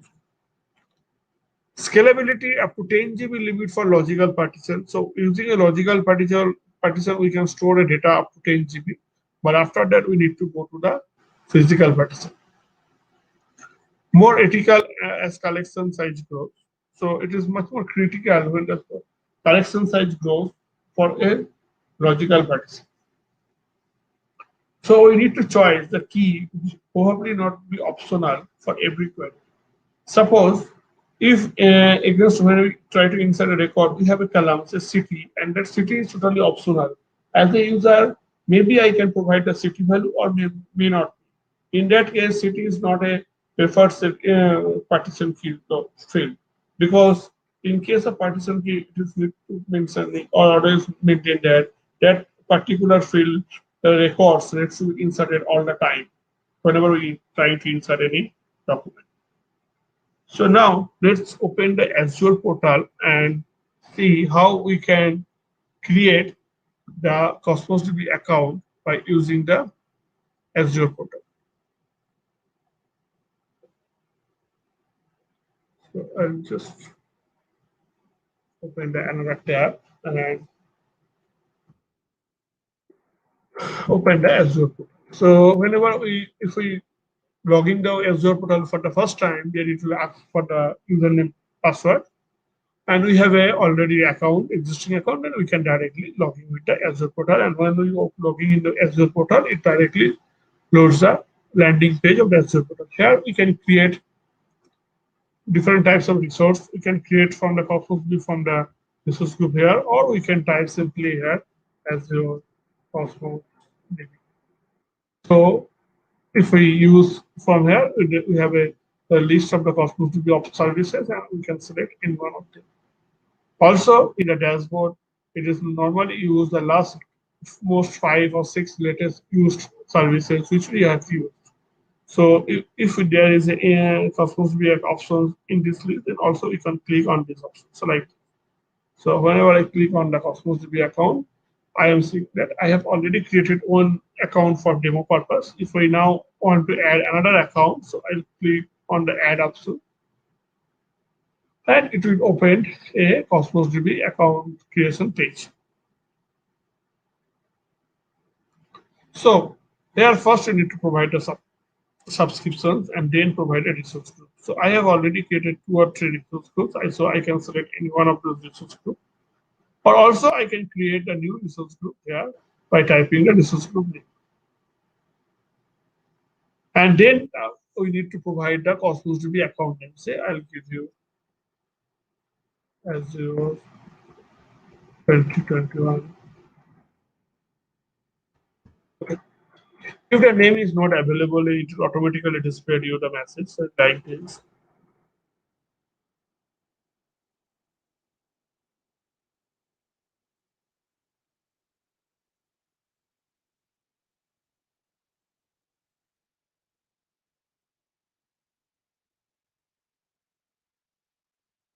This is the criteria. And then we need to select which types of API we need to use in Cosmos DB. So we have a 4-5 options: Core SQL, Azure Cosmos DB for MongoDB API, Cassandra, Azure Table, and Gem. So default is the core SQL, which is by default selected. But if we want any other types of Cosmos DB account, then we can select that particular types from this list. So I'm using the core SQL, and then we need to the locations of the server where or in which server we want to store this data. So we have different types of server according to billing and payment options. So we need to select any one server from this available list. And then we need to provide provision throughputs. And after that, we have a account type option, that is either this account type is a production type or a non-production type. So if production type, then your billing charge will be higher, because in that case they need to maintain the daily backup, etc. But if it's a non-production type, then in that case there is the billing charges is a little bit lower. Now after clicking on this, we need to click on create and review. And if you are provided all the information is correct, then preview validation has been successful, and now you can click on the create button to create the Cosmos DB account. So whenever we click on the create options, it will take some time to deploy the Cosmos DB account in the Azure server.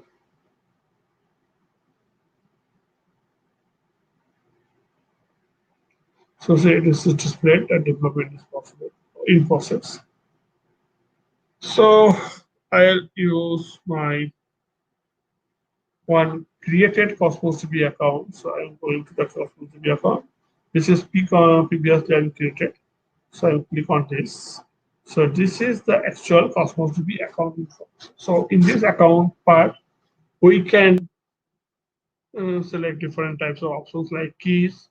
Through the keys, we can contain the Cosmos DB URL, the primary key, or set a password, or the secondary key or password, everything. And if we want to connect this Cosmos DB account with any third-party programming language like C#, ASP.NET, or Angular, etc., then we need to copy this connection string, ready-made connection string, and paste in our connection string part of our applications. Now, in Cosmos DB part, if we click on the overview section, we have a different options that what is the backup policy, that is periodic, means it's a monthly backup. Yeah. So once the deployment is succeeded, it will show you a pop-up that deployment is successful. And if you click on go to resource, then that particular Cosmos DB account is activated.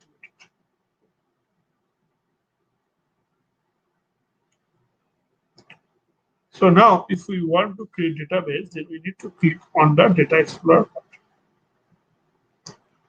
In the Data Explorer part, we have two different options. So since we are selecting SQL API, so that's why it is displaying. So here, the common task is known as a new database. It is the no name of database. But in case of Cosmos DB, we can create two options. One is new container, another is a new database. So database, in case of database, is only create a database. But in case of container, it automatically create a database and then create a container within the database. So I first create a database, click on database, and here we need to give the database name, say DB, demo DB. And now we can provide the options, throughput options, that is there are two different options. One is auto scale, another is manual. Auto scale means as per your request or as per your load of the request, the throughput can be increased or decreased. And manual means if sometimes a large number of users try to access our Cosmos DB account, in that case we need to increase auto scale throughput. But in case of manual, we need to go to this portal and then update the throughput manually. So I'll simply click on the simply our auto scale part and change the throughput to 1000. Sorry, it is a default value 4000. Now click on the OK. So it will take some time to deploy this database in your database. Also, we can create, if we require, we can create a container also. So in case of container, we need to provide some extra feature. Like first one is a database ID or DB name. So container is basically means a collections or table. So whenever you want to create a container or collections container in a database, we first need to provide the database. Either we can use the existing database or we can create a new database. Say I'm using a new database. So DB2. Then throughput will be the remaining auto scale. And then here you need to provide the container ID or say table ID. So I'll provide this as an employee. And here I need to provide the custom ID or partition key. So I provide my ID will be my partition key. And then we need to either analytical storage or analytical storage required or not. That can be inside. Or if we require any unique key constant, that can be enough. So now we can click on the OK button.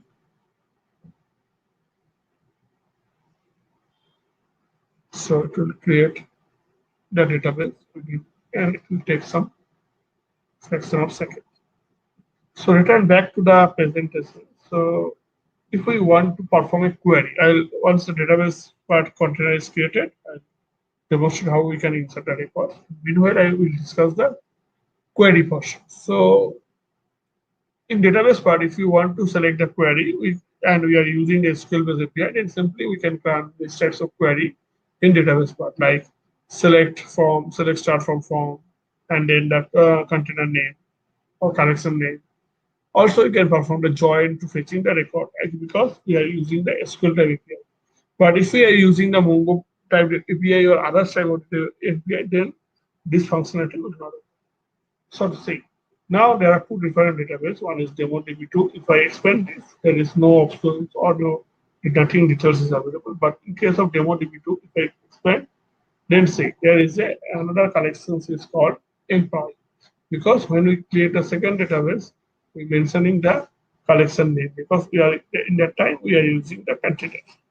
So now if we click on the employee part and click on items, then it will display us a blank part. So that because this employee info does not contains any information or data. Now, if I want to add new records, I need to click on the new items, and then suppose I need to insert a record.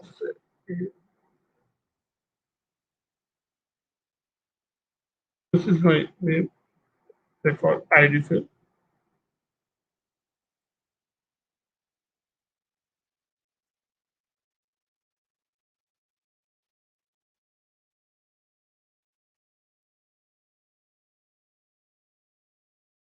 And now save the record. Click on the save. Save. In the below part, it is contained that successfully created the container. Now, if I go to refresh the records, there is a new record in appear. If I click on these records,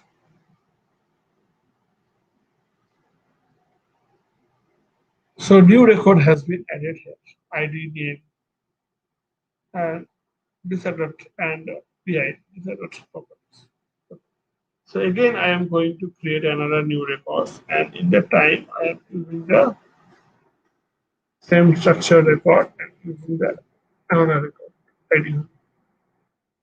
Also, with this record, I am providing some new field.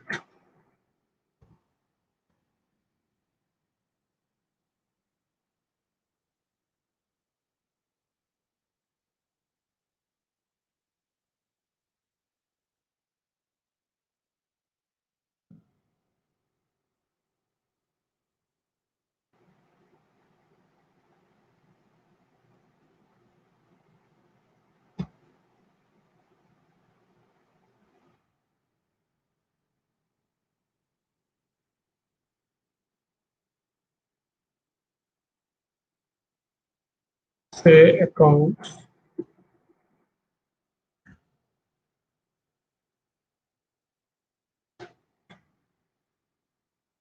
In the previous record, I have only used a name property, and now in this record, I am using the two different new properties. One is name department and another is the designation. Now, if I click on the save button,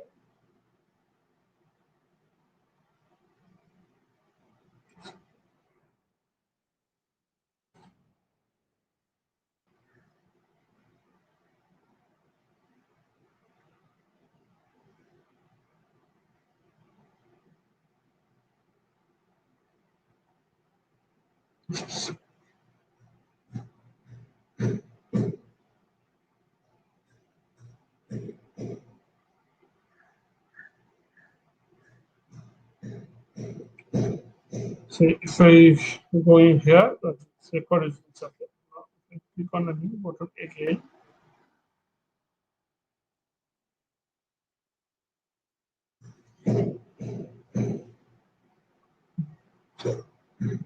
then it takes it. So if I click on the save button, so again, the two records, but the records, the two records structure is different. So first one is contain default 4 input values or auto-created value and the two user-defined value. But the second one contains 4 user-defined value and rest are system-defined. So in this way, we can create a custom Cosmos data also. Suppose I have created another collection. I want to use the collect container.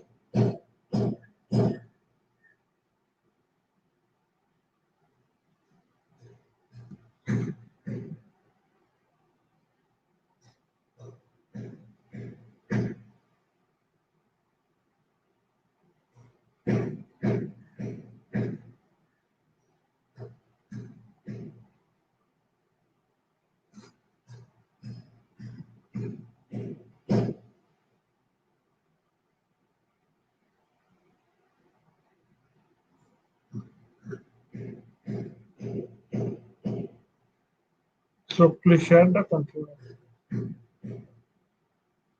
And so let's see the upload options. So I have selected this.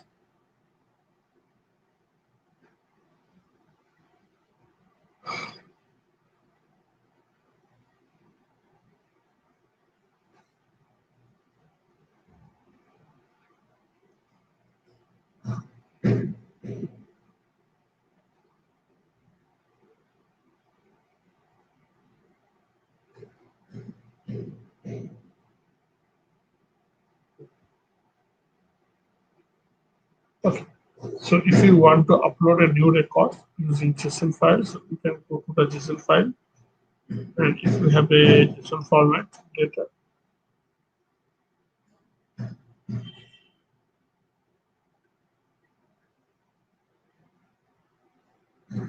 and I'm selecting the student part. And if I click on the upload button, so it will create a 21 records. Great. And now, if we again go back to the Cosmos account and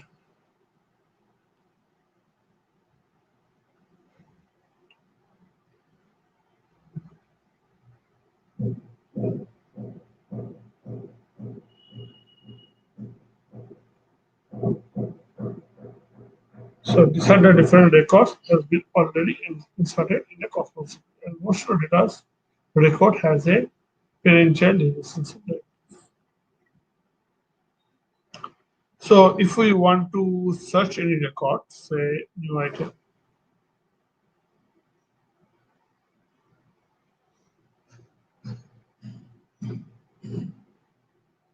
click on the new query part, and here this is the select start from P. C represents the first one default table. And if you run this selection part, it will return you the all records. So first two records we have inserted, and next are the data which are appeared or uploaded through the JSON file. So this is some examples of select query. Similarly, we can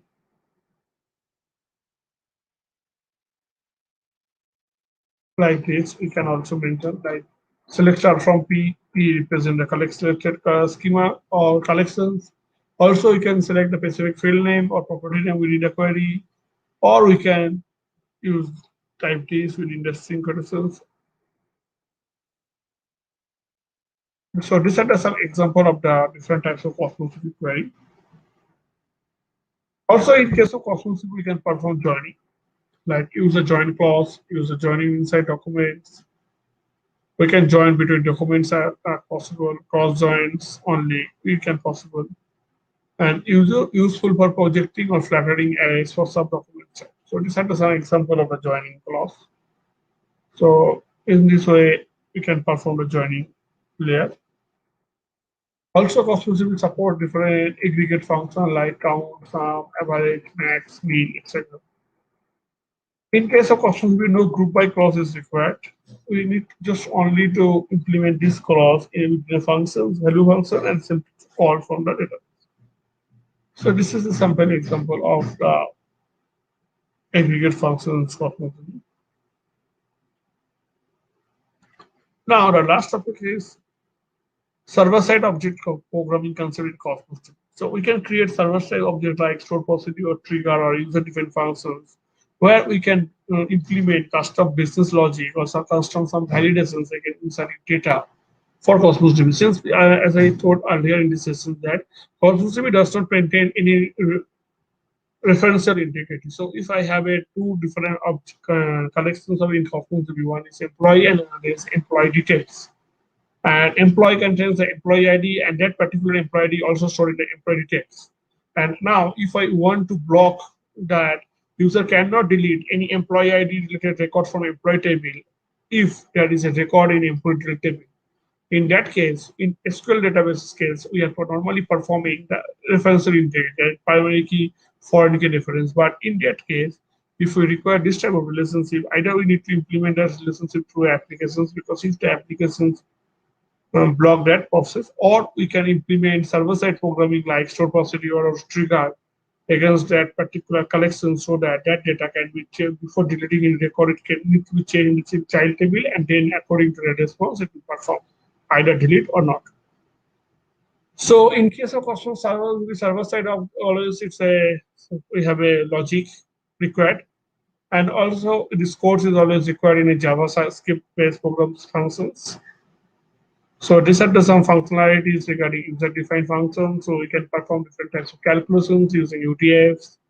And this UTF is always stored in the UTF namespace. In case of stored procedure, we have different types of groups, operate on groups of documents in a collections, or a stored procedure stored in a set of documents or records. Group several operations into a single logical operations like business logic. And trigger is, we know all about a trigger to perform any data validations or data transformations at a time of insert, update, or delete. In Cosmos DB, we have a pre-trigger or post-trigger options. Pre-trigger can be active before inserting the record, and post-trigger can be active after inserting the records. And this all are the need to implement it through applications. We cannot directly implement it from the backend. That's why we are calling this server-side coding. That is, any server-side applications need to invoke those objects to execute from them. So benefits is provide the procedural logic, encapsulations of code or business logic, share the logic between the different clients or different databases, abstraction layer can be implemented, and also the security. So these are the major benefits of the Cosmos DB.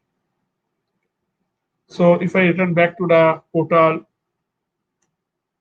since I have created collections, and if I expand this record, then here I can see the items of records which are available here. So these are the records, and also here there are different options like store procedure, user different functions, and trigger. So if we want to select create store procedure, then we need to select store procedure, or we can click on these drop-down buttons and select the server-side options anywhere.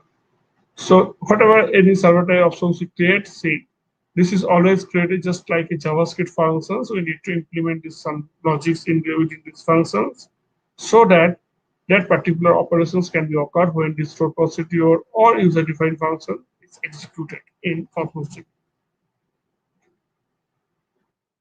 And also the performance, obviously. The performance is one of the major part in terms of Cosmos DB operations and bulk. And in Cosmos DB, these are the provides or follow the transactions based on ACID guarantees, then atomicity, consistency, isolations, and durability. Stored procedure and trigger are executed on the primary replica, cannot replicate in the secondary replica, but user-defined functions can define on any replica. If we implement replica set or replications in Cosmos, then this concept disappears. And transactions is limited only for a single purpose, not for multiple purposes. So for creating the Cosmos DB applications, we can need to use JavaScript query API, which we have shown. And these are the quite fluent-based API. And most of the queries can be composed using the either any of the API. So these are the steps for creating a stored procedure. Like this is a sample example. So we can create a stored procedure like this. So get contains the context of the database, and then fetch the response from the user, and we can send the response. So stored procedure can be done or cannot be done from directly. No execute command is available in Cosmos DB. So we need to either execute from Data Explorer or for using a REST API. Hey, Yeah. Debasis. Yeah, I think I have completed. Yeah, so I have done. Yeah. So I think our time is up. Yeah. So I think there are no questions so far. Okay. And anyway, thank you for a wonderful session and being a part of Global Azure 2021. It was our pleasure hosting you here. Yeah, thanks, Omar. Okay. All right.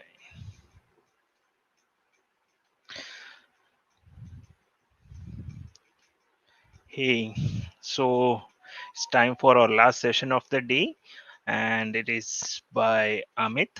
So welcome, Amit, to the Global Azure 2021.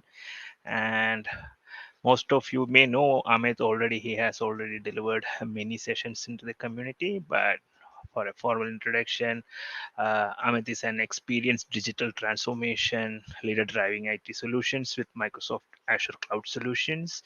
He's director of technology at Spectra Solutions and had on various hats as a principal cloud architect, as an author and a speaker. And he will be taking us through the Azure Arc enabled services. And without much ado, I'm passing over the control to Amit. The stage is yours.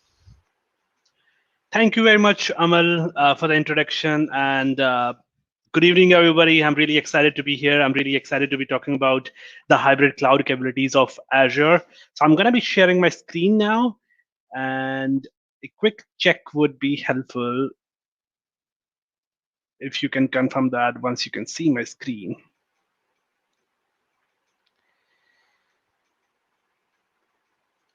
Okay. It's on. Perfect. Okay, so with that, let's just get started. So again, welcome again for the last session of the day, Global Azure Bootcamp. We have been doing this event for many years now, and it's a wonderful place to come and learn Azure and Microsoft technologies in general. So I've been speaking at the Azure Bootcamp, Global Azure Bootcamp for last 5 years now. And every single time it had been a wonderful journey, except obviously that this time we are doing it virtually. Previously we always had like face-to-face interaction, and that was definitely a great way to do these sessions. But nevertheless, this is what it is. So I hope everyone is keeping well in these times, and I'm pretty sure that if you are here attending this session virtually, that tells that how excited you are to learn about Azure technologies and how interested you are in Microsoft Cloud, and that will definitely take you a long way. So with that, let's just get started. So what exactly is Azure Arc?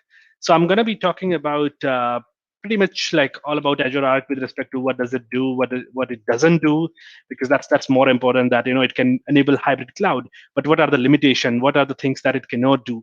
Those will be some areas that I'll be going in deep. So quick intro about me. I currently work at Spectra Systems. I'm the director of technology over there. Prior to Spectra Systems, I spent time at Microsoft, where I was an Azure consultant. So I typically work on all cloud platforms, but Microsoft Azure is basically the go-to cloud platform for me. Written a couple of books. I'm an MCT and a bunch of Azure subscription certifications as well. So quite some experience with Azure. With that, let's see what we have today. So cloud is no longer a future; it's a reality now.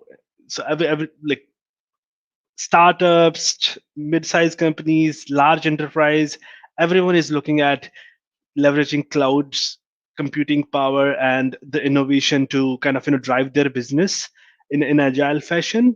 So with that, today we are in a scenario where all the large organizations, even smaller organizations, have tons of types of infrastructure, tons of types of applications, hundreds to thousands of applications built on different frameworks, running on different operating systems, starting from Windows to Linux and so on.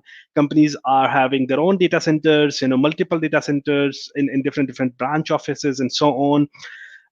Leveraging different sort of hardware, leveraging different sort of virtualization technologies, including VMware, Hyper-V, or even some of the open source technologies such as KVM and stuff. And then cloud, like multi-cloud is basically the way to go. Companies are having multi-cloud solutions where they are running on Azure, AWS, GCP, and even other cloud platforms, typically to make sure that even if a cloud platform has issues, their application can still continue to run. So at this time, we are in a scenario where an organization may have various environments which have to be managed completely separately, using different set of tools, using different set of process and policies. For example, if you have a data center built on Hyper-V, you probably will have System Center tools to manage your Hyper-V infrastructure, including System Center Virtual Machine Manager for your virtualization management, including your, for example, if you have a System Center Operation Manager for your monitoring and stuff. That those sort of tools and technologies will be managing your on-prem data centers. Then if at the same time, if you also have an Azure infrastructure, you will be using Azure tools to manage that. You'll be using Azure Resource Manager, you'll be using Portal, CLI, APIs, whatever is that you like to manage Azure with. If you are again having AWS as well in your overall infrastructure, the AWS environment will have its own management tools, own management technologies, and because there are so many of these environments, and each environment have its own management sort of landscape, you will end up having sort of different policies and process. If not too much different, at least little bit of variant of your policies and processes will be different in each environment. And that brings a very challenging situation where how do you make sure that no matter where your Linux VMs are running or Windows VMs are running, no matter where your database is running, you want to make sure that your database and applications and servers are protected and governed exact same way. If you don't want allowing, for example, a specific firewall port, you don't want that to be allowed across any of the environment to make sure there's a consistency. So because of these many different tools for different environments, that making sure everything is exact and everything is consistent is becoming a challenge. How do you make sure that your security capabilities are consistent across the environment? You go and apply policies to protect, for example, antivirus policies, or it could be Windows updates policies, or it could be Linux SSH policies. So all those configuration items, you go and apply them in different environments. Then you have to go inside each environment and make sure it is working right. There is no configuration drift happening. And with those things, every time if your leadership, if your technology leadership comes and asks you, can you make sure that our SSH is disabled or SSH is not running on 22 port across all the environments, you have to go and check 5 different places. So again, management overhead it brings to you. Then every now and then you will have requirements from development teams, you will have requirements from applications team that, hey, they want to run their applications and databases. And depending on where you plan to host it, Azure, AWS, your on-prem, edge locations. Depending on the hosting target, you will have another set of challenges with respect to what sort of specifications you can put there, what sort of configurations and performance metrics you need. So pretty much you are managing different environments separately. And that's where Azure Arc comes into picture, and they say, hey, we understand that you have got so many environments. We understand that it's very challenging to manage so many environments, and we have got something here for you. So that's where the hybrid strategy from Microsoft, where you manage your hybrid cloud in a consistent way. So no matter if your infrastructure, if you're running your servers and if you're running your VMs in AWS or in Azure or in your VMware environments or in your Hyper-V environments, you can manage them the exact same way. That's what Azure Arc provides you. Similarly, if you have got, if you want to run data services, databases, and things like that, you will have the opportunity to manage them the exact same way and have the exact same consistent experience, management experience, developer experience across the environments. That's what Azure Arc does. Microsoft has got like other hybrid cloud solutions as well, like Azure Stack is there, Azure Stack HCI is there, and with Azure IoT, you can even host, the services like cognitive services and so on the edge devices. So tons of hybrid cloud strategy. However, we are going to focus truly on Azure Arc today. So Azure Arc does nothing but brings the Azure's control plane. That is the ability to manage your infrastructure using Azure Portal or Azure CLI or Azure REST API, PowerShell, or any other Azure tool that you use. Use the exact same set of tools to manage your infrastructure in any environment. That's what Azure Arc does. And how does it do it? We'll learn about that. So essentially, you have your own infrastructure or you're using a different cloud platform. You will deploy your servers the exact same way you are deploying as of today. You will deploy your Kubernetes clusters, but you will use the Azure tool to manage it. And Arc is the intermediary service between that. So essentially, when you manage your on-prem servers using Azure Portal, the Azure Arc services are coming into picture. And it's not just about management. Management is the one portion of it. Arc also enables you to run some of the Azure services in your data center. So for example, you must have used Azure SQL databases. It's a very simple service and very powerful to run SQL databases in Azure. It's basically go-to database service if you need a relational database in Azure. Then SQL Managed Instance, which came out as a really powerful SQL cloud managed database where you are not really losing any of the server level administration stuff. So that's basically essentially SQL management is doing. With Arc, you can run those SQL managed instances on your own hardware in your own data centers. You get the exact same experience, and you get many of the capabilities as well from Azure.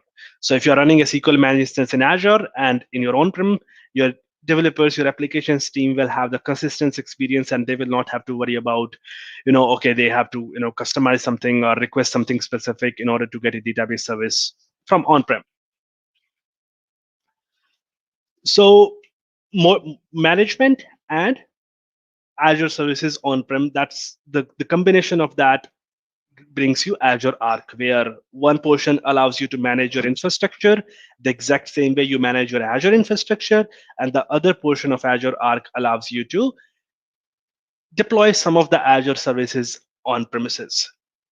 Please note, it's some of the Azure services. That doesn't mean Arc doesn't mean that you can go and deploy, Azure VM on premises. That's not really an option. Or you can deploy any of it doesn't include all the services. At this time, it only includes two services, which is Azure SQL Managed Instance and Azure PostgreSQL Hyperscale Database Service. Those are the two database services that are available under Azure Arc enabled services as of today. But as the product evolves, as the service evolves, you can expect to see many other services coming into this umbrella where you are able to run your Azure services outside Azure as well. So use cases, essentially 3 use cases are there for Azure Arc at this moment. That is organize and govern across environments. So essentially manage your servers, governance, security posture, monitoring across environments, that is Azure, any other cloud platform, on-prem or elsewhere, exact same way. Second is at-scale Kubernetes app management. So if you're running Kubernetes clusters, and if you have container-based workload running on them, you can use Azure Arc to manage the application deployment on your Kubernetes cluster consistently. So Azure Arc enabled Kubernetes brings GitOps, where you can have your all applications configurations and everything managed in GitOps, in GitHub or any other Git repository. And with GitOps, you kind of make your infrastructure as a code for Kubernetes and keep that in Git, and everything else is kind of happens automatically. So very powerful yet simple CI/CD with GitOps you can get with at-scale Kubernetes app management. And along with app management, the Azure Arc Kubernetes services can also allow you to run some of the policies, like use Azure policies or use Microsoft Azure Monitor for containers to do the full monitoring and governance aspects of a Kubernetes cluster. And the last use case, that is run data services anywhere. So this allows you to run Azure's data services, including managed instance and SQL managed instance and PostgreSQL hyperscale database service. You can run both of them outside Azure as well. So essentially 3 things it does at the moment. So at this time, I'll take a quick pause. If there are any questions, if there is anything, please feel free to comment and I will address that. I do not see any questions at this moment. So we will now continue for the next session.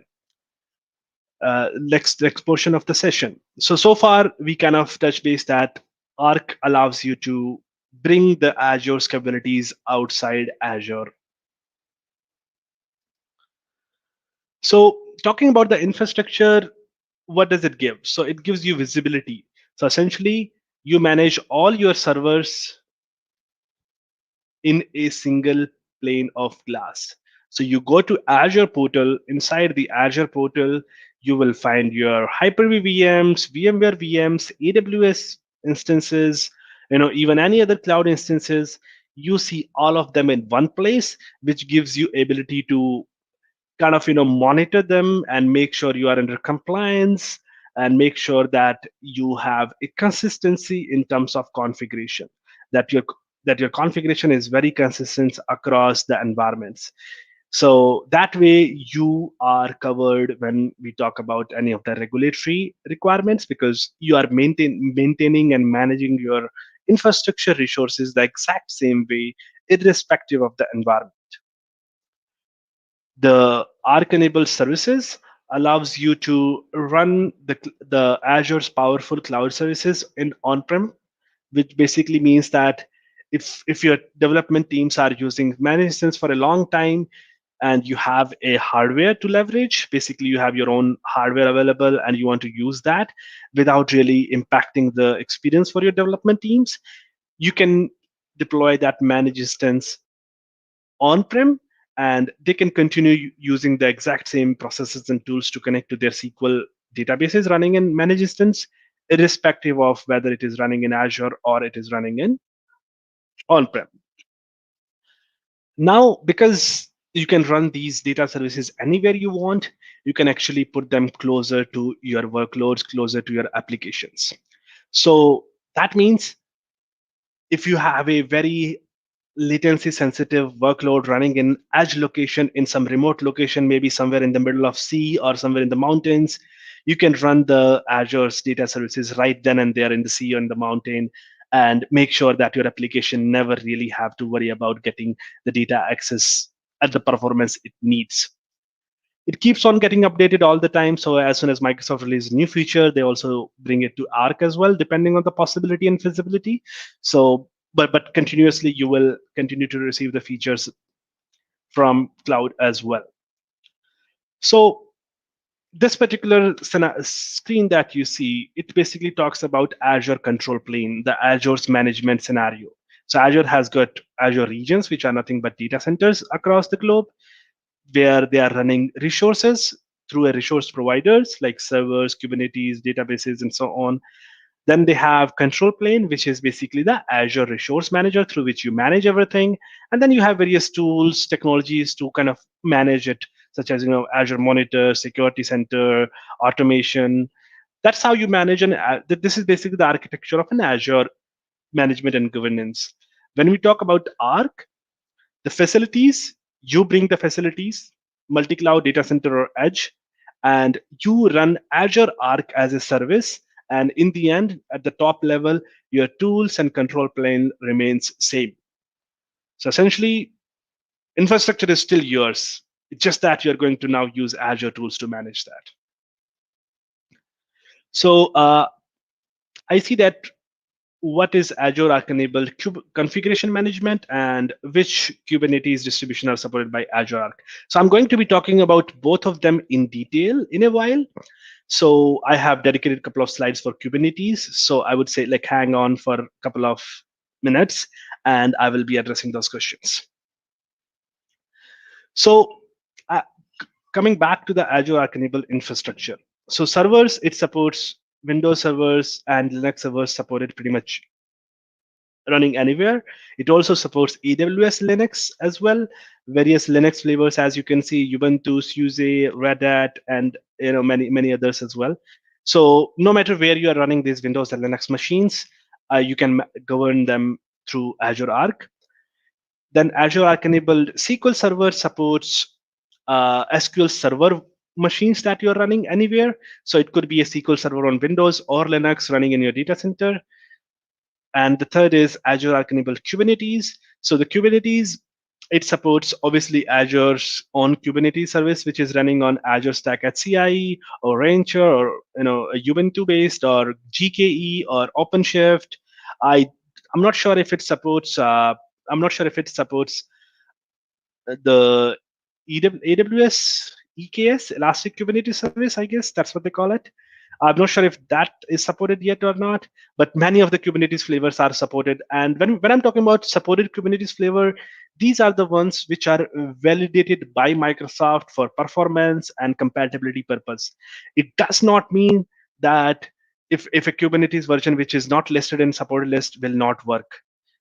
It may work because Azure Arc is doing nothing but deploying some of the containers on and pods and some of the configurations in your Kubernetes clusters to provide that whole data services and management experience. So even if it is not supported, it may work. It's just that supported means it is validated by Microsoft for performance and compatibility purpose. So it will work best, and Microsoft will support it if there is some issue. Then we talked about Azure Arc enabled servers. To go in detail, you can kind of track and monitor them at the one place. Over here, essentially, you will use few tools. So you will use Azure RBAC, Azure roles. So you can give reader, contributor, and any other Azure roles that you have available in portal to your infrastructure resources as well. You can use Azure Security Center to protect these servers from from security threats, run vulnerability assessments, and so on. And use Microsoft Defender antivirus for live protection. You can use Azure Sentinel for the SIEM and logging purpose. So all those tools are available when you use Azure Arc enabled servers. Then you can obviously organize an inventory. You get all your servers in one place, irrespective of the environment. And you can use Azure Monitor to monitor them as well continuously. So we talked about some of these tools already. A couple of tools that I missed to talk in previous slide is update management and change and inventory tracking. So you can use Azure Automation's update management solution to make sure your Windows and Linux machines are up to date all the time. And you can use the inventory tracking and change management to kind of track the configuration drifts and such on your known Azure machines. So the same things that you can do on your Azure machines, now you can do those things on your Azure known Azure machines as well. Here's an example where you have a server. If you can see on the top, it says server-Azure Arc. So it's not an Azure VM, it's an Azure Arc server. And over here, you can kind of, you can see that we have applied policies, which is telling us that this VM is with an insecure password, and we can see it's non-compliant. So many of those things are available here using Azure policy that you can use and track them in the exact same way. Here we are using the Azure Monitor Insights. So here I can see from an on-prem server that which all ports are being used by which all services, what's the version. So I can do that whole mapping and performance thing right here. Talking about Arc-enabled SQL servers. So this is your SQL virtual machines or SQL physical servers running on Linux or Windows outside Azure. So essentially, at this time, Azure Arc-enabled SQL Server only includes some of the security benefits. So you can run Azure's SQL security assessment on your on-prem server, which kind of gives you an idea of what are the vulnerabilities in your SQL databases, what are the best practices not being followed, and you can act on them. So over here, for example, you can see that I'm in SQL Server's Azure Arc, and these are all the machines which are running outside my Azure regions, and I can manage them from a SQL. This is basically what I can do with SQL Server through Azure Arc. I can assess them from a security and compliance perspective. I can assess from availability and business continuity, performance, update management, and there are a few more categories that I can use. So now I have visibility into my databases hosted outside Azure, and I can tune them in to make sure I have the consistent configurations and send it back to best practices across the environments. Talking about Kubernetes, so we talked about at high level that how you can run, how you can use Azure Arc-enabled Kubernetes to build your GitOps practices across the Kubernetes environment running anywhere. So deploy your Kubernetes applications through Azure Portal and GitOps capabilities, and manage your Kubernetes cluster using Azure policies, Azure Monitor, Security Center, Sentinel. So all those capabilities you get with Kubernetes as well. So servers, it was only management governance. You cannot deploy servers through Azure Arc. Kubernetes, you can deploy applications on Kubernetes cluster through Azure Arc. You can obviously manage and govern them, but again, you cannot deploy Kubernetes clusters itself using Azure Arc. You have to have clusters ready in advance. You have to have servers ready in advance. So that's essentially the differences. So over here, I can see that I'm in a Azure Arc-enabled Kubernetes workspace in the screenshot. So here I can add a configuration which is coming from a GitHub repository in this example. And the GitHub repository can include the artifacts, all the manifest, all your YAML files, and any other resources that you need. It can support Helm as well. So you can have your Helm charts in GitHub repository. And all you need to do is just add this configuration, and Azure Arc will make sure that all those applications defined in your GitHub repository are deployed to your Kubernetes clusters across everywhere.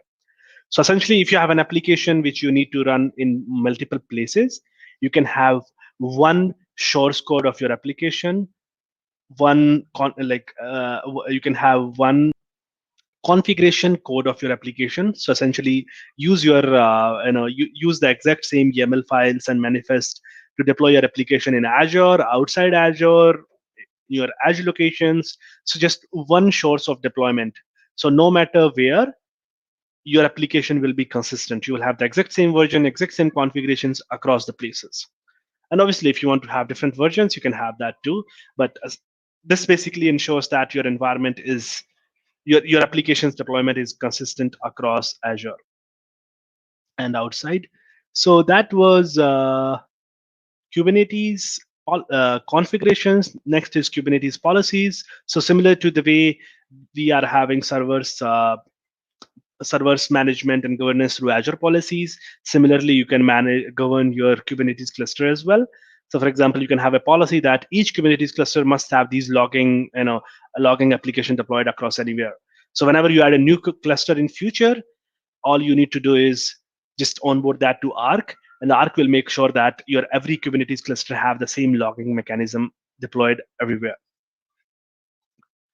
So Insights. So this is again powered by Azure Monitor. So here you can monitor your on-prem Kubernetes cluster the way you monitor your Azure Kubernetes cluster with respect to cluster performance, data controllers, containers, like all of that. So I'll take a pause here before moving into Azure Arc-enabled services. So far we talked about servers and Kubernetes, and now let's see if there are any questions. So I hope the Kubernetes clusters, Kubernetes questions are answered with this. If not, please ask that again. There's a nice question, how Azure Arc is different from Azure Stack. So for that, I'll take a step back. Okay. So when we talk about Microsoft's hybrid cloud story, we talked about a couple of options. Azure Arc is one, Azure Stack is one, and then Azure IoT Edge services are another option. So 3 different scenarios. Arc we just discussed. Now let's talk about Azure Stack so that we are kind of clear with respect to what's the difference between Stack and Arc, and what do we get, what we don't get. So Azure Stack also has 2 different variations. Earlier it was just Azure Stack. Now there is Azure Stack Hub and there is Azure Stack HCI. So I'll talk about the Azure Stack Hub first. So this is the first hybrid cloud service, like a first Azure Stack-based service, Azure Resource Manager-based service, which was available in hybrid. It was launched a few years back.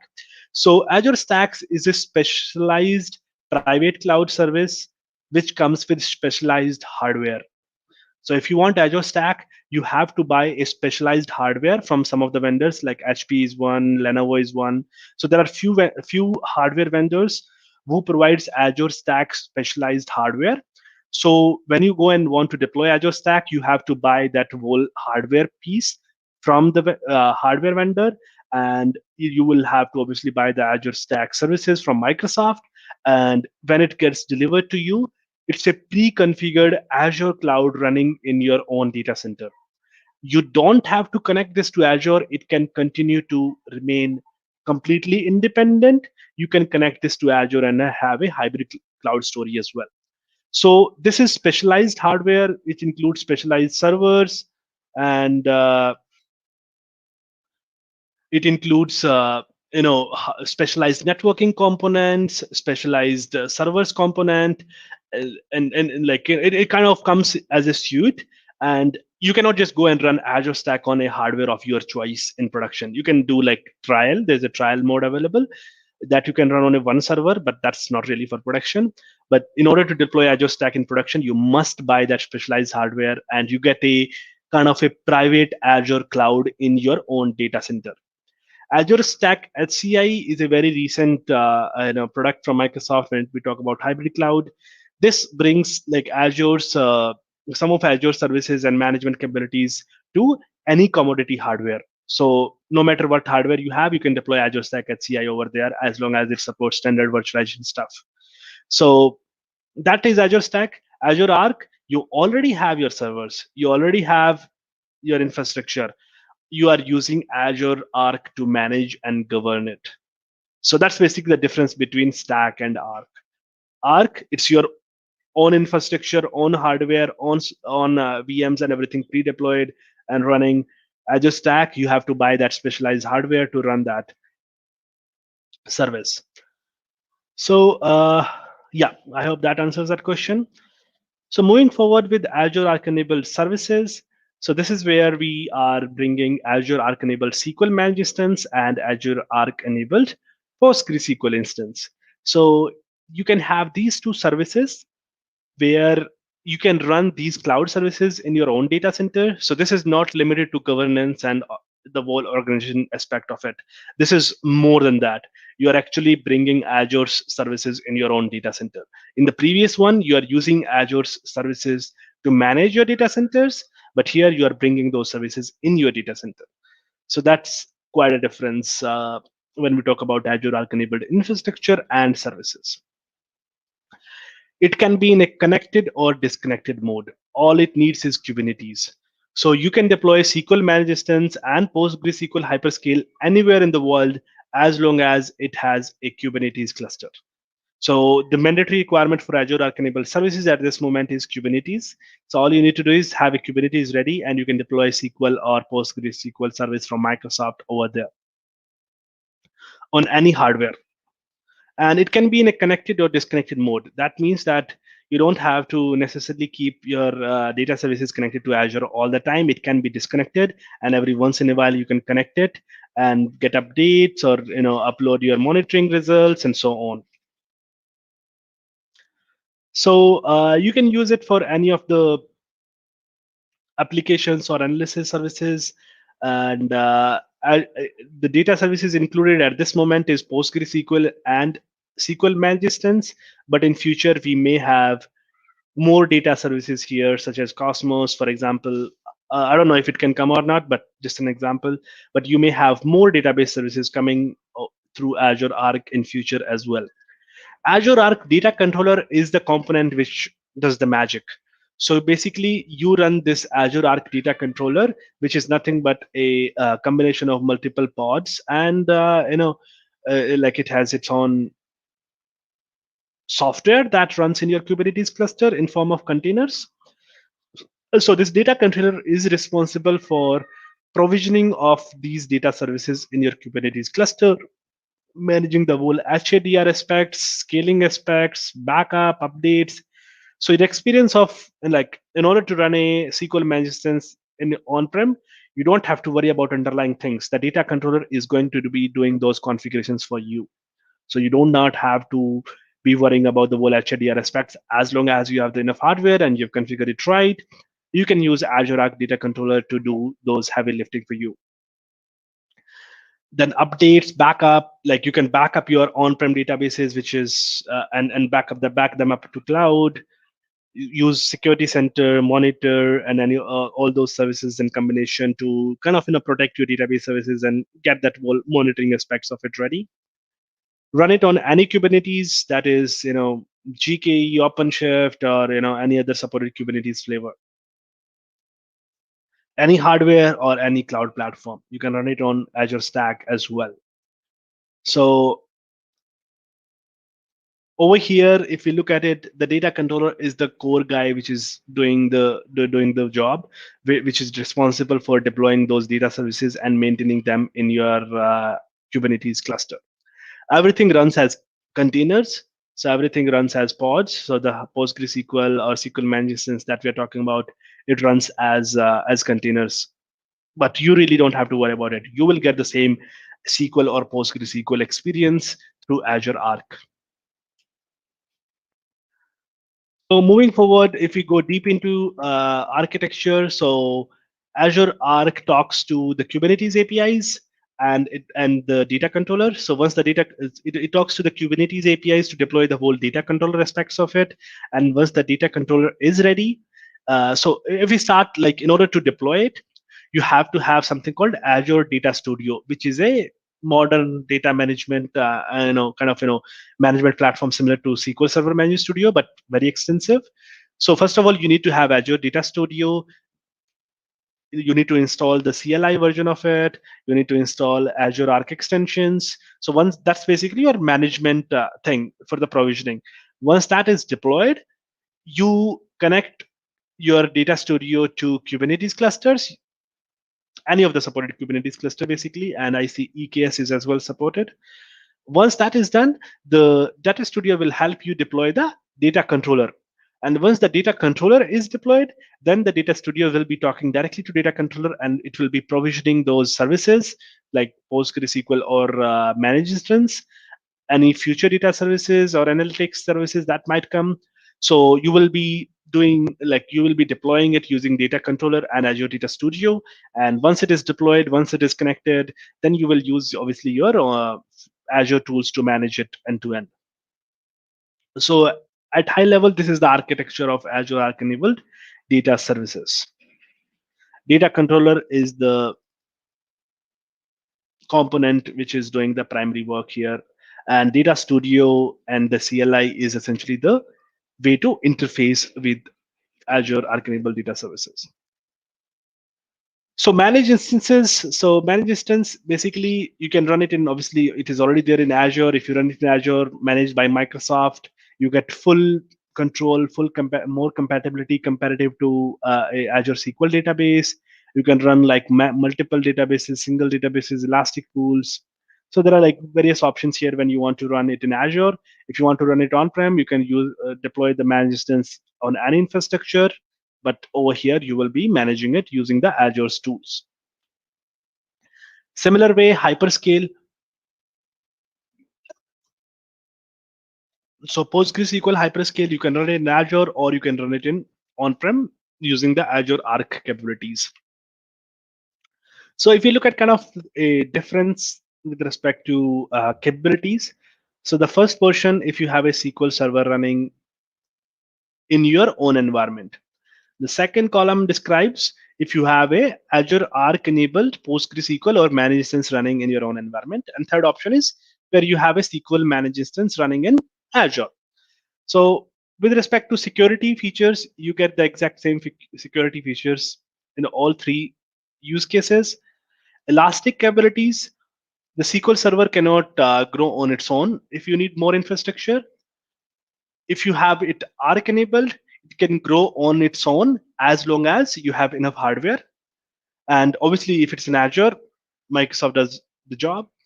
Similarly, HA and DR, same things. In case of a general SQL server, you have to take care of that manually. It doesn't include by default. Whereas Arc enabled, as long as you have the underlying hardware, different sites, everything is available, Arc can manage it for you. You just have to provide the required infrastructure, required hardware. Auto upgrade, patching, backup, restore, monitoring, all these things are consistent when it comes to Arc enabled data services and the data service running in Azure. But obviously, if you have your own unmanaged SQL servers, you have to configure that separately.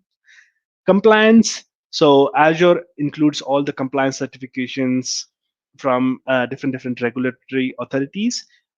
Those compliance certifications are obviously not available if you are running it on-prem. You have to get them yourself. Then data control, customer control, and so all those things are pretty much available across everywhere. And depending on the in case of Azure regions, it's not really there because Microsoft is controlling the data. But in case of your own infrastructure, you have the full control because the data is in your servers, in your hardware. You have to manage things in case of your own infrastructure, but Arc lets you use the software provided by Microsoft. And in case of Azure, everything is managed by them. So I hope this kind of gives you an idea where Arc sits when it comes to capabilities differences. So here are a couple of screenshots where how do you create a data controller? So you create a data controller using Azure portal itself. And like this is a screenshot from Data Studio. I don't have a demo ready, so I've got screenshots for you. So over here, I'm connected to a Azure Arc enabled data controllers. So I've got one EKS cluster here, I've got one GKE cluster, and I've got one on-prem Kubernetes cluster. And on this, I'm running these SQL managed instances. The exact same SQL managed instances are available in my Azure portal as well. So I can see that in the Azure portal and manage them right from here. This is an example of SQL managed instance in Azure portal. So I've got SQL managed instance visible in Azure portal where I'm able to manage the whole monitoring aspects of it using this. And that brings us to the end of the session. So at high level, Azure Arc lets organization use the Azure's control plane and Azure's technologies to manage and run Azure services outside Azure. That is a very high level overview of Azure Arc.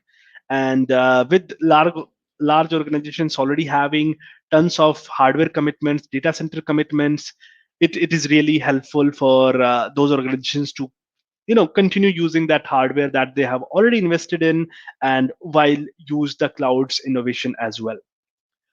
So that's pretty much all from my side. If there are any questions, please feel free to put them in the comment section, and I'll be here for next few minutes to address them.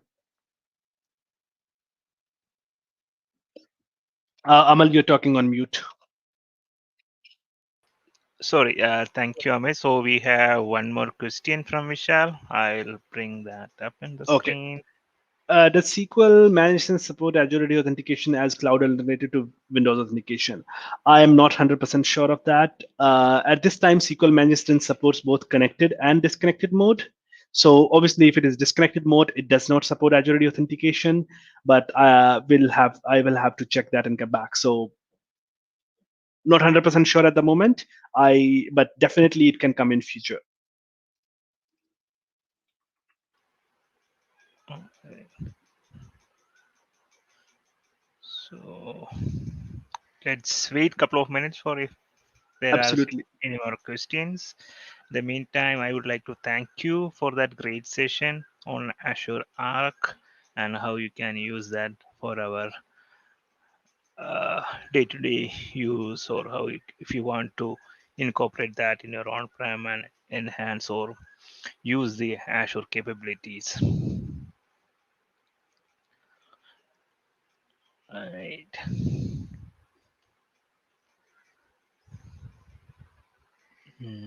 Looks like we are not going to get any more questions. Yeah. So once Perfect. again, it was pleasure hosting you here in the Global Azure Camp Bootcamp. Hope to see you next year too. Absolutely.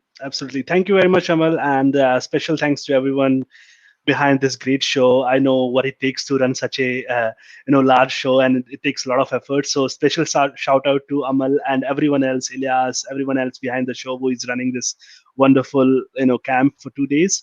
So thank you very much for driving the community efforts, and I really enjoyed my time here, and I hope everyone else enjoyed the session as well. I still leave you with your 15 minutes, so you can go and have some fun with that. Thanks, Amit. All right. So, folks, with that, we have reached the end of our session scheduled for Global Azure Bootcamp. So there is one more session pending. That's a closing note, which will be happening on track 1. So if you want to watch that, you need to head over to track 1, which is available in all the social media channels. It will be going to start in 15 minutes from now. So with that, I would like to thank you all who has joined for the last couple of days in track 2, for all the speakers and all the volunteers who are behind this to bring this show for you. Once again, thank you and see you next year.